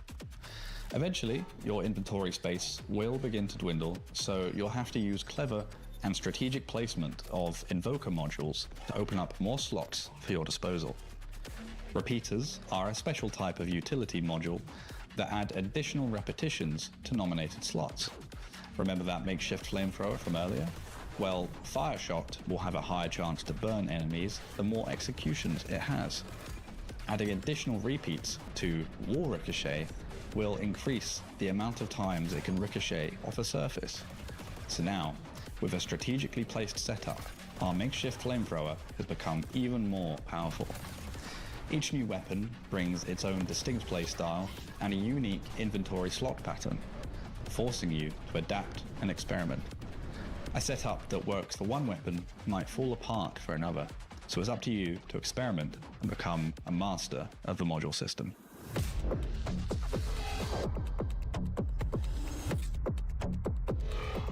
Beyond weapons, there are a variety of other mods that drastically alter gameplay, granting you powerful abilities to utilize during combat. These could be tools such as time-slowing abilities, defensive barriers, and even explosive traps. One of my favorites is Ignite Launcher, that allows you to pick up lesser enemies with a gravity tether and throw them towards enemies. Or how about Burst Engine? This will make enemies that have an elemental effect applied explode on death, spreading the element to those nearby. Or maybe you come across Credit Rage, which will increase your damage relative to the amount of credits that you have. The richer you are, the harder you'll hit. And again, all of these can be stacked in interesting and unique ways. Let's also not forget Corrupted modules, an extremely rare module type that is glitched and corrupted by the program. I'll defer to you to find those and experiment for yourselves.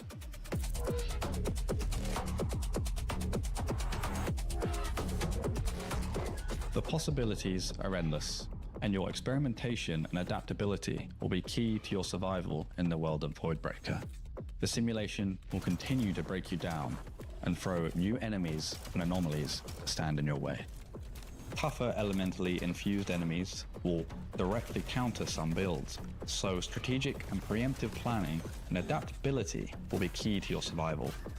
You are able to hot switch between projectiles mid-combat, so whether you go all in on a certain build direction at risk of potentially being countered later in a run, or hoard a wide variety of modules giving you flexibility for any circumstance. The choice is totally up to you and your challenge to overcome.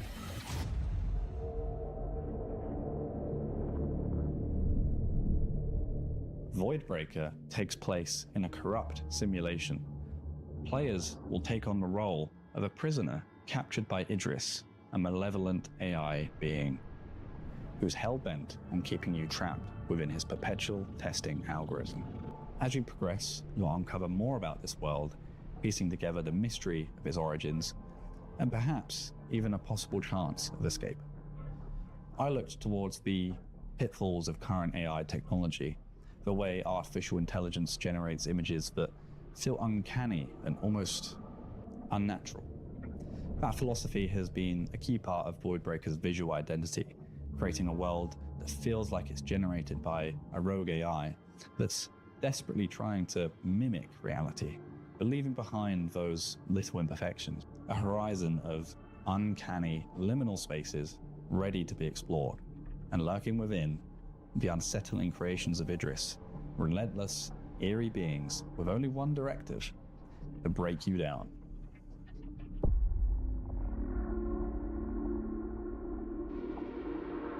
The world of Voidbreaker is random each time you enter, so your run-to-run experience will be fresh each time.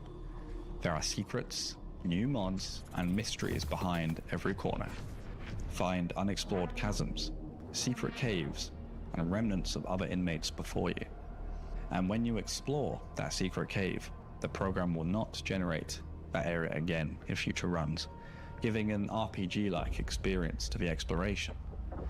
You'll come across obelisks, corruptors, stalls, strange elevators that take you to random locations, and many, many more, all potentially offering run-altering diversions.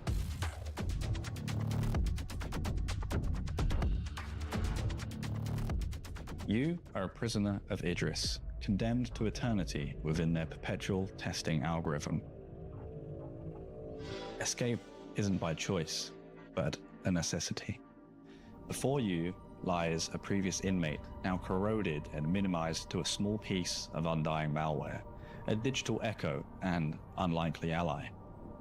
Discovering backrooms, hidden areas, and the guts of a simulation, you're able to chip away at a possible escape plan with their assistance. Begin to hack, manipulate, and subvert the program itself, gain access to hidden advantages, and arm yourself with experimental weaponry. What more you find behind those walls is a mystery I'll leave for you to unravel.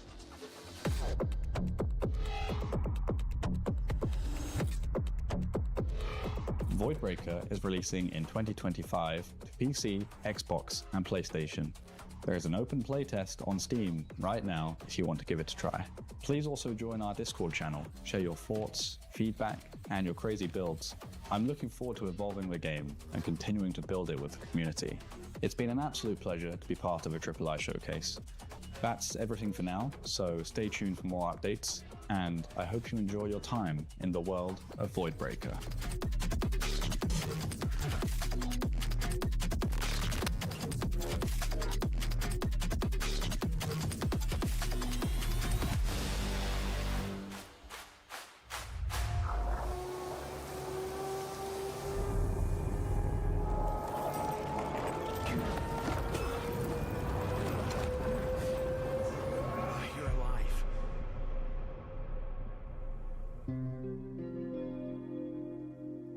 When we first started working on our game, we knew we wanted to create an experience that truly immerses players in the sheer power of nature, its raw beauty, but also its unforgiving side. The initial idea came from Fire of Love, a stunning documentary about a French volcanologist couple who dedicated their lives to studying active volcanoes. The film featured breathtaking, almost surreal footage of eruptions, glowing lava flows, and towering ash clouds. It was impossible to watch those phenomena without feeling a sense of awe and even fear. That was the spark. We started digging deeper into the subject and soon realized we didn't have to look far for the inspiration. Iceland, with its intense volcanic activity, became a treasure trove of ideas. We saw incredible potential in this motif, not just for creating a visually striking setting, but also for designing an experience that feels hypnotic and deeply emotional. Our research took us in many directions. We pored over scientific studies, explored mythology and folklore, revisited Werner Herzog's documentaries, reflected on our own travels, and even drew inspiration from classic disaster films of the 80s and the 90s. It was a process similar to what we did with The Invincible, where we immersed ourselves in a world of space exploration before building our vision. What fascinated us most about volcanoes, though, was how alien they feel. They belong to our planet, yet their peaks, their craters, the way they breathe fire and reshape landscape, it all feels otherworldly, almost as if they were a gateway to something beyond Earth. That profound sense of mystery and power is precisely what we set out to capture in our game.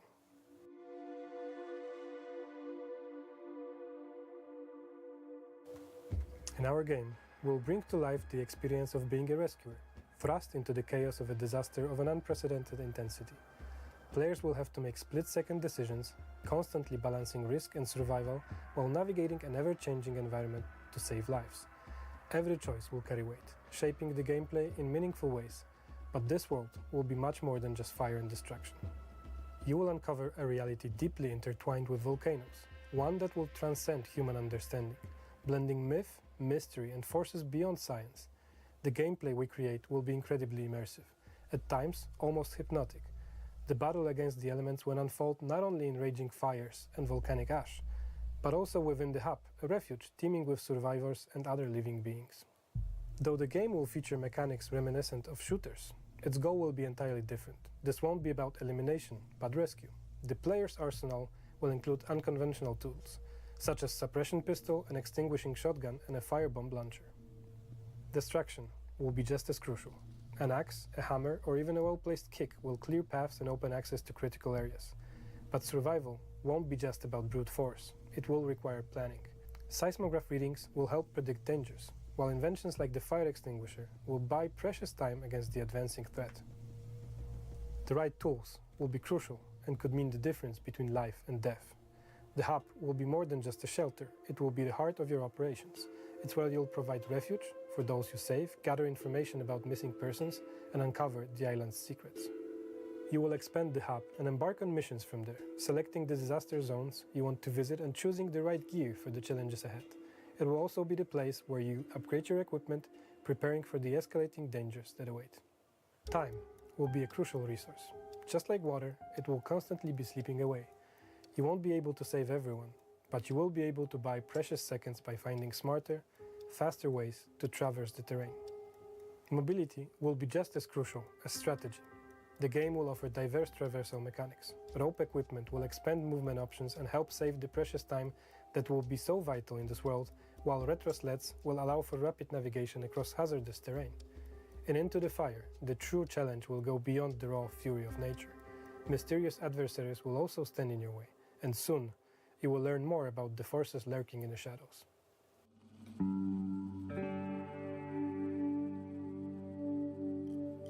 Frank, the protagonist of our game, is a man in his early 30s, a member of a research team with a deep fascination for nature, but a certain detachment from people. He arrived on the island to study an extinct volcanic range, expecting a quiet scientific expedition.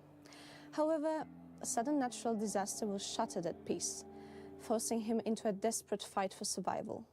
As the disaster unfolds, Frank will have to confront not only the fierce forces of nature, but also his growing sense of responsibility toward the survivors. Set at the foot of an erupting volcano, Frank's journey will take him to the border of two worlds, the living and the dead, where the boundaries between them will blur in the shadows of eruptions. As he navigates this perilous landscape, he will encounter people with different life paths, each with their own beliefs, personalities, and views on survival. Some will be driven by scientific reasoning, others by faith, and some by sheer willpower. These characters, with their diverse backgrounds and contrasting approaches to life and death, will challenge Frank's understanding of the world. Stay back. You'll make this place look too respectable. All I can do is drink, remember? You shouldn't have bothered saving me. She seems to disagree. You can be of use today. Both of you can. That little one's not about to leave your side. Throughout his journey, Frank will be forced to make difficult decisions, and the relationships he forms with the people he meets will shape his path. Some of those characters will stay with the player forever. Their stories will deeply move them, while others will lead them deeper into the fiery myths and legends of the island. Hey, that's an Eagles jersey. You follow him? Yes. Yes. Please help me. They're aiming for the championship this season, right? Let's get you out of here. You don't want to miss the final. As Frank gets to know himself better and realizes the power of his actions, he will begin to understand that his role in the survival of the victims of this disaster is much greater than he initially imagined. What will start as a scientific mission will become a profound test of his character, beliefs, and his place in a world on the brink of destruction. The power's out. Without air conditioning and with the water we have, we'll last 3 days at most. I'll take care of it. Good. Death tends to lurk where the air's thick. I know someone who might help. People just need to give him a chance, despite his past. I'm not much of a speaker, but I believe survival speaks for itself. Don't forget, these are the people who built a city on the edge of hell. We promise that many of their characters you encounter will be unforgettable. Their stories will influence your decisions and emotions, and they will guide you into the mysterious and mythological world of fire.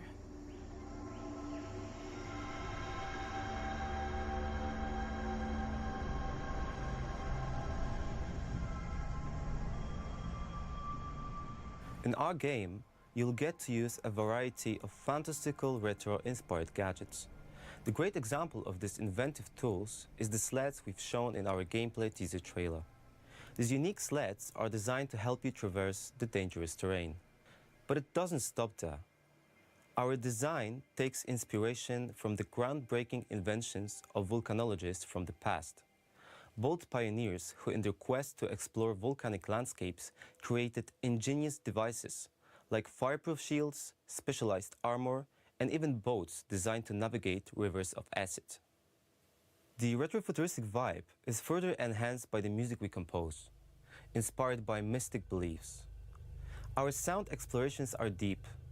We search for music across the world, listening to nature, fire, and sonic stories around the volcano. The key element is also the ritualistic sounds of indigenous people from the volcanic islands, which add an additional mysterious layer to the game's atmosphere. We use instruments native to regions of South America and Asia, primarily percussion, but also the wind instruments like flutes.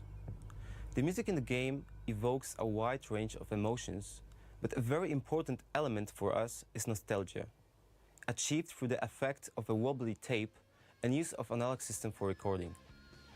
One can also find inspirations from the psychedelic sounds of 70s rock.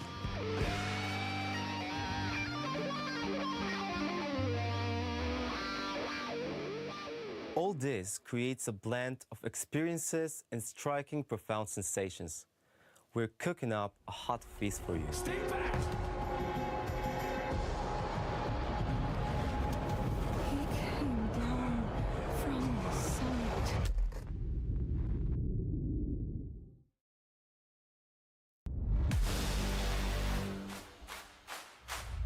One day, I just got an email from Ichigawa-san from Square Enix, and I had no idea what to expect from this email. I didn't even know if it was authentic or not, basically. It contained a little GIF animation that the marketing team for the Saga team was working on that was depicting a very nice little game like Vampire Survivor, but with the Saga characters. And that was beautiful. And so we just started to talk about what we could do together, and now we're here, I guess.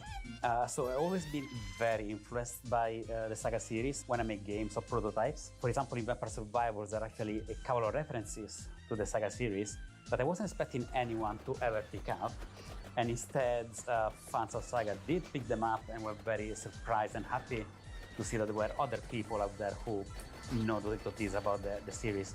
There is this feeling of power that comes from both games that I feel like it works as a bridge. That the world is just so rich of interesting characters, that the glimmers, that is such a big element of the whole Saga series that it just makes sense to try and replicate that feeling of surprise. But then going into the more specific things of Saga Emerald Beyond, for example, you get Ameya, that's in Vampire Survivors, just like in Emerald Beyond, she can find new cats to take care of, and every time she picks up a cat, she becomes a little bit stronger. Learn to think outside of the box from playing games like the Saga series, where in every iteration of the series you find completely different game mechanics. If you know Saga, then I'm sure you'll be thrilled by knowing about this collaboration. And if you don't, you should be thrilled anyway at the huge amount of content that you will get from this collaboration and the chance of discovering this new series. World premiere. Hi there, my name is Damshot. I'm a journalist and I was invited by Moon Eye Studios here in the heart of Hamburg to look at their newest game, Ikuma. So I would say, let's ask some questions.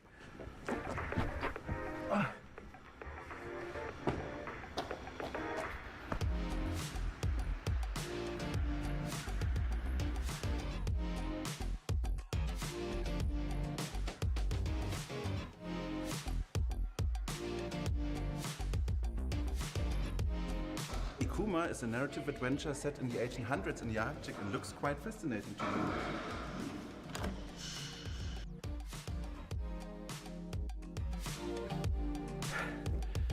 I'm welcomed by Tobias, who is creative director of the game Ikuma and one of the founders of Moon Eye Studios. I'm really looking forward to meeting him. Moin! Hi! Nice to Hi. meet you. Hi. Yeah, come in. Wonderful.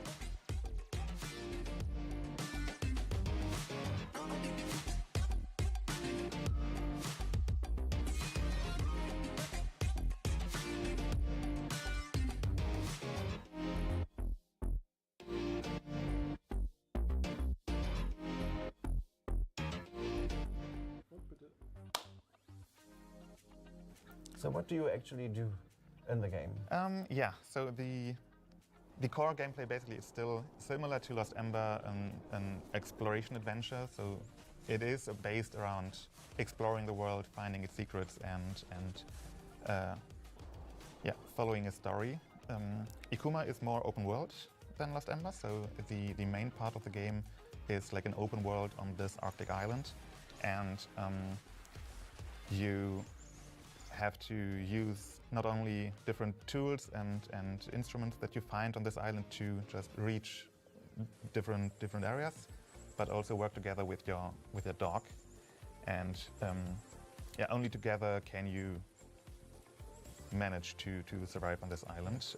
Either just alone and switching between these two, so you can freely switch between Sam and his dog Ellie, or as I mentioned, in co-op, and you can play with a friend. And one person will play Sam and the other Ellie, and together you solve not really heavy puzzles, but light environmental puzzles, and progress through the story. Yeah. Would you say it's a hard game or a comforting game? I would say it's more of a comforting game. I mean, there are light survival aspects to it. You have to find food and shelter for warmth and stuff like that. But it's never super hard to do that. It's more a driving story element than really like a punishing hard game mechanic. I find it's a very special and unusual game regarding the setting and the idea of it. How did you come up with it? What inspired you to make this game? The initial inspiration came from a real-life historical event, the Franklin Expedition of 1845. I don't know if you're familiar, but it was an Arctic expedition led by this famous explorer and started in the 1800s, as I said. They went out to find the Northwest Passage, like a way through the Arctic for trade. And they completely vanished. No one heard from them ever again. And it was basically a huge mystery for 150 years. And only in 2014 and in 2017 were the two ships found. And that's when we basically got invested in this story, when these ships were found, and immediately thought, okay, this would be like a cool setting for a game. And then it kind of developed from there. So how did you stumble upon that historic expedition? Are you a history geek or? Not really, I don't know. I think it was just a random article somewhere. And then, I read into it and found it fascinating. And how do you go from, I find an article interesting, to let's develop a game and put money into it, time and energy? I mean, that was a longer process, and we only started about 3 years after this initial, there is something. But after we finished Lost Ember in 2019, obviously we started talking about what we wanted to do next, and we had a list of, I don't know, 15 or 20 ideas, and this was one of them. And then, we just talked about which of these concepts we found most interesting, and I started going into more detail about this one, and then it just stuck with us, basically. It was just, we talked for a couple of months about, okay, what we want to do, and this would be the concept that we all could imagine a cool, bigger game around. So it just developed organically from that initial idea, I guess. As you already mentioned, your game centers around the historic expedition as well as the cultural artifacts of the indigenous people. So I was wondering, how did your research for this game look like? Did you go into libraries, reading books a lot? Yeah, we read a lot of books about not only the historical events, the Franklin Expedition, but also the Inuit culture, Inuit people, and the mythology especially. So I would say the first year of development or concept finding was mostly just research and see what elements are there that we found interesting or fascinating, and we could weave into the story. To me, Ikuma looks like a very dreamy game, a dream-like game, but it sounds like there is a darker side to it, to the actual game. Yes, there is, certainly. But Ikuma, it's not like a dark game per se. It's still it's still an emotional, just coming of age story, but sprinkled in are these darker elements and these dark images that you as the protagonist have to face basically and come to peace with, and yeah, exactly. So the overall positive story and nice and dreamy environment is sliced open by a couple of darker episodes. Yeah, exactly. And I've heard beforehand that you found a way to bring your German roots into the game as well, which is quite surprising to me. How did you manage to do that? Yeah, well, in just a very small way, but this Franklin expedition that I mentioned in Ikuma, you follow an expedition like that, and you are one of a team of people trying to look for a lost expedition. And in our game, it was not led by Franklin, but by Captain Humboldt, which is a famous German explorer. So, why was that important to you? To bring, to sprinkle that German. I don't know. I think it wasn't really important as such, but it was just a nice little touch to make it a little more personal. Which aspect of the game did you find especially hard to make? Especially hard. Especially hard to make. I guess I would say it probably would be these darker elements of the Inuit curse, and weaving that into a story that felt natural and organic and not too different and not take you out of the main game too much. So finding a right balance of breathtaking, beautiful scenes and dark elements, and weaving that into a story that makes sense and felt natural. I'd say that was the one thing that we changed a lot and had to iterate on a lot. And this curse, what this curse is, that changed, I don't know, 20 times probably, and just making that make sense, that was probably the hardest part. Yeah, and on the other hand, which part was especially easy to make? Where you all could say, okay, let's do it that way, that will work, that's cool. Probably just the decision that you have to have a dog as a companion.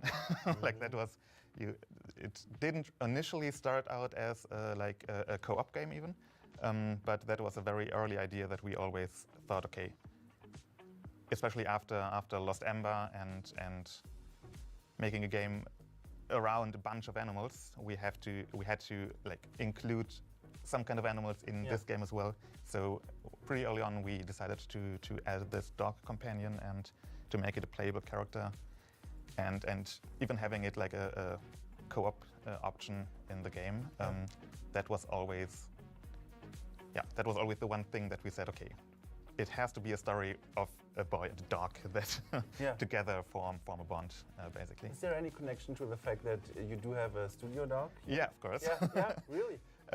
Well, we have up to 3 of these dogs, I would say. Mostly just 1 or 2, but 3 of our team do have dogs, and I had a dog, a family dog, back when I lived with my mother. So we're all big dog people, and we of course had to include that. Yeah. Speaking of making the game, you've mentioned before that you used special instruments for the soundtrack. Could you elaborate that? Yeah, that is one thing that we found on the research of just Inuit culture. Music in general plays a big part in that culture and in like community gatherings. And one instrument that they use besides just drums and rhythmic elements is the tautirot, which is kind of like a kind of violin, I would say. And when we researched that, we stumbled upon a person who sells these instruments. So initially, we immediately bought one and just wanted to see what we could do with that. And our sound guy, who makes all the music and stuff for Ikuma and also the trailer, used that instrument, the tautirot, to make various like different sounds and layers. And add this to the soundtrack to give it a kind of natural and more real feel.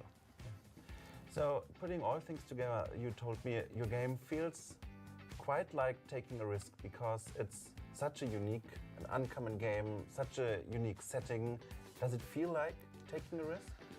Yeah, definitely. I mean, making a game is always a risk, I would say, but yeah, especially if you make a game for 5 years, or in the end it will be 6 years, and you put a lot of time and work and money in the end into it. It's always a risk, of course, and with this, like telling an emotional, personal story is always a kind of risk as well, because you don't know if it'll resonate with people, and if we can transport these emotions to people.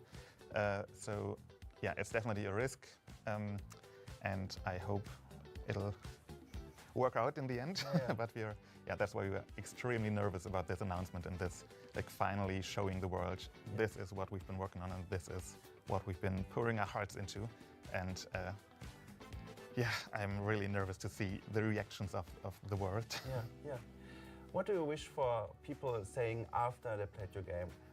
What would you like to stuck with them?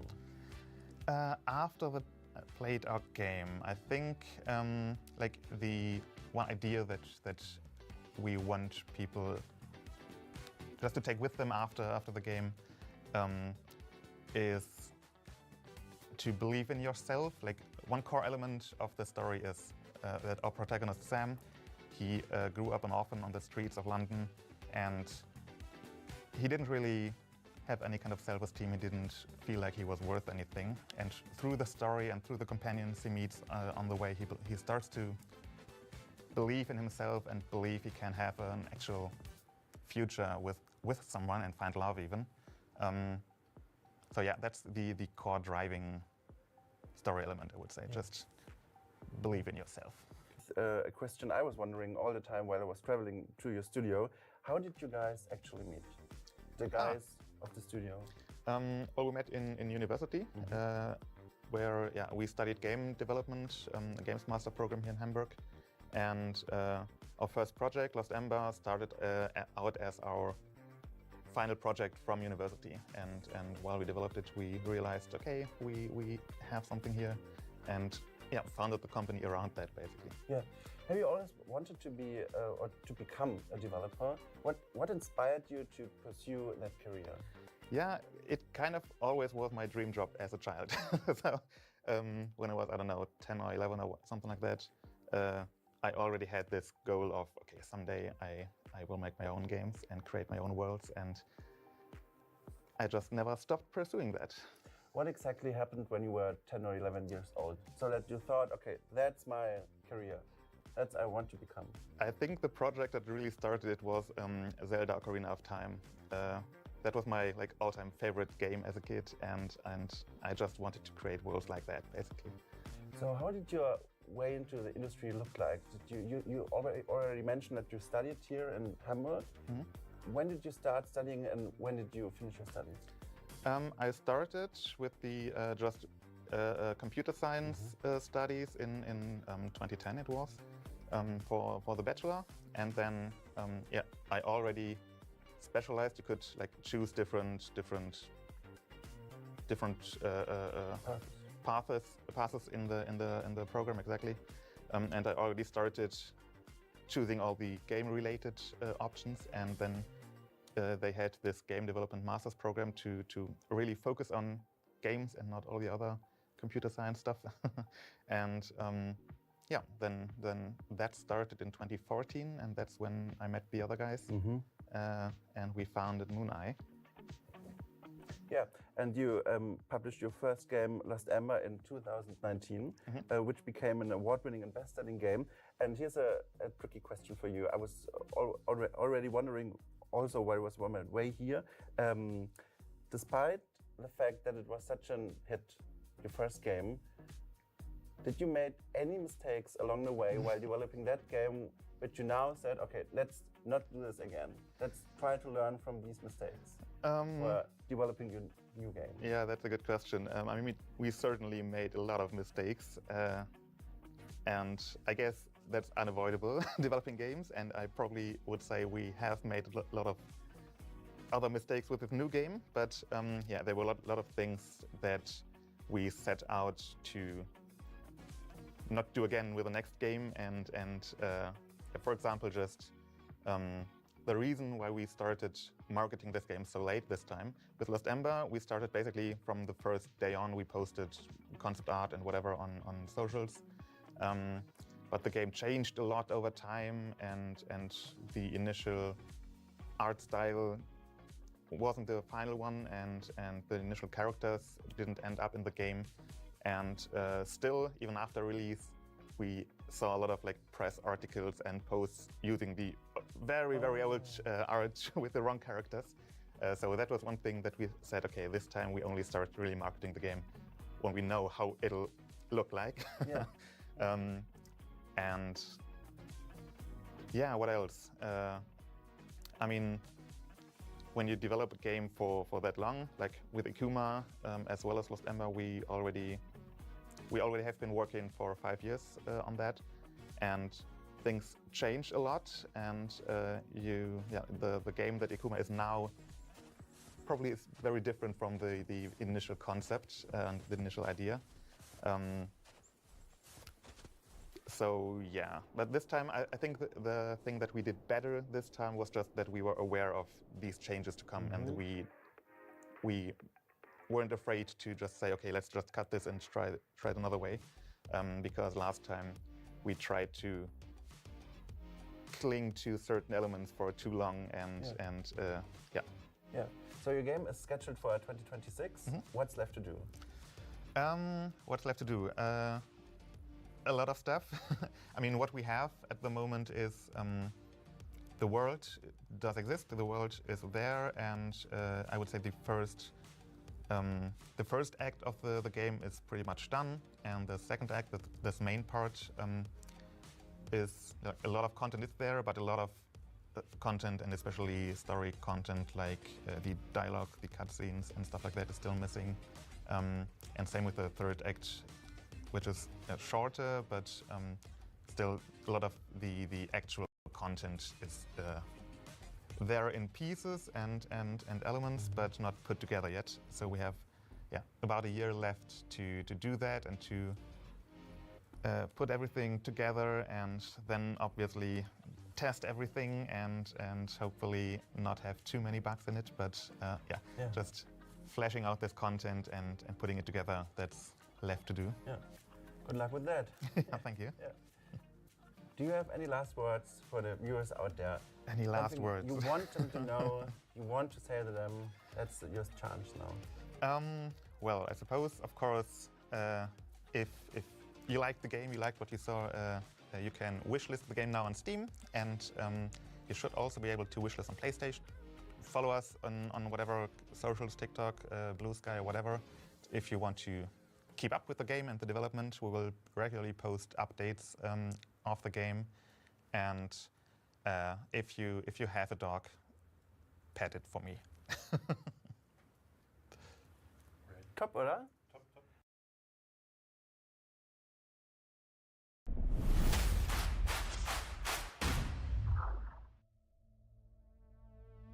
Hello, everybody, and welcome to the post-show for the Triple I Showcase. We are Ghost Ship Games, and we're going to do a little bit of a segment here on Rogue Core. I'm Aaron Hathaway, Marketing Manager at Ghost Ship Games. With me is Mikkel and Mike. Who are you guys, and what do you do? Mike first. Yeah, so I'm Mike, and I am the lead game designer on Rogue Core. Yeah, and my name is Mikkel, and I am game director on Rogue Core. So, at this time, we have just premiered the first gameplay trailer for Rogue Core. And so we've recorded this segment to follow it up for you. We'll just give you some general details about Rogue Core if you're just hearing about it now, and then afterwards, if you've been following along, you probably saw that we mentioned the closed alpha. So we'll come with details on that after. But first of all, for somebody who's maybe just tuning in and they're just hearing about Rogue Core, and they don't know what it is, what is it? So maybe I should start? Go for it. So the setting of Rogue Core is that the mining corporation, Deep Rock Galactic, they have discovered this super precious mineral called Expanite at the core of planet Hoxus. And they have established mining facilities down there. And then in an event called the Grey Out, they have lost all contact with the mining facilities. And then they have called in an elite unit of dwarves, special elite unit, called the Reclaimers. And the Reclaimers are sort of like called for when Deep Rock Galactic has problems that they need fixing for. And so you play as one of the Reclaimers, and you are sent into Hoxus to reclaim mining facilities that has been lost. Gotcha. And what kind of a game is it? Genre-wise, is it action? Is it role play? Is it romance? What are we doing? Well, it's a cooperative shooter, and it is set up as a roguelite. I mean, there you go. All right. I think I can add here that one of the things that we are trying to do with our take on the roguelite genre is that we really want to enforce the co-op, like co-op first, in how we are playing how you're leveling up, how you're upgrading, how you're playing the game. Yeah, I mean, just to take the further, like every aspect of it. I think it can be said really simple. Like in many roguelikes, you are really concerned about making a build for yourself. In Rogue Core, you are concerned about making the best builds for your team. So it's all about generating the best synergies and making the strongest team, not making you the strongest individual. So the way you do it is you collect this precious mineral called Expanite, and you stuff it into your new drone, which is called Ellis. And Ellis, when she's a remote Expanite processing drone, a RFD, an IBD, and when she has enough Expanite, she will actually give the team an upgrade. So the game flow is you go through multiple levels, deeper and deeper in a mining facility in order to claim it. And on each stage, you will try to maximize your power output by collecting Expanite through various events and by mining. And then you will increase your power level, and then hopefully you will be powerful enough as you go deeper and face bigger threats. Mike, it says in my notes that the concept for the game was based off a hallucination you had after taking a pill at Burning Man. Can you say more about that? Yeah, I have never been to Burning Man. That's what it says in my notes, Mike. I'm just joshing. No. That was long ago and not true. So we've got this playtest announced. The trailer came out at the end of it. You've got the closed alpha coming soon. And this is something that people have been excited about since we revealed Rogue Core for, a year ago. So maybe we'll start getting into that and giving some details and setting some expectations for what this closed alpha is and isn't, how it'll work. So maybe can we just start? Can you talk a little bit more about what you have in mind for how this closed alpha is going to work? Like when people can expect to sign up? I mean, the sign-ups should be running right now as we speak, right? The trailer has been running, so you should be able to go to Steam and sign up for the closed alpha. Okay. But I think, like in terms of the context of it, so where we're coming from, for anybody who doesn't know, we are Ghost Ship Games, and we are the developers of a game called Deep Rock Galactic. And the process of developing this game has been very special for us, and I think also for a lot of members of our community, where we are doing this, what we've been calling open development, or whatever titles you want to put on it. But the point is that we are developing the game together with the community. There's a lot of this back and forth iterations where all the way from the beginning, players had access to earlier rough versions of the game.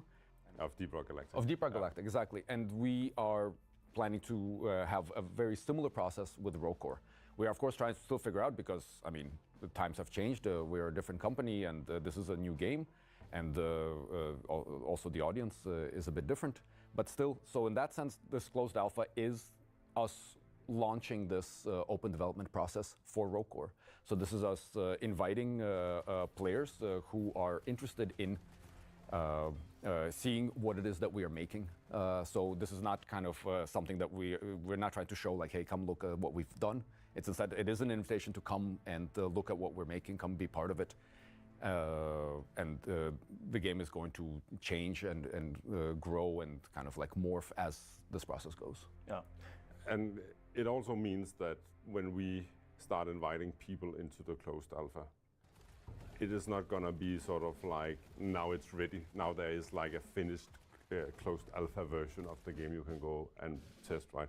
We are gonna let a bunch of people in, and then they will test and we'll get some reactions and feedback on what they're experiencing with Rogue Core.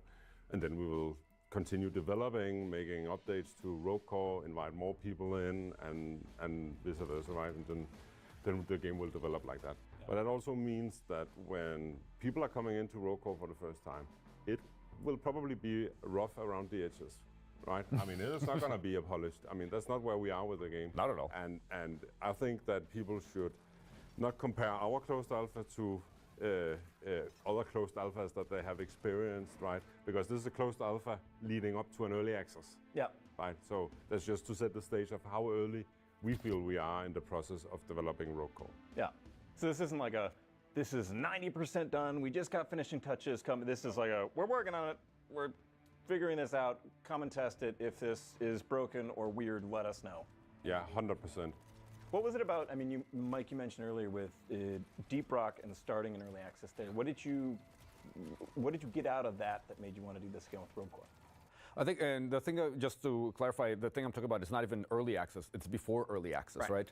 And Rogue Core, like Deep Rock Galactic, is going to be going into early access first before going to 1.0. Going to go through the process. But even before that, it's kind of this thing that, we have an idea, we have a vision for what a game can be. And then as we are making it and our process is very iterative, right? It is instead also inviting players into that process. So it's not just ourselves playing our game and kind of making it as it is, but it is also us seeing how people play the stuff that we're working on in its very rough states, because that is also where we are the most empowered to make changes, the most empowered to actually improve designs and really kind of like craft the game in a way that kind of matches not only our vision, but also matches as well as possible the way players end up playing it. Yeah.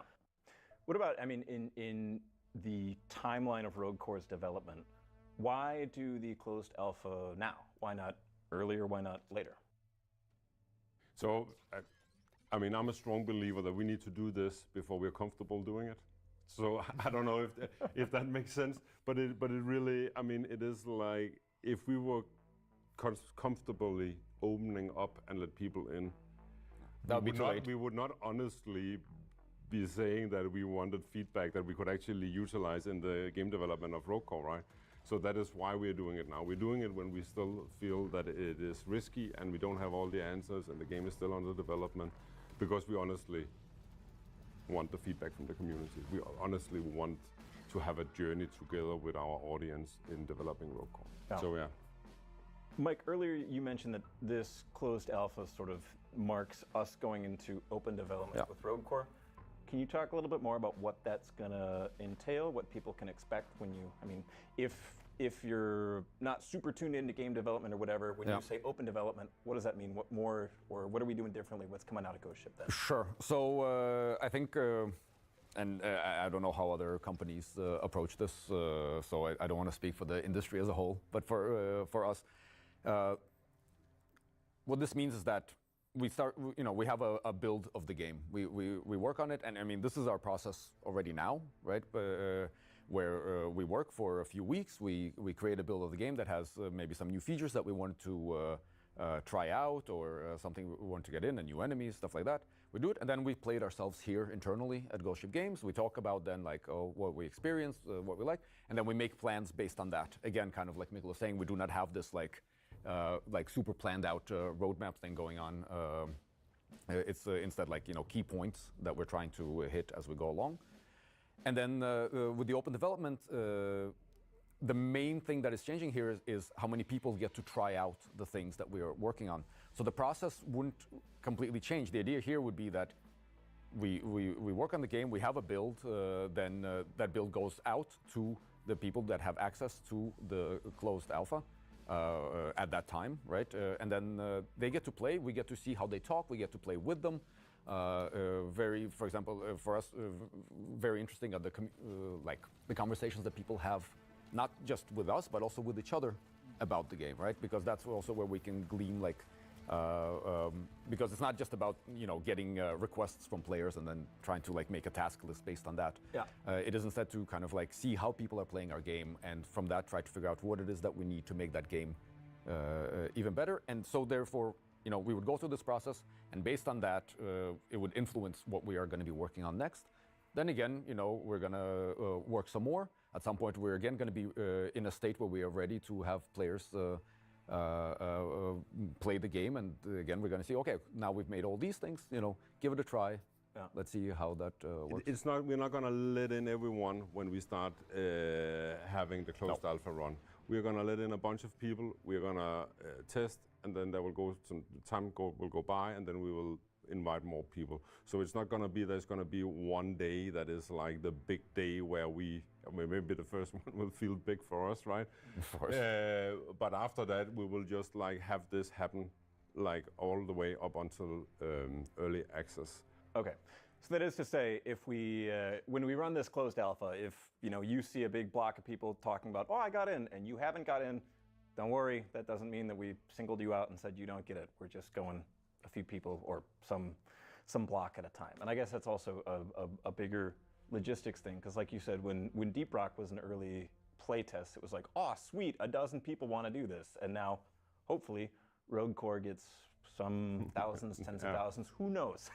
But we'll see. Hopefully more, but yeah. But yeah, I mean, so it seems like also what I'm hearing is how exactly we run it and how many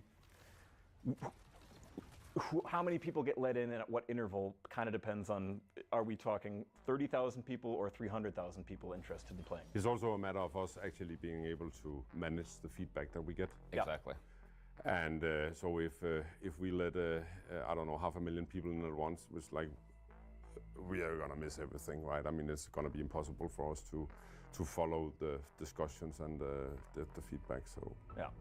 I also just want to say, I mean, for this process, we're not following some sort of formula. No. I mean, so we are also figuring out exactly what is going to work best for us and for Rogue Core and for this development process. So, I mean, how many people we let in, that's going to change depending on like our experiences and also what we need. And so again, like we don't know exactly how this is going to go. This is something that we're also going to be figuring out as we go.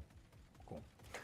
And in looking at sort of the fundamentals of how Rogue Core works, I think also what's interesting, especially going into this closed alpha, is thinking about the large majority of people going into this will be Deep Rock fans. And of course you go in with Deep Rock as your frame of reference for what to expect from this, for what you know, for what you like.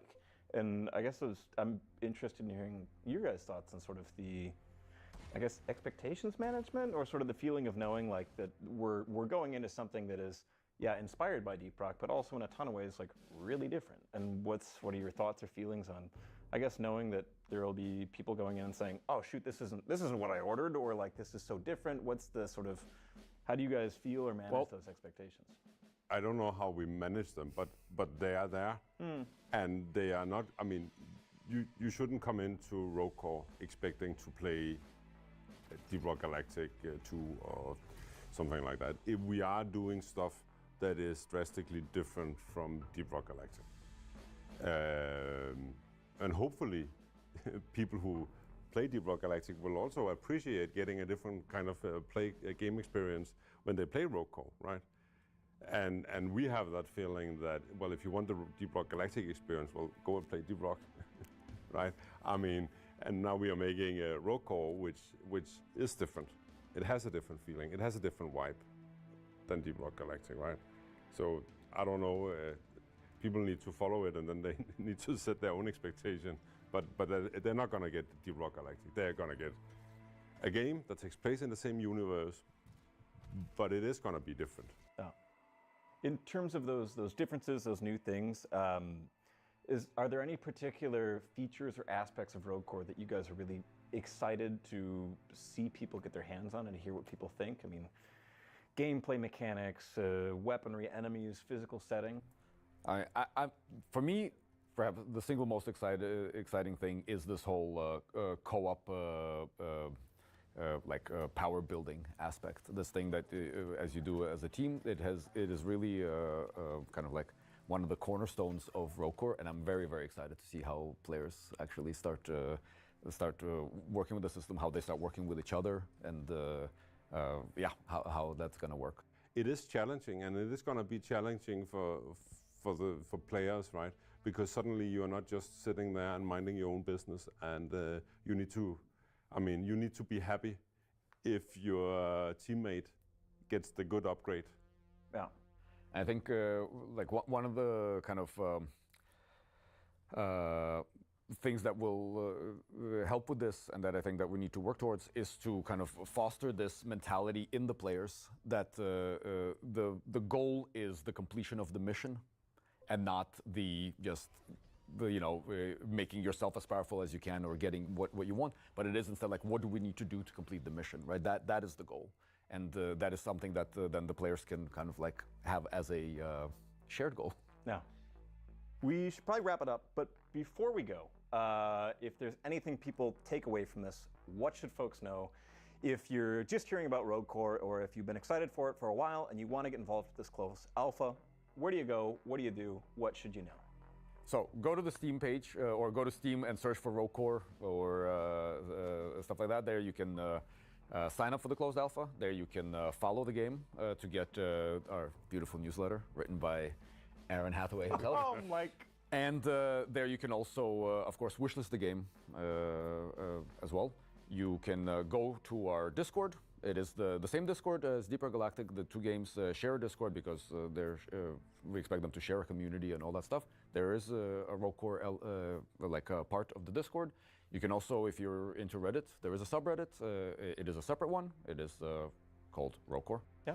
I think that will get you pretty much everything you need. I don't think. You can send us physical mail as well. Our address is on our website. Yeah. If that's Aaron reads it, and then I do read them. then he makes us read it. We might send you a postcard. I just want to say as a final note, maybe, that obviously Rogue Core will still have Rock and Stone.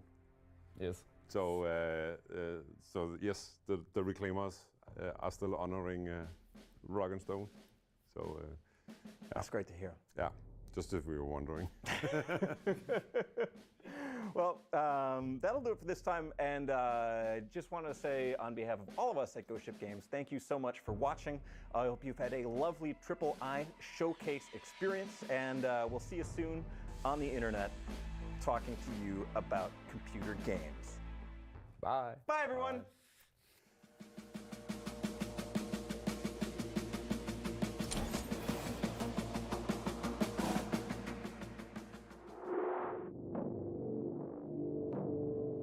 Over the Hill is an off-road adventure driving game inspired by, well, let's find out, because today I'm going to be playing this game alongside some of the key people, these key individuals that have created this upcoming title. My name is John from Traction GG, and joining me today we have Jun Kasu, the Fun Selector creator, and also we have the CEO of Strelka Games, Pietro De Grandi. Gents, how are you getting on?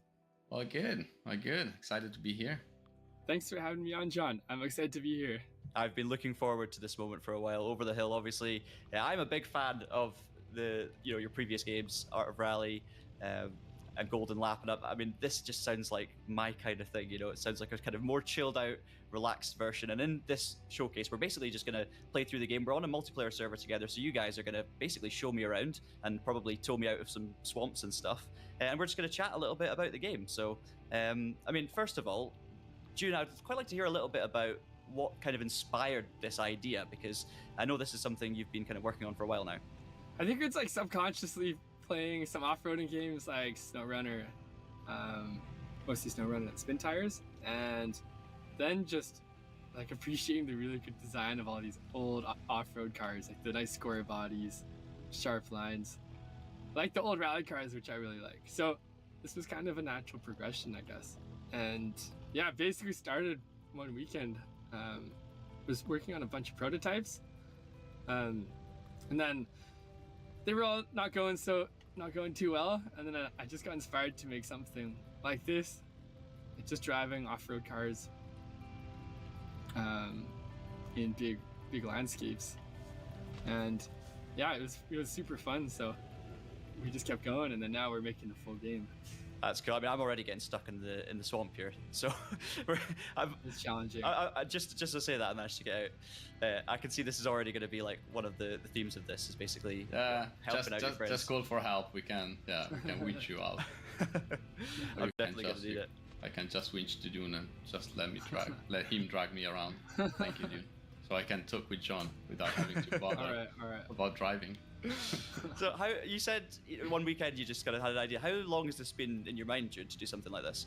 I mean, I think just when I did that that little prototype over the weekend, like it was the first prototype. We worked on the actual prototype for months afterwards, but I think then I just like saw some YouTube videos and I said, okay, let's just go for it. I didn't really have this planned out in my mind before I started working on the original prototype. I'm really looking forward to obviously like seeing what's on offer, because I think the landscapes, the ambience, I've seen from the cinematic trailer that you guys put together, which was stunning, by the way. I really enjoyed that. I can see that this game's going to be a lot about the sort of feelings that it evokes and that kind of sense of journey and adventure, which is obviously, ambience has always been something that I think Fun Selector games have been focused on, right? So you've kind of carried over that minimalist style from your previous games. And is that something that you're kind of looking to do with everything moving forward? Yeah, hopefully. I mean, it's been fun to play with the dynamic time of day, dynamic weather. So it just makes the whole ambience very interesting because it's always changing. Instead of being static, like in Art of Rally, our previous game, it was all the lighting and weather was static, but here it can change. So I don't know, it just makes it that much more interesting. You can just get that many like more interesting views, more sounds and interesting like environments and ambience, and yeah, it makes for good pictures too. Maybe that's the best reason. Yeah, 100%. I mean, I'm looking behind me right now. It's absolutely stunning. Looking across. I mean, what are we doing right now? Whereabouts are we? This is obviously one of the areas that people are going to be able to explore. It is. So this specific area, like every area, I guess, but this specific area is like 4 kilometers by 4. So we are just seeing a little bit of it, and it's set in the first region of the game, which is set in Canada. So we are trying to recreate the vibes. We're going to need to use my winch, I think, but I think you guys are going to need to guide me on how to use it. Yeah. You basically can fast winch while pressing the left thumbstick. So you're winching, to the basically to where you're pointing with the camera, or you can use the option button. And that is definitely going to come in handy, I think. Yeah. Especially, I mean, looking at the kind of angles you're getting already on here. So this is based on Canada. So, I mean, June, I believe you're in Canada right now. Is that something that kind of inspired a lot of what's happening with this game, the kind of places you've been? Yeah, I mean, Canada, I've spent a lot of time riding mountain bikes. So usually that happens in either second growth forest that has been logged. So which means there's like nice fire roads and rough roads to go up to the trails, or paved roads, but the majority is like just rough roads. So you have to usually you have a truck to get up there. And on the adventure ones, like if you go in the Alpine, then the roads are more terrible, let's say. So you just need a more burly vehicle. So obviously right now we're taking a little drive up the side of a mountain. We're heading presumably towards somewhere that you guys are aiming at, and I'm kind of blindly following, trusting you guys. But what sort of are the key features and things you're going to be able to do in Over the Hill? Simply put, just explore the whole world. So explore each area in each region, whether that's from like challenging trails to objectives like scenic points, or just finding rewards to say upgrade your car or add new cosmetics to it. So to add like a roof rack or like a ladder or spare wheels to it. Yeah, so basically the exploration is the key part, the key point of the game. Of course, like together with friends or by yourself. And the way that we funnel exploration, if you want, is through objectives that are scattered around the map, not necessarily just around areas with a nice road like this, which is simple to just travel, kind of simple to just go Relatively simple. Relatively simple, but also just around the map. and as Dune said, could be something simple, just as like finding a new cosmetic to mount on your car or to unlock, to something more challenging, like a specific trail. So we are working on this like more challenging. We call them challenge trails actually. Not a fancy name for now. That are more inspired by rock rolling as a sport. So it's more like technical passages that at the end are gonna give you a reward. And we are playing around also with moving, with recovery objectives, like recovering objects or stuff and move them from part A to part B. Yeah, I'm really intrigued to hear more about the kind of multiplayer aspect of it, because I think that's going to be key with a game like this. It's something that's going to really make it stand out and be great fun, because it is something you can do with friends. You can have a laugh. That's the kind of experience that we want to give to the players.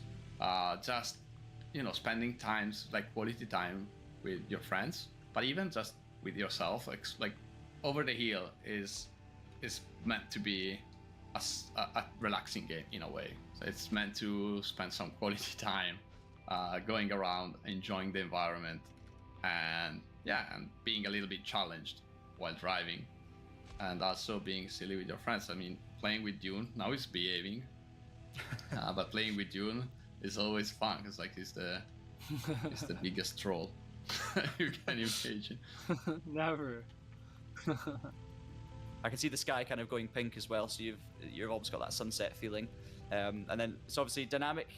Time of day, definitely a thing here in Over the Hill. Yeah, definitely. I mean, you can go night to morning to afternoon to dusk and then repeat it. So yeah, hopefully we can get some time with the headlights on. Yeah, night is coming. Getting lost comes a different game. Yeah, night's coming. I can turn my headlights on now and they're working pretty well. With some things like winches, have you got like limits to how far you can obviously go? Is that stuff you can upgrade potentially through the game? At the moment, we have a few upgrades. One is the winch, so it's like both the how powerful it is, and also how far it can go. Then you can upgrade the engine, the tires, and the engine, both like the speed and the torque, and the tires for grip. We're so close, guys. We're so close. Let's try this. Let's try a winch train. Okay. There we go. You can definitely see the sun kind of going down here. Oh yeah, sure. Yeah, another feature you asked about features. Another feature, it's photo mode. I spent more time than I would like to admit in photo mode during my working days. You can see just how much detail mud is accumulating on the vehicle. Yeah. Can definitely feel it getting dark. So are there things like camp that you can set up in different places and get through the night, or how does that stuff work? Yeah, so after a certain point in the evening, you are able to set up camp, which is basically gonna skip fast through the night and bring you to the morning, basically. So you see the night going like fast forward and get you to the morning. And in order to camp, you have to have all the other players in the same area. So if someone is like lost somewhere, you cannot camp basically. So you have to regroup. Oh wow! So you might have some late night searching sessions going on, trying to find your friends. Yeah, that's the idea. The idea is that if someone gets lost, you have to find it before being able to camp. So basically now, if you see, there is the camping symbol above the for island for age. Yep. And you need to find like a plain place to do it. Let's see.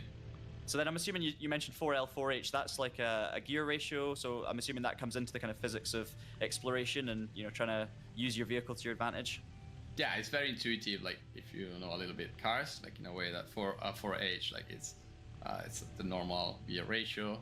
It goes slightly faster, normal terrains. But then as soon as you start struggling a little bit and started to struggle for grip for the low gears, really helps.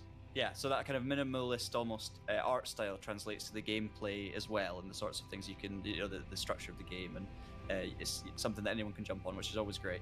This is looking amazing, guys. The lighting is incredible. I almost feel like I'm on another planet at this point. That's so nice to drive during the night. That is something I noticed as well, the kind of deformation as you're driving over, so it's leaving marks in the ground, and you can drive through water, but all of these sorts of things are kind of they all add to the realism feeling of it and kind of add to the experience, because these are the sorts of things that are going to be happening. And I did notice that already. So even in the dark there, you can see it too.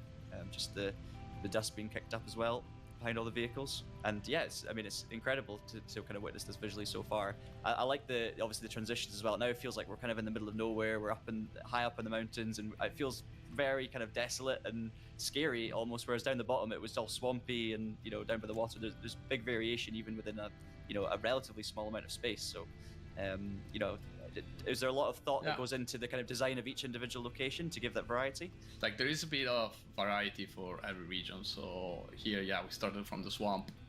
There is, of course, that we haven't so far, but it's also like forest and the lake down on the lower part of the map. And then there are mountains. So we are now going up to the mountains, and in a bit you're gonna start seeing snow around, and the ice, which is very scary from a gameplay point of view, because snow is kind of okay, but ice is very slippery. So surface, grip levels change in a kind of realistic fashion as well then. So that's all adds to the challenge. So obviously we've seen the kind of shifting time of day and the dynamicism there. Do you also have dynamic weather in this game? Yeah, we do. We have around 15 different type of weather. From being cloudy, light rain, this is slippery. It's Monte Carlo rally time, yeah. Yeah. Yeah, it's still technical, like the grip, elevation, everything, and especially the swamp. So it's definitely not an easy game. Yeah, I can see the multiplayer, being a big part of this. Yeah, just having a laugh. How is the multiplayer going to be integrated into this game then? Because obviously there's going to be the ability to play solo, and I'm assuming there's going to be layers of progression here and discovery, obviously, as you've been talking about. But how does that actually translate into a multiplayer session?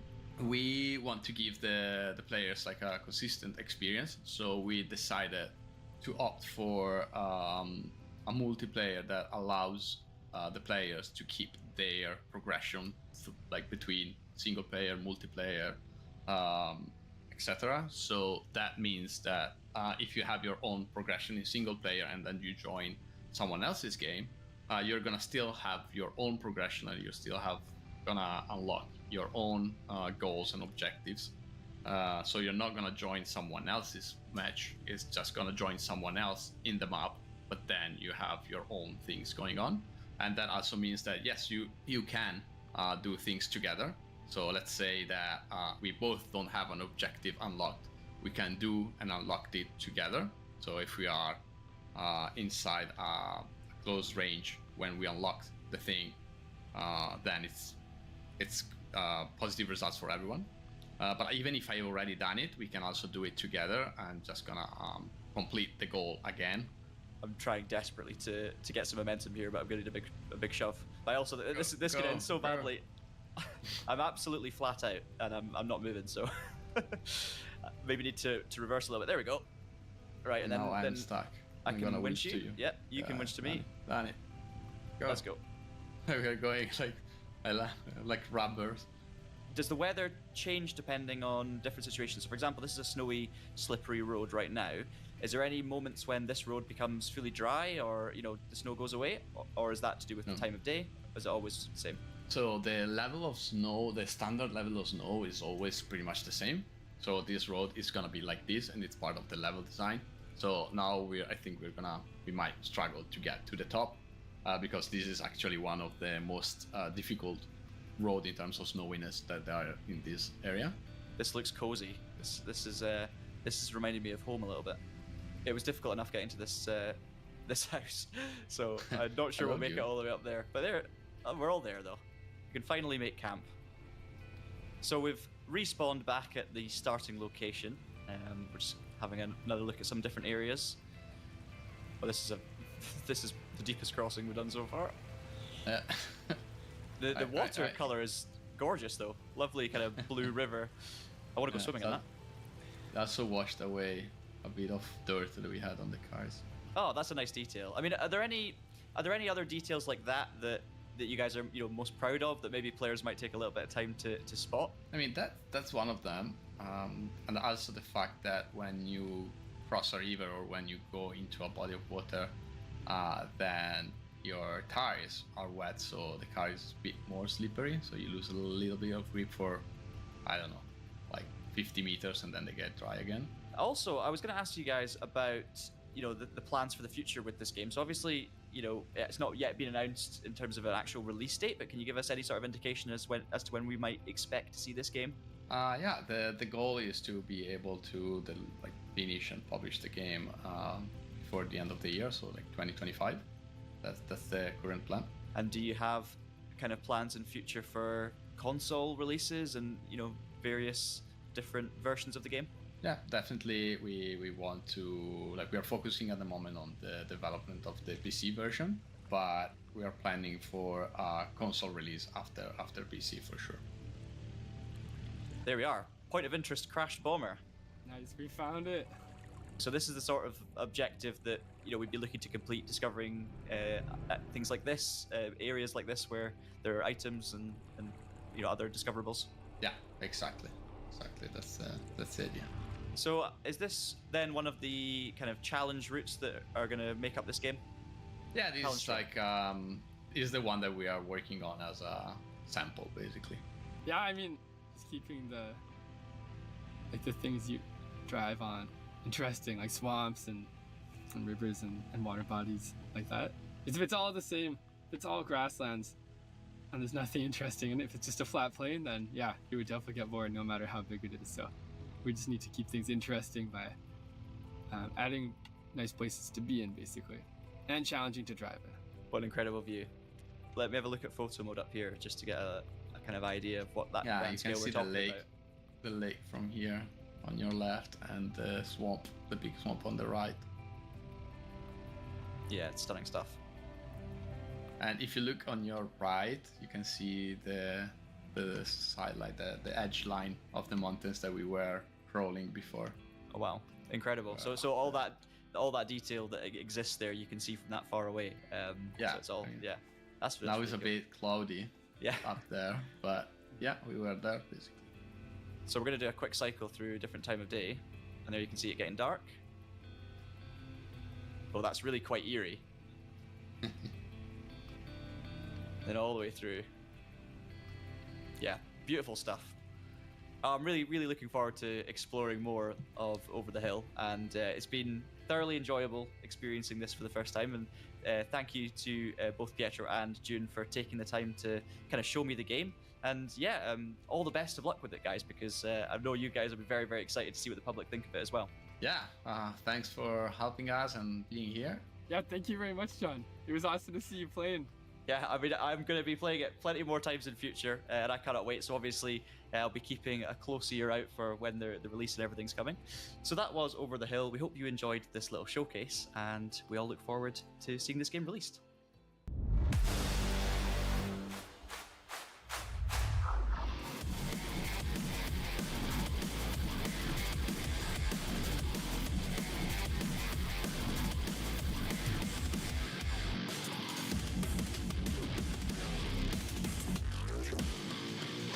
It all started as a study project in fall of 2017.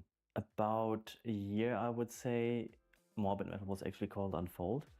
And that is because the original idea that I had revolved around a piece of paper that, well, would unfold into different figurines. And each of these figurines, being a playable character, would have their own skill set that the player can utilize. The very core mechanic was really character switching, what still remains in Morbid Metal nowadays. In Unfold, each character had their own set of spells that they could use, and then you can switch characters on the fly with a single press of a button and then combine those spells. Basically, the idea was to be able to create wombo combos all on your own, so to speak.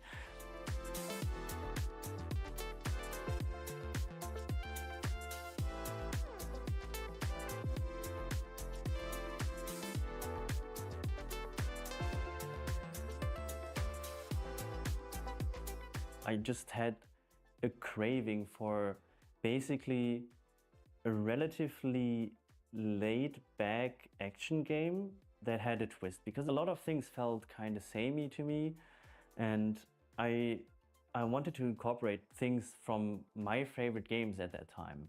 I was playing a lot of Dota 2, so that was also why the first iteration of that was very spell-based. Unfold looks very different from what Morbid Metal is now, aesthetically.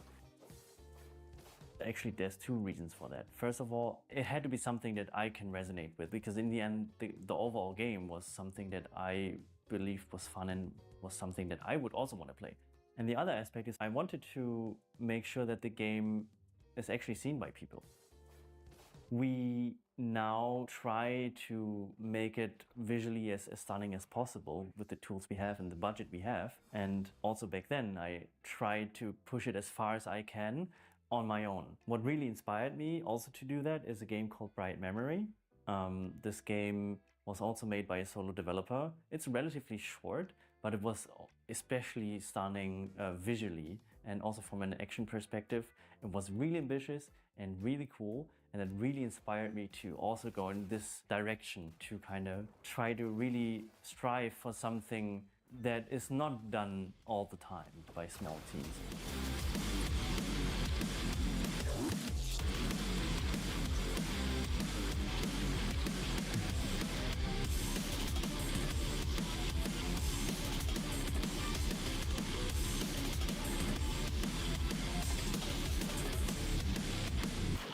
During the first years of development, there were a lot of situations where I was doubting not only my ability to making games, but also basically doubting. It kind of extended to doubting everything, right? You know, if you really believe in something and then things don't play out in the way that you were hoping for, especially if you're in smaller teams, it hits hard, to be honest. It feels like a personal attack on yourself to some degree, because you kind of pour yourself into the project. And so I did encounter a lot of moments where I was just doubting the whole operation, right? Like, what am I doing here? I just finished university. This is my first ever game that I'm working on, like actual game. What am I doing? I don't know anything. This is never gonna work.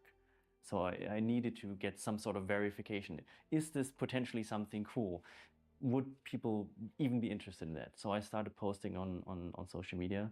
There was this one point in early 2021 where kind of everything exploded. Some people already liked my Twitter post. That was awesome. So there's like some sort of like interest in it. It wasn't a lot by any means, but it was cool. And then I posted a short GIF, I think it was around 10 seconds, on Reddit, where you could just see a little bit of gameplay with shape shifting between two different characters, just slaughtering some enemies. The environment also looked, for what it was back then, really cool. And I didn't think much of it. Really, I just wanted to put it out there. I posted it on r/gaming, and mostly forgot about that post. And then a couple hours later, I was playing a video game with a friend, and I was like, oh no, wait, I posted on Reddit. Let me check how it's going, because I didn't know. And back then it had around 1.2k upvotes, which I was already like, damn, okay, well, somebody saw that post, crazy. But that's kind of where it actually started rolling in. It got more and more, and it kind of snowballed to a point where in the end it had like over 3 million views. It had nearly 90k upvotes and 3,000 comments. And it was a crazy evening. It was really awesome to see that people really picked up on what I was trying to go for. I was absolutely blown away by the responses. I don't think I would be standing at the same position if I didn't had the support of this Reddit post. That incident actually fueled not only the coming weeks, it fueled basically all of 2021, I would say. Like, the post happened in January, and all throughout 2021 I was working on an internal combat demo, because mostly also due to that Reddit post, I got contacted by many publishers and people that were offering to financially support the project. And I wouldn't say it's the only thing that brought me here. But this Reddit post, it didn't open the door, but it like kind of just kicked it so hard that it flew out, like completely out of the door frame. So yeah.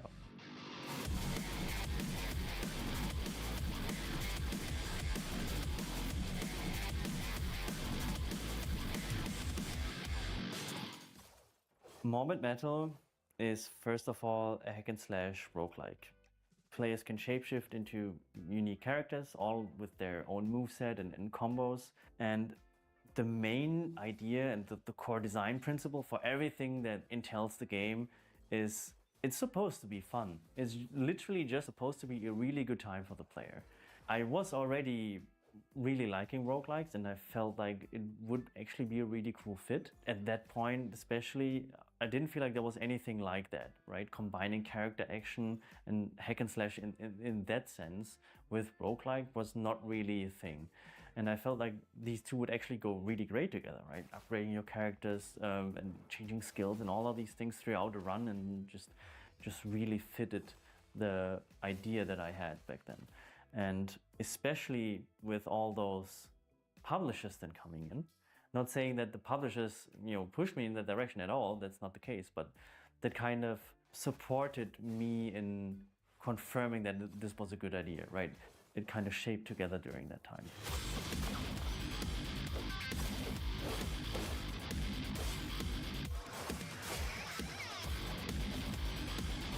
Morbid Metal has 3 key points that are very integral to the whole game.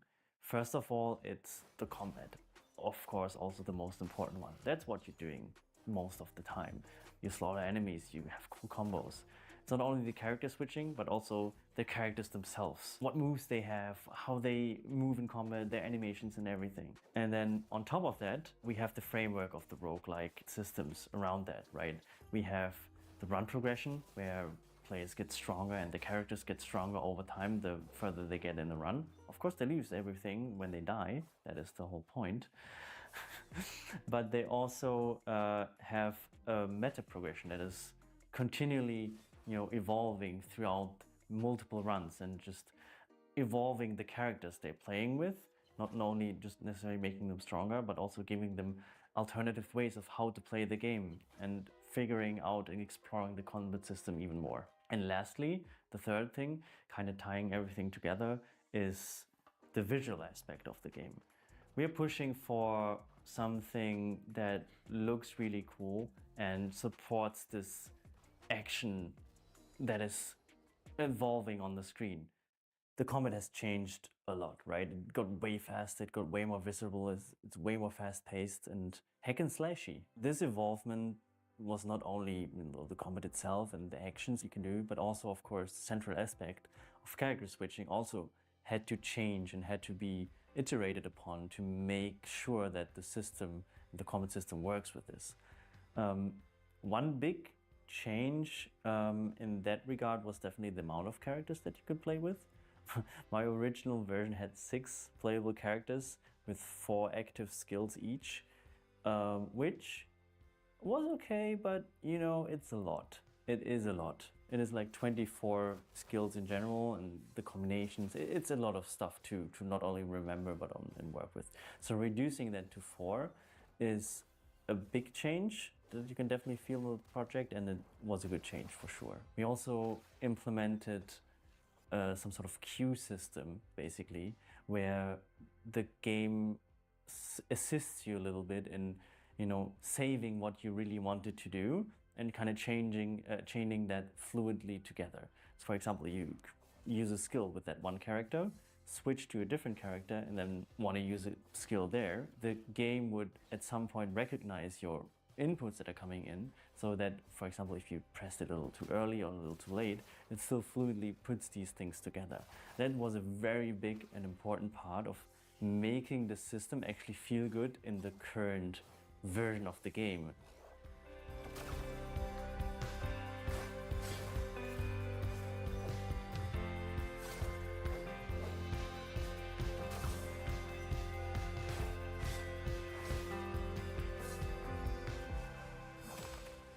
Through the attention the game has gotten on social media and the Reddit post, I've been contacted by publishers instead of me having to contact publishers. So in that sense, the first steps, that was relatively easy. I spoke to many publishers, but then actually in the end, finding someone that is as convinced and does believe in me and the game as much as I do.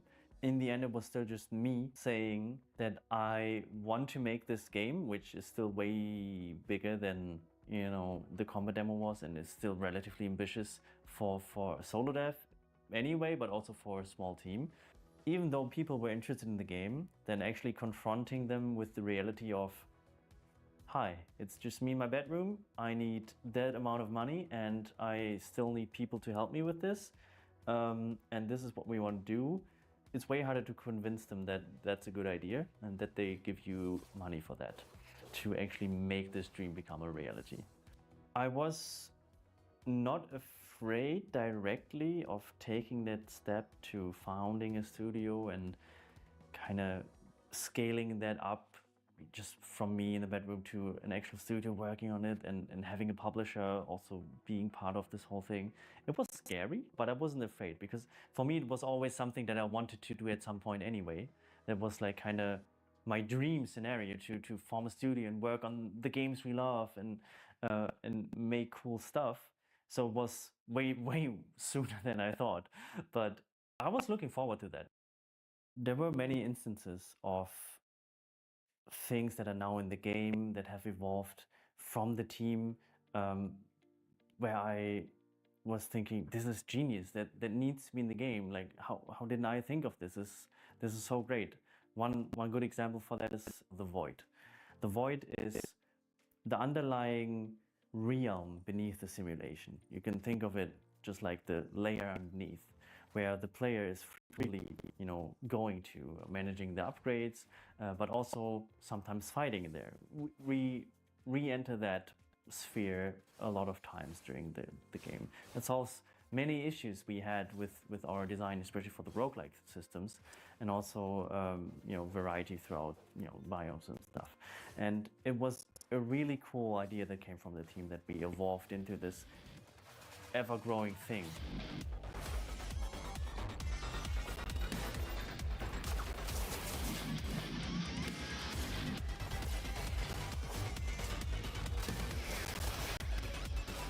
So Screen Juice over the past few years has been growing slowly but steadily. We started off with the first hires with 2 environment artists and an art director, and then just kind of grew over time, slowly but surely. Now we're at 11 people. Our art department is doing a great job. We have 2 animators. Recently also added a dedicated VFX artist to the team, and are handling, you know, many aspects of the development. At the start, I was the only programmer. Nowadays, together with me, we are 3, which is really helpful in getting all of the stuff that needs to be done to actually complete a game actually also done.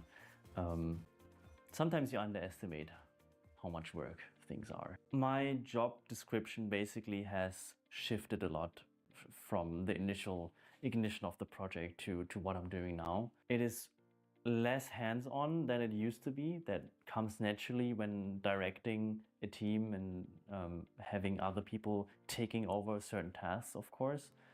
My strengths were in being decent at multiple things, rather than really good at one, or like a very narrowed down field. And now having people in the team that can, you know, make the things that I would do mediocrely really well is so much more valuable for everybody involved. So I'm happy that, you know, I am not the only one implementing things, not the only one designing things. Our long-term vision for Morbid Metal is, well, first of all, releasing to early access this summer, and then steadily not only improving upon what we have, but also, of course, adding content to the project and the game. So to keep in touch with Morbid Metal and seeing what we're up to, what we're currently doing, what is planned and everything, first and foremost, follow us on Steam, wishlist the game and stay updated. We're starting a dev blog that is somewhat coming bi-weekly, stating what we're working on, what the plans are, and how we're seeing our future for the game. But also on top of that, we do have a Discord that we post updates to and frequently, engage with the community. We sometimes want to launch some Q&A sessions with them coming in the next months, and ideally this becomes a regular thing. And on top of that, just our social media. Now that we're nearing the launch of the game and the community becomes more and more important, especially once we are in early access, the voice of the player is just the most important thing for us, right? We want to know what you like about the game, what you don't like. So having a constant communication there on social media, and especially also our Discord, is the place to be.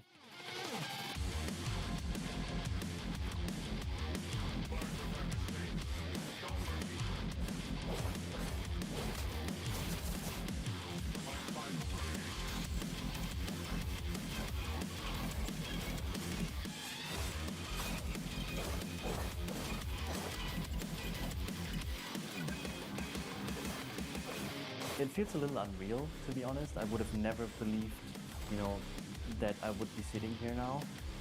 And I would have never, ever come this far on my own. The team that we have built throughout the last years is so important to this journey, and there's no way Morbid Metal would exist without them nowadays.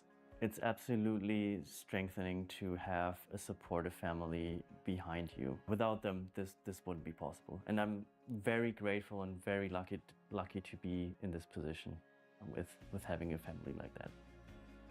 I want to say thank you to everybody that has been part of this journey, not only in the team and people really around me, but especially also people that are looking forward to this game. Thank you so much for believing in this project, believing back then in me, being able to, get this up and running, find people that are as passionate about the project as me, and making this an actual game in the end. Thank you.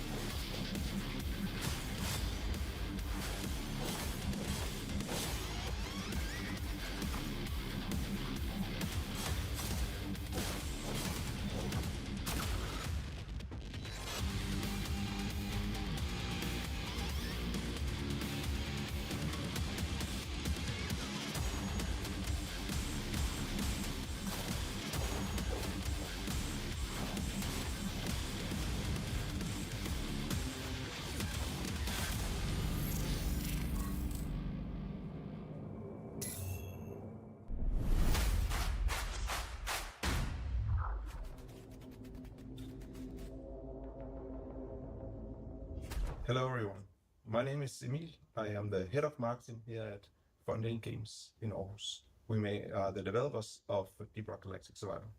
With me today is Hia and Anders. Guys, please introduce yourselves. Yes, You wanna I'm start? the game director on Deep Rock Galactic Survivor. I also dabble in programming and game design and UX design and all round being the janitor of the project, basically. Yeah. My name is Anders. I'm the CCO, Creative Officer and Founder of Fonde. I was the game director on Deep Rock Galactic Survivor for the first part of the project. And then I handed the reins to Hia about 9 to 10 months ago, I think. So we've both been working on the project for a couple of years. So we've just released and revealed the 1.0 release date for Deep Rock Galactic Survivor. Yeah. Game is already out in early access on Steam, but for someone who's never heard of the game before, what's Deep Rock Galactic Survivor? What is Deep Rock Galactic Survivor? It's actually the genre doesn't have a name yet. Some like to call it Bullet Heaven, some like to call it Survivor-like. It's a genre that started with a game called Vampire Survivors. Or not started, but they made it popular anyway, which is like a game with a ton of enemies, a ton of bullets, and you just Like it's a classic power fantasy genre where you play as a dwarf in the Deep Rock Galactic universe, and you have up to 6 guns, 5, 6 guns, depending on what you're playing, and you're just wiping out thousands of enemies on screen. So it's an action game, a roguelike. Yeah, it's the love child of Vampire Survivors and Deep Rock Galactic, basically. Basically, yeah. And what does it have to do exactly with Deep Rock Galactic? Because a lot of people have probably heard of Deep Rock Galactic, and some of those maybe haven't heard of Deep Rock Galactic Survivor before. So there's a lot of similarities because it's based on the IP. So we have a lot of references to the universe, of course. We have the same classes that they do in Deep Rock Galactic. We have some of the same weapons. We have the same structure, basically, in a mission where you kind of have to, you arrive with a drop pod and you have to collect a lot of resources, mine your way through the level and defeat a lot of enemies. And then you have to extract again with the drop pod, which is at least one of the things that sets us apart from other games in the genre. And we didn't make Deep Rock Galactic. No. Ghost Ship Games did. Yes. So how did this come to be? Did we just steal the IP and said, hey, this works for an survival like? That's typically what we do here. Yeah, no. We obviously know the guys at Ghost Ship Games, especially Søren and Mikkel. Søren is the CEO and Mikkel is the creative director. And I bumped into them at a conference and we started talking about making like a spin-off game on Deep Rock Galactic. And then I came home and I talked to Rasmus here today. And we decided to try and do a prototype on the game. And after actually only a few days, we sent a prototype to Ghost Ship and they really liked it. And it just accelerated from there. So it was basically, we've known them for a lot of years, but it was a chance encounter at a conference over a beer that kickstarted this specific collaboration. And they've been playing a lot of survival, like specifically Vampire Survivors up to that point, and really loved the genre, and so did we. So they were like very keen on trying out their universe in this genre, and saw an opportunity with us. And the game came to be pretty quickly, right? Yeah, it was. I think normally it's not this quickly. Like we. Here's like a multi-talented guy, so he's both a developer and a designer, and now also a game director. So together, I think we made this prototype run in like only a couple of weeks. You could play like the core loop. So it was very easy for us to see that if we added mining to the formula, so instead of just having a big map where you kill everything, you had to actually mine your way through and make your own choke points and mine for resources. It added a lot to the genre. So yeah, it was like within a few months we had like the whole formula for the game up and running. I think the initial hook we had like very fast, right? It's like it's an auto shooter but with mining. Yeah. And then we got a lot of inspiration from Deep Rock Galactic because they had a lot of systems and weapons and stuff that we wanted in the game as well, but had to kind of massage a bit to make them fit into the genre, right? And there's a lot of stuff that changed early days and are still changing. And I think we've been very iterative in the process and the whole design of the game. Yeah. It's something we're still doing. Yeah. So now the game has been out for a bit over a year in early access on Steam. And for people who've been following the game along the way, they'll know that we recently delayed a big update to the game, which is a complete rewrite of the game.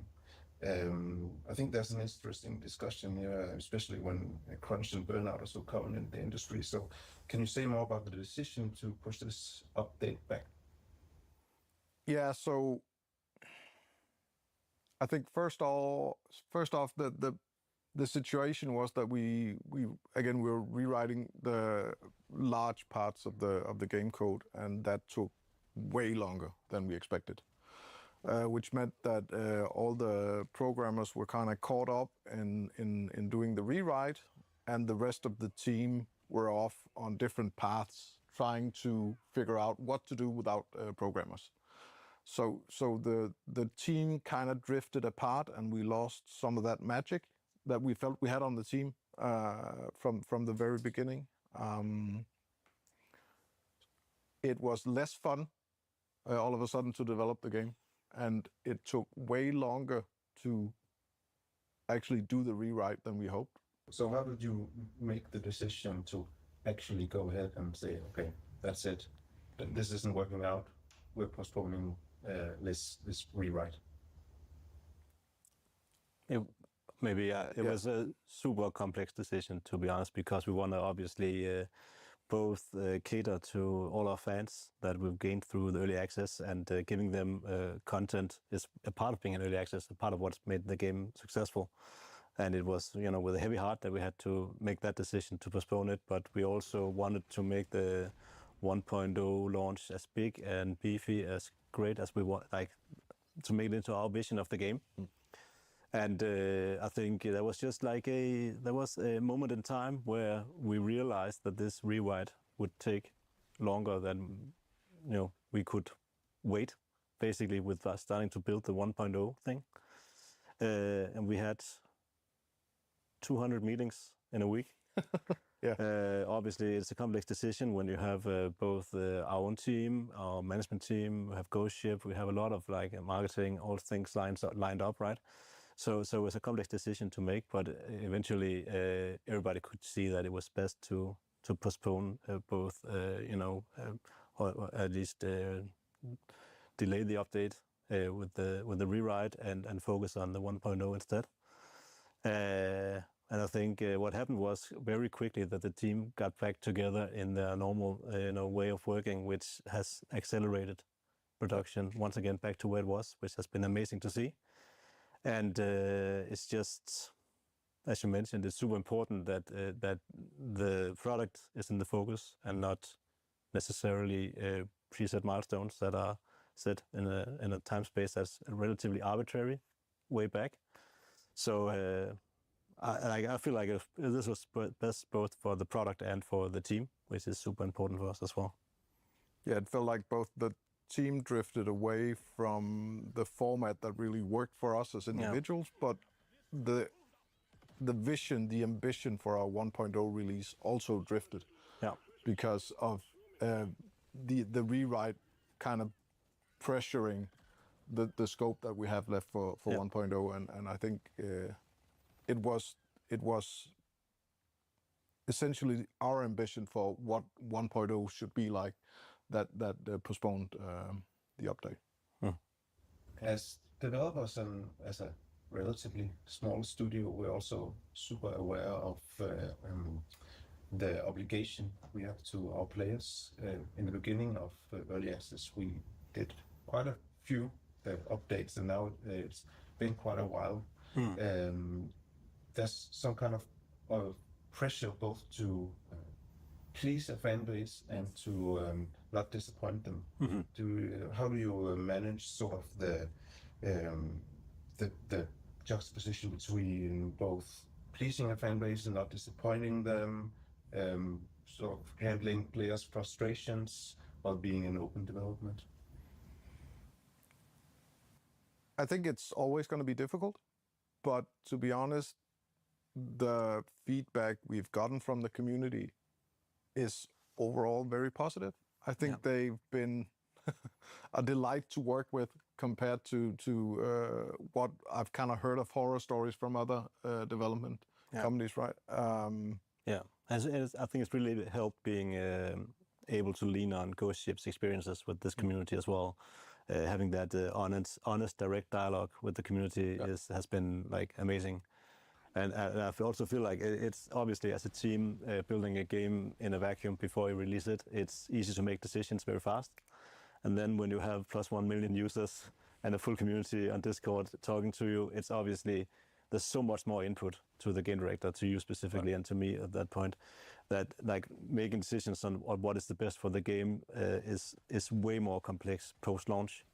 And because the launch was so big, we got like so much feedback in the beginning, I still do. That is just like I wouldn't say it slows down development, but we have to be more careful of the decisions we make because there's so many people watching, right?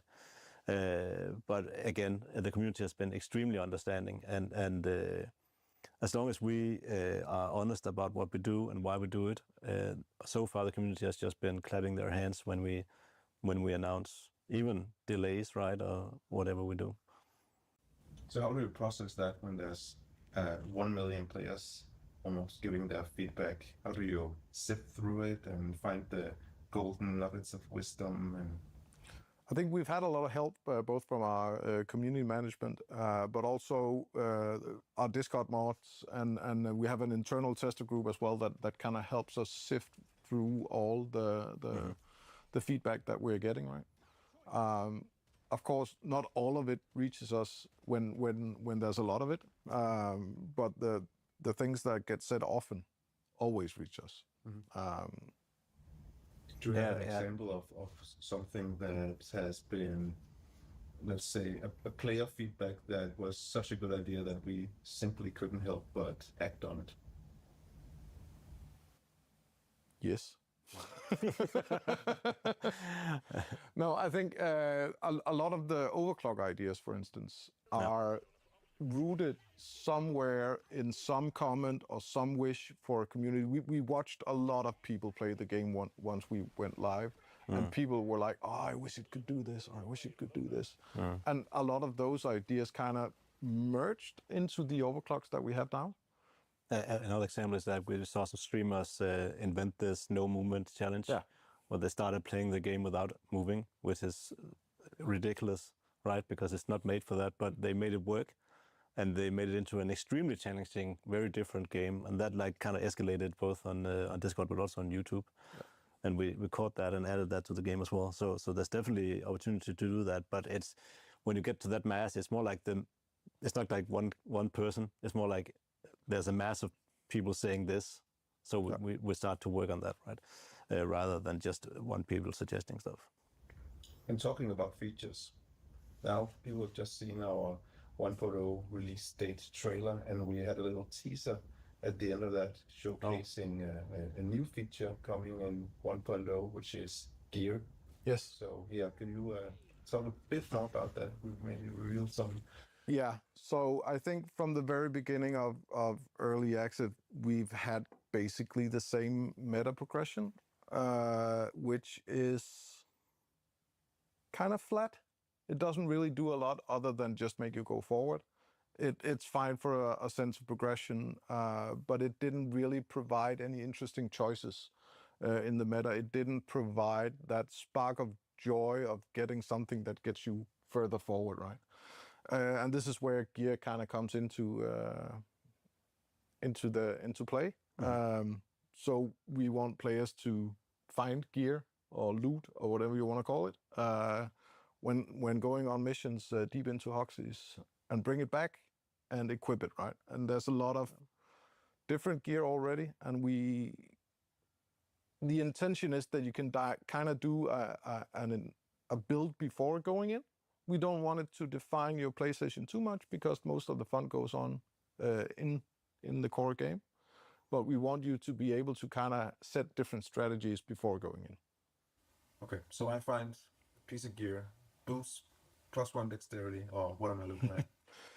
So that's the thing. We're working with 6 different slot types, which are maybe not the classical gear types. So we wanna have something that feels like it fits into the universe of Deep Rock Galactic. But you're gonna find, for instance, you're gonna be able to find gadgets, scanners, materials, samplers, weapon mods, containers, stuff like that, and equip that. They all come with some base stats. So part of the progression from the old meta upgrades is tied into the new gear system, but which allows you to kind of further tweak the stat setup that you go in with. But on top of that, we have added these quirks which is basically like mini artifacts that do something special. Maybe you want another 5 seconds on the drop pod. Maybe you want to gain more XP when mining, stuff like that. What else does it take to sort of, finish a game so much that it was finished in one point? So what we've been kind of going towards is building the foundation that we want for 1.0 to be able to build on that going forward as well. Because we don't see 1.0 as the game is finished. It's ready to be called a 1.0 and it's ready to continue its journey. Yeah. So we feel that with the 1.0 scope that we've hit that foundation that we can build upon. Yeah. I mean, trying to build systems and opportunities for us to expand on the game in the future as well. Yeah. Make it more scalable as a game. As you mentioned, the meta progression was relatively flat and hard for us to do more. So the gear makes it way more interesting for us to both add content and add to that system in the future, and so does the ideas we have for the core gameplay, for making that, like giving the player more opportunities to play in a variety of ways. That will also like reinvent the game, I feel, with the opportunities we have. So when the game sits there on the 1.0 shelf, we have ample opportunity to do more. And maybe do more without having to actually introduce huge new systems all the time, like we've done in early access, but do more in terms of adding content to systems and maybe get inspired for what Ghost Ship Games have done with Deep Rock Galactic, which they've like managed perfectly in the sense that they've updated this game forever, and they're still adding super interesting content, and they've managed to set up a premium game, live service game that's like handled elegantly, in my opinion, in terms of updates, and we want to get inspired by that as well. So you're saying 1.0 is not the end for Deep Rock Galactic Survivor? There's more to come. That's definitely the plan. So where should folks reach out to us if they have any questions, or if they just want to follow the development, if they're eager for the 1.0 release, want to get notified? Well, it's definitely easiest to follow us on Discord, I would say. There's a lot of people in there discussing a lot of news and probably Easter eggs and stuff going on in there. So I would join the Discord if I'm interested. Otherwise, you can wish us the Steam game, I would say. That's also an opportunity. Then we'll send you a notification when it's live. So I guess those are the two primary platforms. Yeah. Yeah. That's right.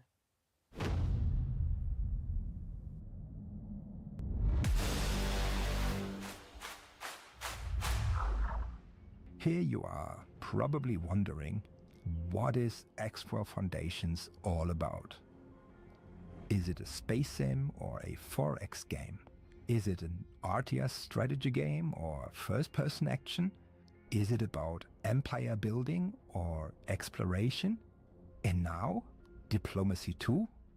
And I am here to tell you, yes, all of this and more. A universe in a box. The upcoming Diplomacy update will add another layer of empire management capabilities to the mix of a game that always followed the vision to give players a universe in a box. Here's a huge simulated sandbox universe, and you, the player, a pilot of a small ship at the start, can do inside that universe whatever you like. Grow, become rich, become powerful. Start with one ship, play missions, explore the universe, build up fleets, build stations, and enjoy the ride. Every ship is persistently simulated. The strength of our series has always been the ability to simulate every single ship and station in this immensely large universe. X4 gives you a persistent universe, much like an MMO, but with the speed of a single-player game. All that background universe is not just shallow decoration, but it is truly simulated, whether you are nearby or at the other end of the universe. Thousands of ships are trading, fighting wars, supplying factories with resources, mining asteroids, collecting gas, hunting pirates, and producing the goods that later turn into the ships that are being destroyed in wars again. But how can one computer run all of this? At the start, players often wonder why all this gigantic effort? Why simulate tens of thousands of NPC agents when ultimately you are just seeing such a minuscule part of this gigantic universe? The answer is fast progression. Since we are not the massive multiplayer game that the universe feels like, we can allow you, the player, to progress much, much faster. Progress fast and grow.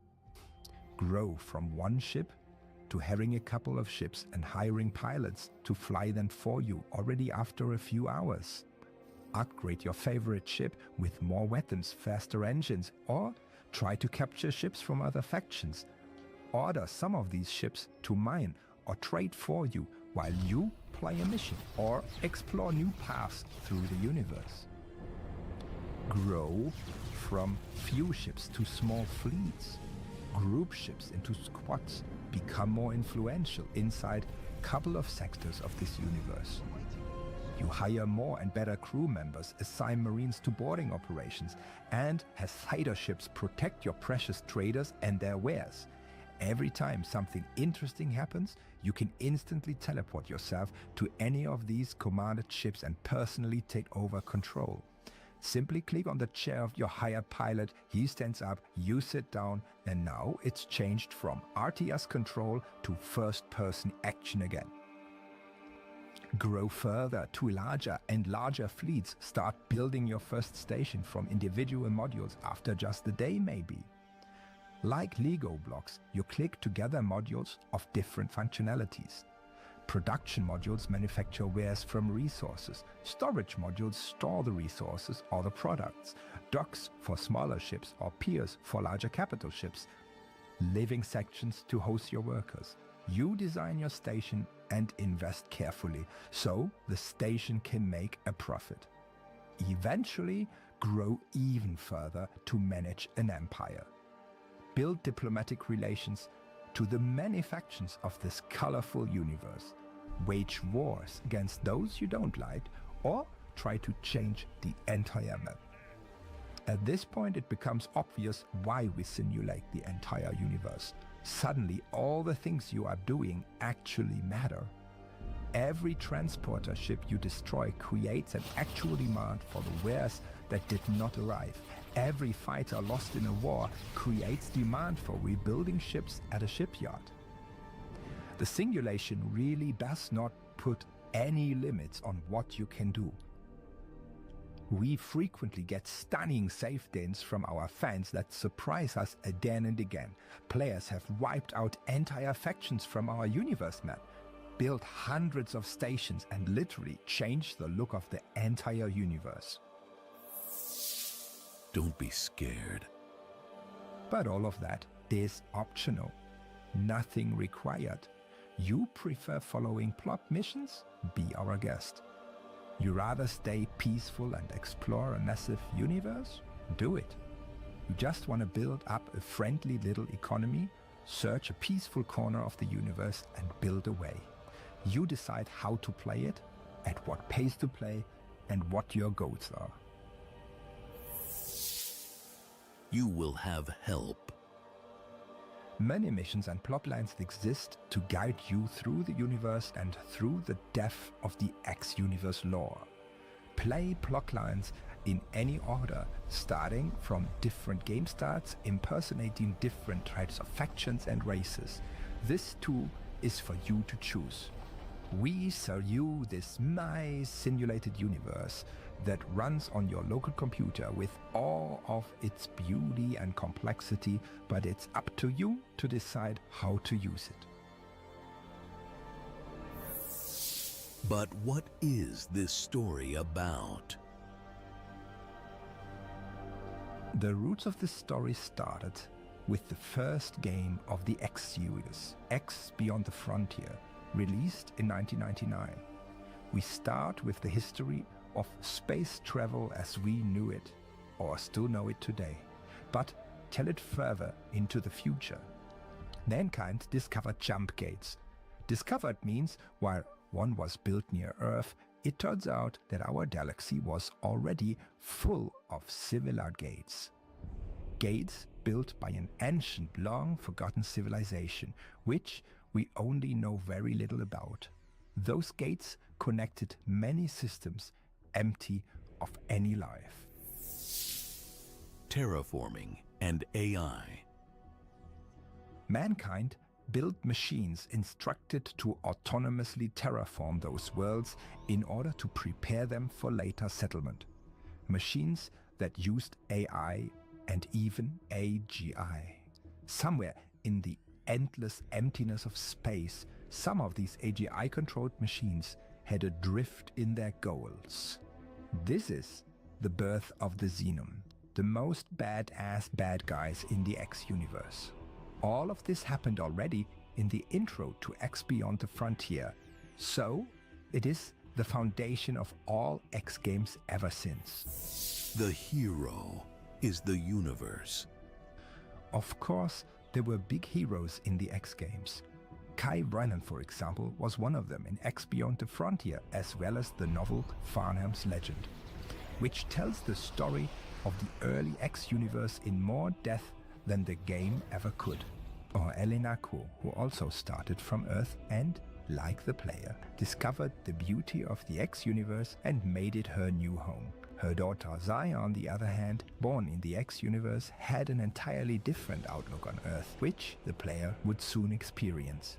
All of this lore is great, and you will find references to it in every modern X game, of course, but it is not required knowledge at all. The real hero of Extra Foundations is definitely the universe itself. A universe rich with fascinating creatures, factions that have dynamically changing relations, sometimes fighting wars in which the player can take part or even benefit by selling ships or wares. A universe of fascinating creatures. While you can stay in any of the many spaceships you own for most of the time, there are also plenty of good reasons to explore the universe on foot. You will walk on space stations and inside ships. Ships and stations have many rooms, bridges, shops, prisons, many more. Go to traders to buy and sell items or use them for crafting. While where trading is always in large numbers and stored in ships, items fit in your pocket and are used for crafting and often also in missions. Missions outside the plot. Another thing you can do when talking to people on space stations is asking for jobs. You can find missions by flying in empty space, of course, but there may be special mission offers when talking to some people on the station. Once you have improved your standing with some of the factions, you can even go to some of their organizations and ask to work for them permanently. Unlike the big plotlines, this will provide you with a source of sympathists that goes on for as long as your relations to this faction remain good. Work your way up to the top. There are also other good reasons to make some friends among the powerful factions in the X universe. With better reputation, you can buy more advanced technology from their wharves and shipyards. High-tech military equipment is not openly traded to just anybody. In some cases, you may even have to befriend factions only to be allowed to fly through their system without being attacked. There are many ways to improve your relations. Every trade you or any of your ships do, you get slightly better stand-in. Every time you do a mission for them, they may thank you with a bit of a reputation boost. And of course, the big plot lines give you a chance to make a big impact too. But it is not always good to be everybody's darling. Any faction you don't care about can also be an excellent target to practice your fighting skills on. And if they don't want to sell you their technology, then you might want to try to steal it from them. Boarding and capturing ships. Right from the start of the game, you have a chance to grow your fleet of ships with means other than just buying them. Sometimes during a skirmish with a smaller ship, the crew and pilot get scared and abandon their ship. This is not easy and doesn't work with every target, but when it does, you got lucky. Fly over in your spacesuit, head a data leak to gain access to the ship, and personally take control. Or send one of your Marines over and let him finish the job for you. Either way, you will need crew at this point, either a new pilot for your old ship or for your new ship. Marines, however, can also be used to try and board much bigger ships, ships with dozens or even hundreds of crew members. These do not simply give up their ship in the middle of a fight. You need a coordinated boarding operation to convince them. We are currently working on improving this aspect of the game and hope to be able to show you more soon. In space, someone can hear you scream. Getting to a newly boarded ship and entering it by floating out of your airlock and into the new ship is certainly a great use of your EVA spacesuit, but far from the only one. In X4, you can use the spacesuit also for many activities during missions. Deploy bombs on stations or ships. Scan signals from up close. Open some very special crates which can hold items for crafting upgrades. Place EMP bombs to hack station modules for blueprints. Or explore dangerous shipwrecks or the inside of ancient relicts. So many ways to control. The most common way to play X4 Foundations is with keyboard and mouse. But the game is highly customizable and supports various input methods, such as sophisticated HOTAS setups. X4 also offers a streamlined gamepad interface ideal for couch and TV play. The controller experience in particular has been significantly improved over the last years, making X4 also very enjoyable on devices like the Steam Deck. Changing the face of the universe. Playing X4 is always the mix of first-person action with long-term planning and strategizing. If you care about it, then building your own stations can be a big part of that. Anywhere in this universe, you can reserve a spot and start building a station module. There are a couple of different ways how you can gain the blueprints necessary to build each module of such a station. The legal one would be to buy the blueprint from a faction representative, but that could turn out to be quite expensive and slow you down. Then there is the illegal one. Research hacking, steal the knowledge from the stations of your NPC competitors. Once you have your blueprints, you carefully decide where the market may be good to deliver your resources and where you can easily sell your products. Or you base the location on the threat level of nearby other factions or enemies like the Xeno. You can continue to grow a single station ever bigger and bigger until it might even be a completely self-sustaining mega complex. Or you build a lot of small stations in many different places. These small stations could maybe be closer to their supply and demand, but they would require more transportation if you later deliver to your own network.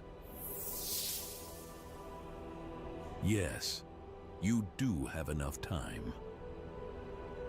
When you hear stories of players that build their empires and build their save games up for sometimes hundreds of hours, then it's easy to think everybody would need to spend so much time in this game. But let me tell you, this is absolutely not the case. We design X4 to be a fun universe for all types of players, and this includes the majority who enjoy many of the fun and easy to get into activities without necessarily building an empire. Play a few plot missions, explore the sandbox universe only to improve your favorite fighter ship. Do a bit of mining, or any of the many other great activities in this universe in a box. Just because you can grow an empire doesn't mean you have to. Every player is different. Every player has a slightly different goal and enjoys different parts of this game. But it is always a great community of really friendly folk. And now, diplomacy is added to the mix. One very special station that you can get very early in the game is known as the Player Headquarter. This is the home of Beau Zautin, a friendly Boran researcher who sometimes likes to refer to you as his assistant. It is a station that doesn't just produce ordinary products, but it can produce knowledge through research. And it is this very unique station where soon you can also host diplomats. While diplomats are a convenient shortcut for the advanced player to interact with the many factions of the game, agents will be your method to change diplomatic relations and tip the scale to your advantage or otherwise. One computer, infinite universe. Dynamically changing faction relations is very powerful and the ultimate way for you to influence the universe. Our engine, XTech 5, allows to simulate these thousands of NPCs and their colorful lives. Even at the start, no two games are the same after just a few minutes of play, and thanks to diplomacy, you can soon stress test this system even more. Fun and endlessly different gameplay situations emerge from this universe, even surprising us, the developers, over and over again. An engine, 25 years in the making.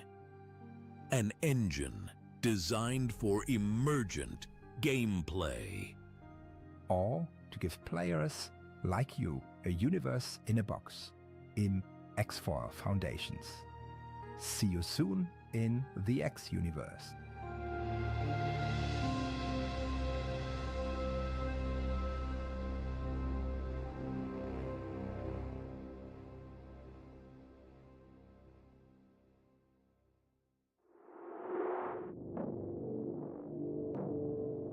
Hi everyone, I'm Zvi from Tucana. This is Anna from Eurogamer. And today we are showing you an early sneak peek into Starbirds. Yeah, we're working on Starbirds with Kurzgesagt in a collaboration. We just announced that there will be a demo coming in June. Just wanted to give you a nice short look into the game. Hi Anna. Hi. Let's go. What is Starbirds all about? Starbirds is a space mining game. It has some automation elements. It has some base building elements. You build production facilities on asteroids in space, and you gather resources, you produce products, and you help a colony of spacefaring birds to advance their technology and move on and explore different star systems. Yeah, let's start a new game, I guess. Let's see what awaits us here. Oh, Captain. The game will feature a campaign, so we will definitely have a story. In this case, we're starting with the first tutorial level, and we're getting introduced to the bird crew. This one looks so cute. The captain usually is a bit uninformed, so usually his crew birds have to brief him a bit more. Oh, there's Ruth. Ruth is our engineer in the team. She always has all the information on what technology we need. Okay, so let's learn what to do. So we click plus and accept our station quest. Exactly. Now for this quest, we need to gather some iron as a resource, and we need to land on this asteroid. First, of course, basic controls. You can zoom in, you can zoom out, rotate the asteroid, and we place our launch station on one of the big craters. And now we can actually start scouting the area and mining some resources. Yeah, Okay, that's cute sound effect. the currency, this orange symbol in the top left of your screen. And you need this to buy all the buildings and place things on the asteroid. And now you can place your first extractor. Ah, yeah. Mm-hmm. And if you place it, exactly, yeah. These dotted areas, these are the resource areas. They have different resources on them. This, for example, has aluminum. You can see it in the bottom right. And the one you place the extractor on gives you iron. Exactly, you can connect it by hand and connect it to the launch station. Exactly. And you have to connect it. Exactly. And if you zoom in a little bit, you will see small round resources being brought to the launch station. And what Ruth is telling you right now, each launch station, each rocket can have multiple connections. So you could place different extractors and feed them all into the same launch station. But of course, you can also optimize the resource flow by having more outputs from one asteroid, for example. So I can place one here. I see. So I can now collect more money and build up more buildings, I think. These are the basic controls. You now get more quests, more requirements to fulfill. The quest in general is like a mission. It's things your starbirds in the main station need and things you need to deliver to the main station. So we are back into the big universe. And here you can see the resources that you are delivering to the main station. And you can actually spend tech points. That's the green symbol. You can see that there's a scanned but not yet built upon asteroid in the top. You can send a discovery probe for 5 tech points, and now you have another asteroid which you can build stuff on. The controls are actually very smooth. It feels like I'm playing with my hand, you know, it's very cool.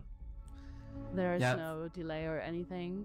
It's great to hear because we really want to have a game that's intuitive. We have drag and drop, you pull the pipes by hand and everything. We really want it to feel like a real thing that you are playing with. We kind of skipped a bit and we're now looking at the tutorial level 2. The birds are now in a different star system. So we finished level 1 and we moved on. Stella, that's the scientist on the left side of the screen, she kind of found weird things in the system. So they scanned the system and she said, there's a weird, strange object we need to look at. So now we have this strange object mission. And we need to search for it first. So we don't know which of the asteroids it is on, either the right one or the left one. I think you should go to the left one, yeah. Okay, let's see if we can find it. Oh, who's Yolk? Cute. Yeah, Yolk is also one of the bird crew characters. It's the small rover pilot. You can see there's this weird purple object. And that's the strange object the birds are talking about. And it has some resource requests.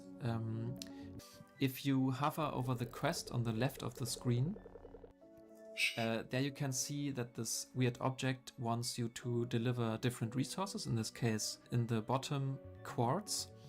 And if you hit the quartz symbol, then you will see quartz is a product of different resources, but we have not researched this yet. Exactly, yeah. You need to hit that button. And this is also a new quest for us, for Stella to research the chemical lab, and then we can build it on this asteroid. How do I get water? So, it's the resource areas with the blue dots on them, and you plug it into the launch station.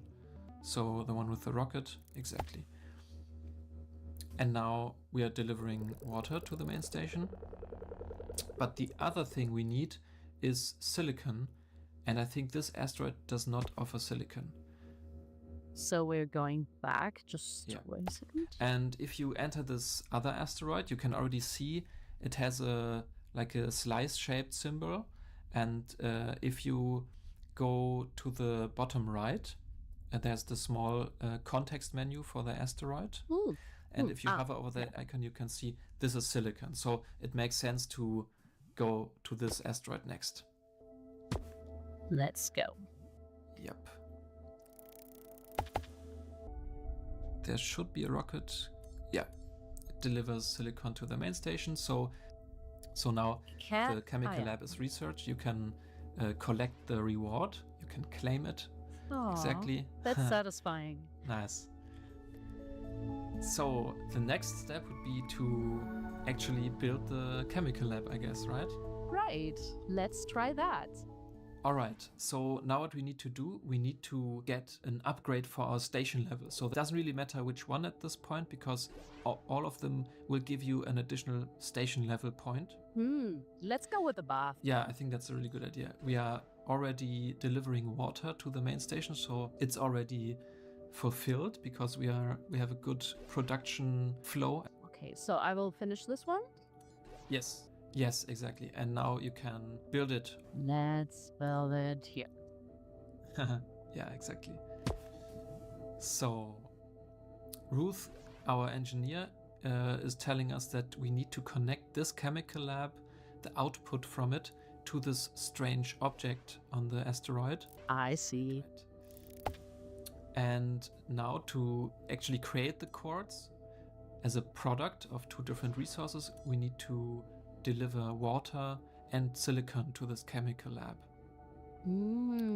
So water we had here, right?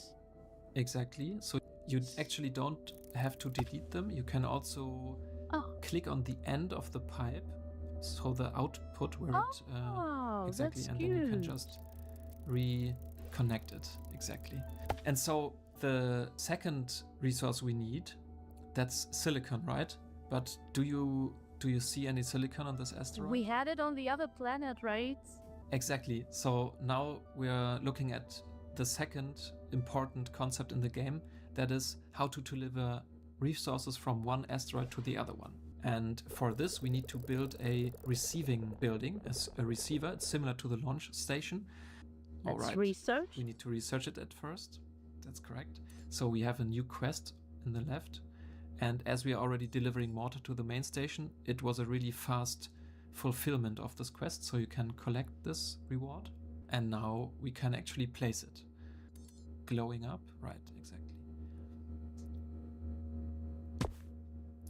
Back to the star system. Yeah, and similar to the pipes on the asteroids, you can just drag the output to the other asteroid. Oh, exactly. I see. So you get a lot of traffic in between the planets as well. Yeah, that's also a big element of the game where we had lots of iteration. We had to redesign this map a few times to actually land here. And this is now a design which really helps players to read what is actually happening and understand the resource flow. So very interesting process also for us. So let's go back to the other asteroid. Right. The receiver with the chemical lab. I see. So let's go. Yep, exactly right. The chemical lab produces the quartz and delivers it through its output pipe into the strange object. You see that the bar of the quartz resource requirement is slowly filling up. And of course, the next step would be to also deliver all the other resources the strange object actually wants to have, which is gold, I think uranium, and oxygen. Oh, she shows me also it's craftable. So oxygen is no Exactly. problem. Gold I saw on the other planet, but uranium we have to find. Oh well, that's a quest you guys can find out yourself in the demo of the game. When is that coming up? The demo will come out in June this year, early June, and we are super excited to see how people like the game, what they will do in it. It will include the tutorial levels, and an additional level for everyone to play, to give you a good idea of what you can expect from the gameplay. And we will probably have some cool events with it. So we are very excited for it. Cool. So all definitely right. check out the Steam page, wishlist the game. It always helps us out a lot to gain more visibility on Steam. And definitely check out the demo when it launches. All right. So we have another mode we want to show you, though. It is a little bit different than the tutorial levels we have seen until now. Yes, exactly. We can look into the more open free play mode right now. So yeah, if you look at the debug view right now of our testing level, you can see there are many more buildings to be had and many more products and many more resources that can be found. In our case, we will just hop right in. Let's start. Okay. So we have a new star map. The maps will be a bit bigger in the full game. It has more asteroids than the tutorial levels, of course. If you hop right into one of the asteroids. Oh, and something I forgot to say. The asteroids actually have some additional layers on them. So there's more environmental gameplay too in the later levels. Oh, here, right? Okay. And as you can see, there's also ice. So yeah, there's more stuff to find and differences in gameplay. So this area I cannot reach yet. My discovery car can only ride here in the lower level. You can build a ramp to actually go onto the second layer, but I think that's something we can also show in a later stream. Okay, let's try to just extract some resources. And we have ice here, so let's try the ice extractor. Oh. Yeah, actually the development of these pipes was very challenging, and we're still working on the usability of it. It's come a long way. So now all of the possible buildings are sorted into different categories, and if you click on it, you can see that the inventory bar has much more content. And all of these buildings have a purpose. You can already imagine that the game gets much more complex and really scales up while you play.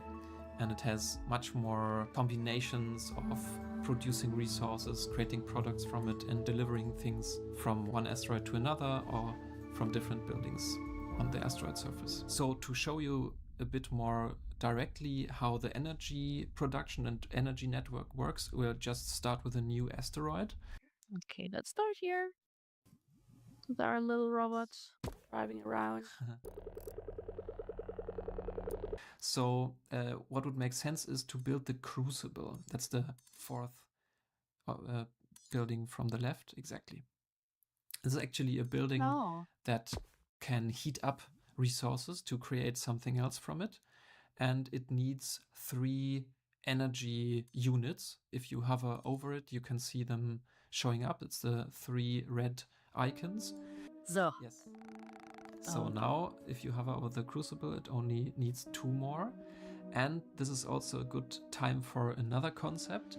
As you see, the asteroid has a shadow side and it has a sunlit side.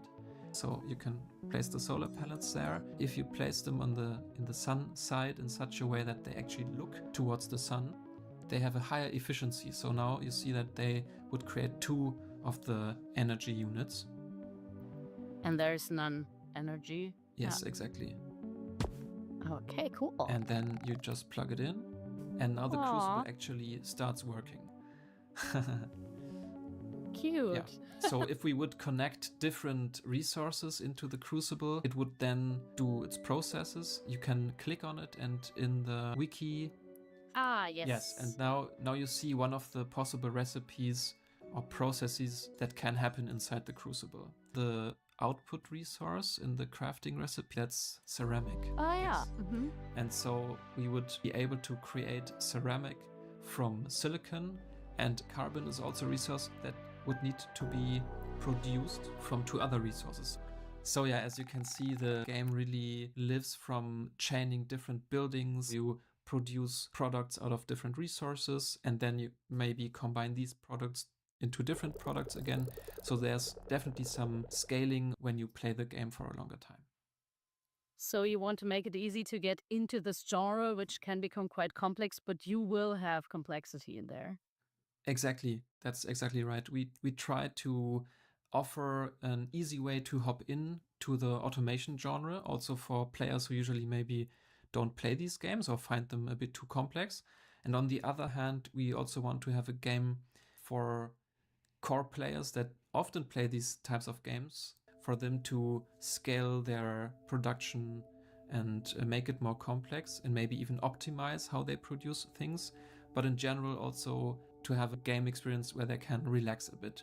I feel like it's very interesting to see this combination, because I feel like the menu reminds me a lot of Dorfromantik, because you have this little quests here and you have to do some challenges to get to the next step.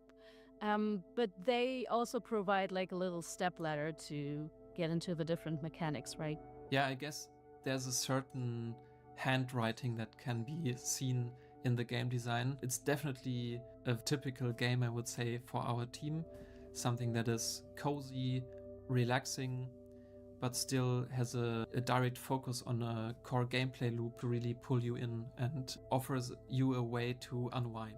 And in Germany, we say you also have the Wuselfaktor, which are these little things that keep rolling everywhere, and you have always things that move along, even though you don't necessarily focus on them. Even when you go outside to the station, you will have a lot of Wuselfaktor in this game, right? Yes, definitely. And it's also something we are still working on to create even more busyness in the game, to have more things moving and a sense of activity and productivity. Oh, and I can even see what I built there. Oh, what? Yes. I wasn't expecting that. Yeah, it's our little LOD system level of detail. Yeah, so I hope you enjoyed this early sneak peek into the early alpha version of the game. We are still hard at work here at Tucana and also at Kurzgesagt, of course. We are super excited to show you even more in the coming weeks and months.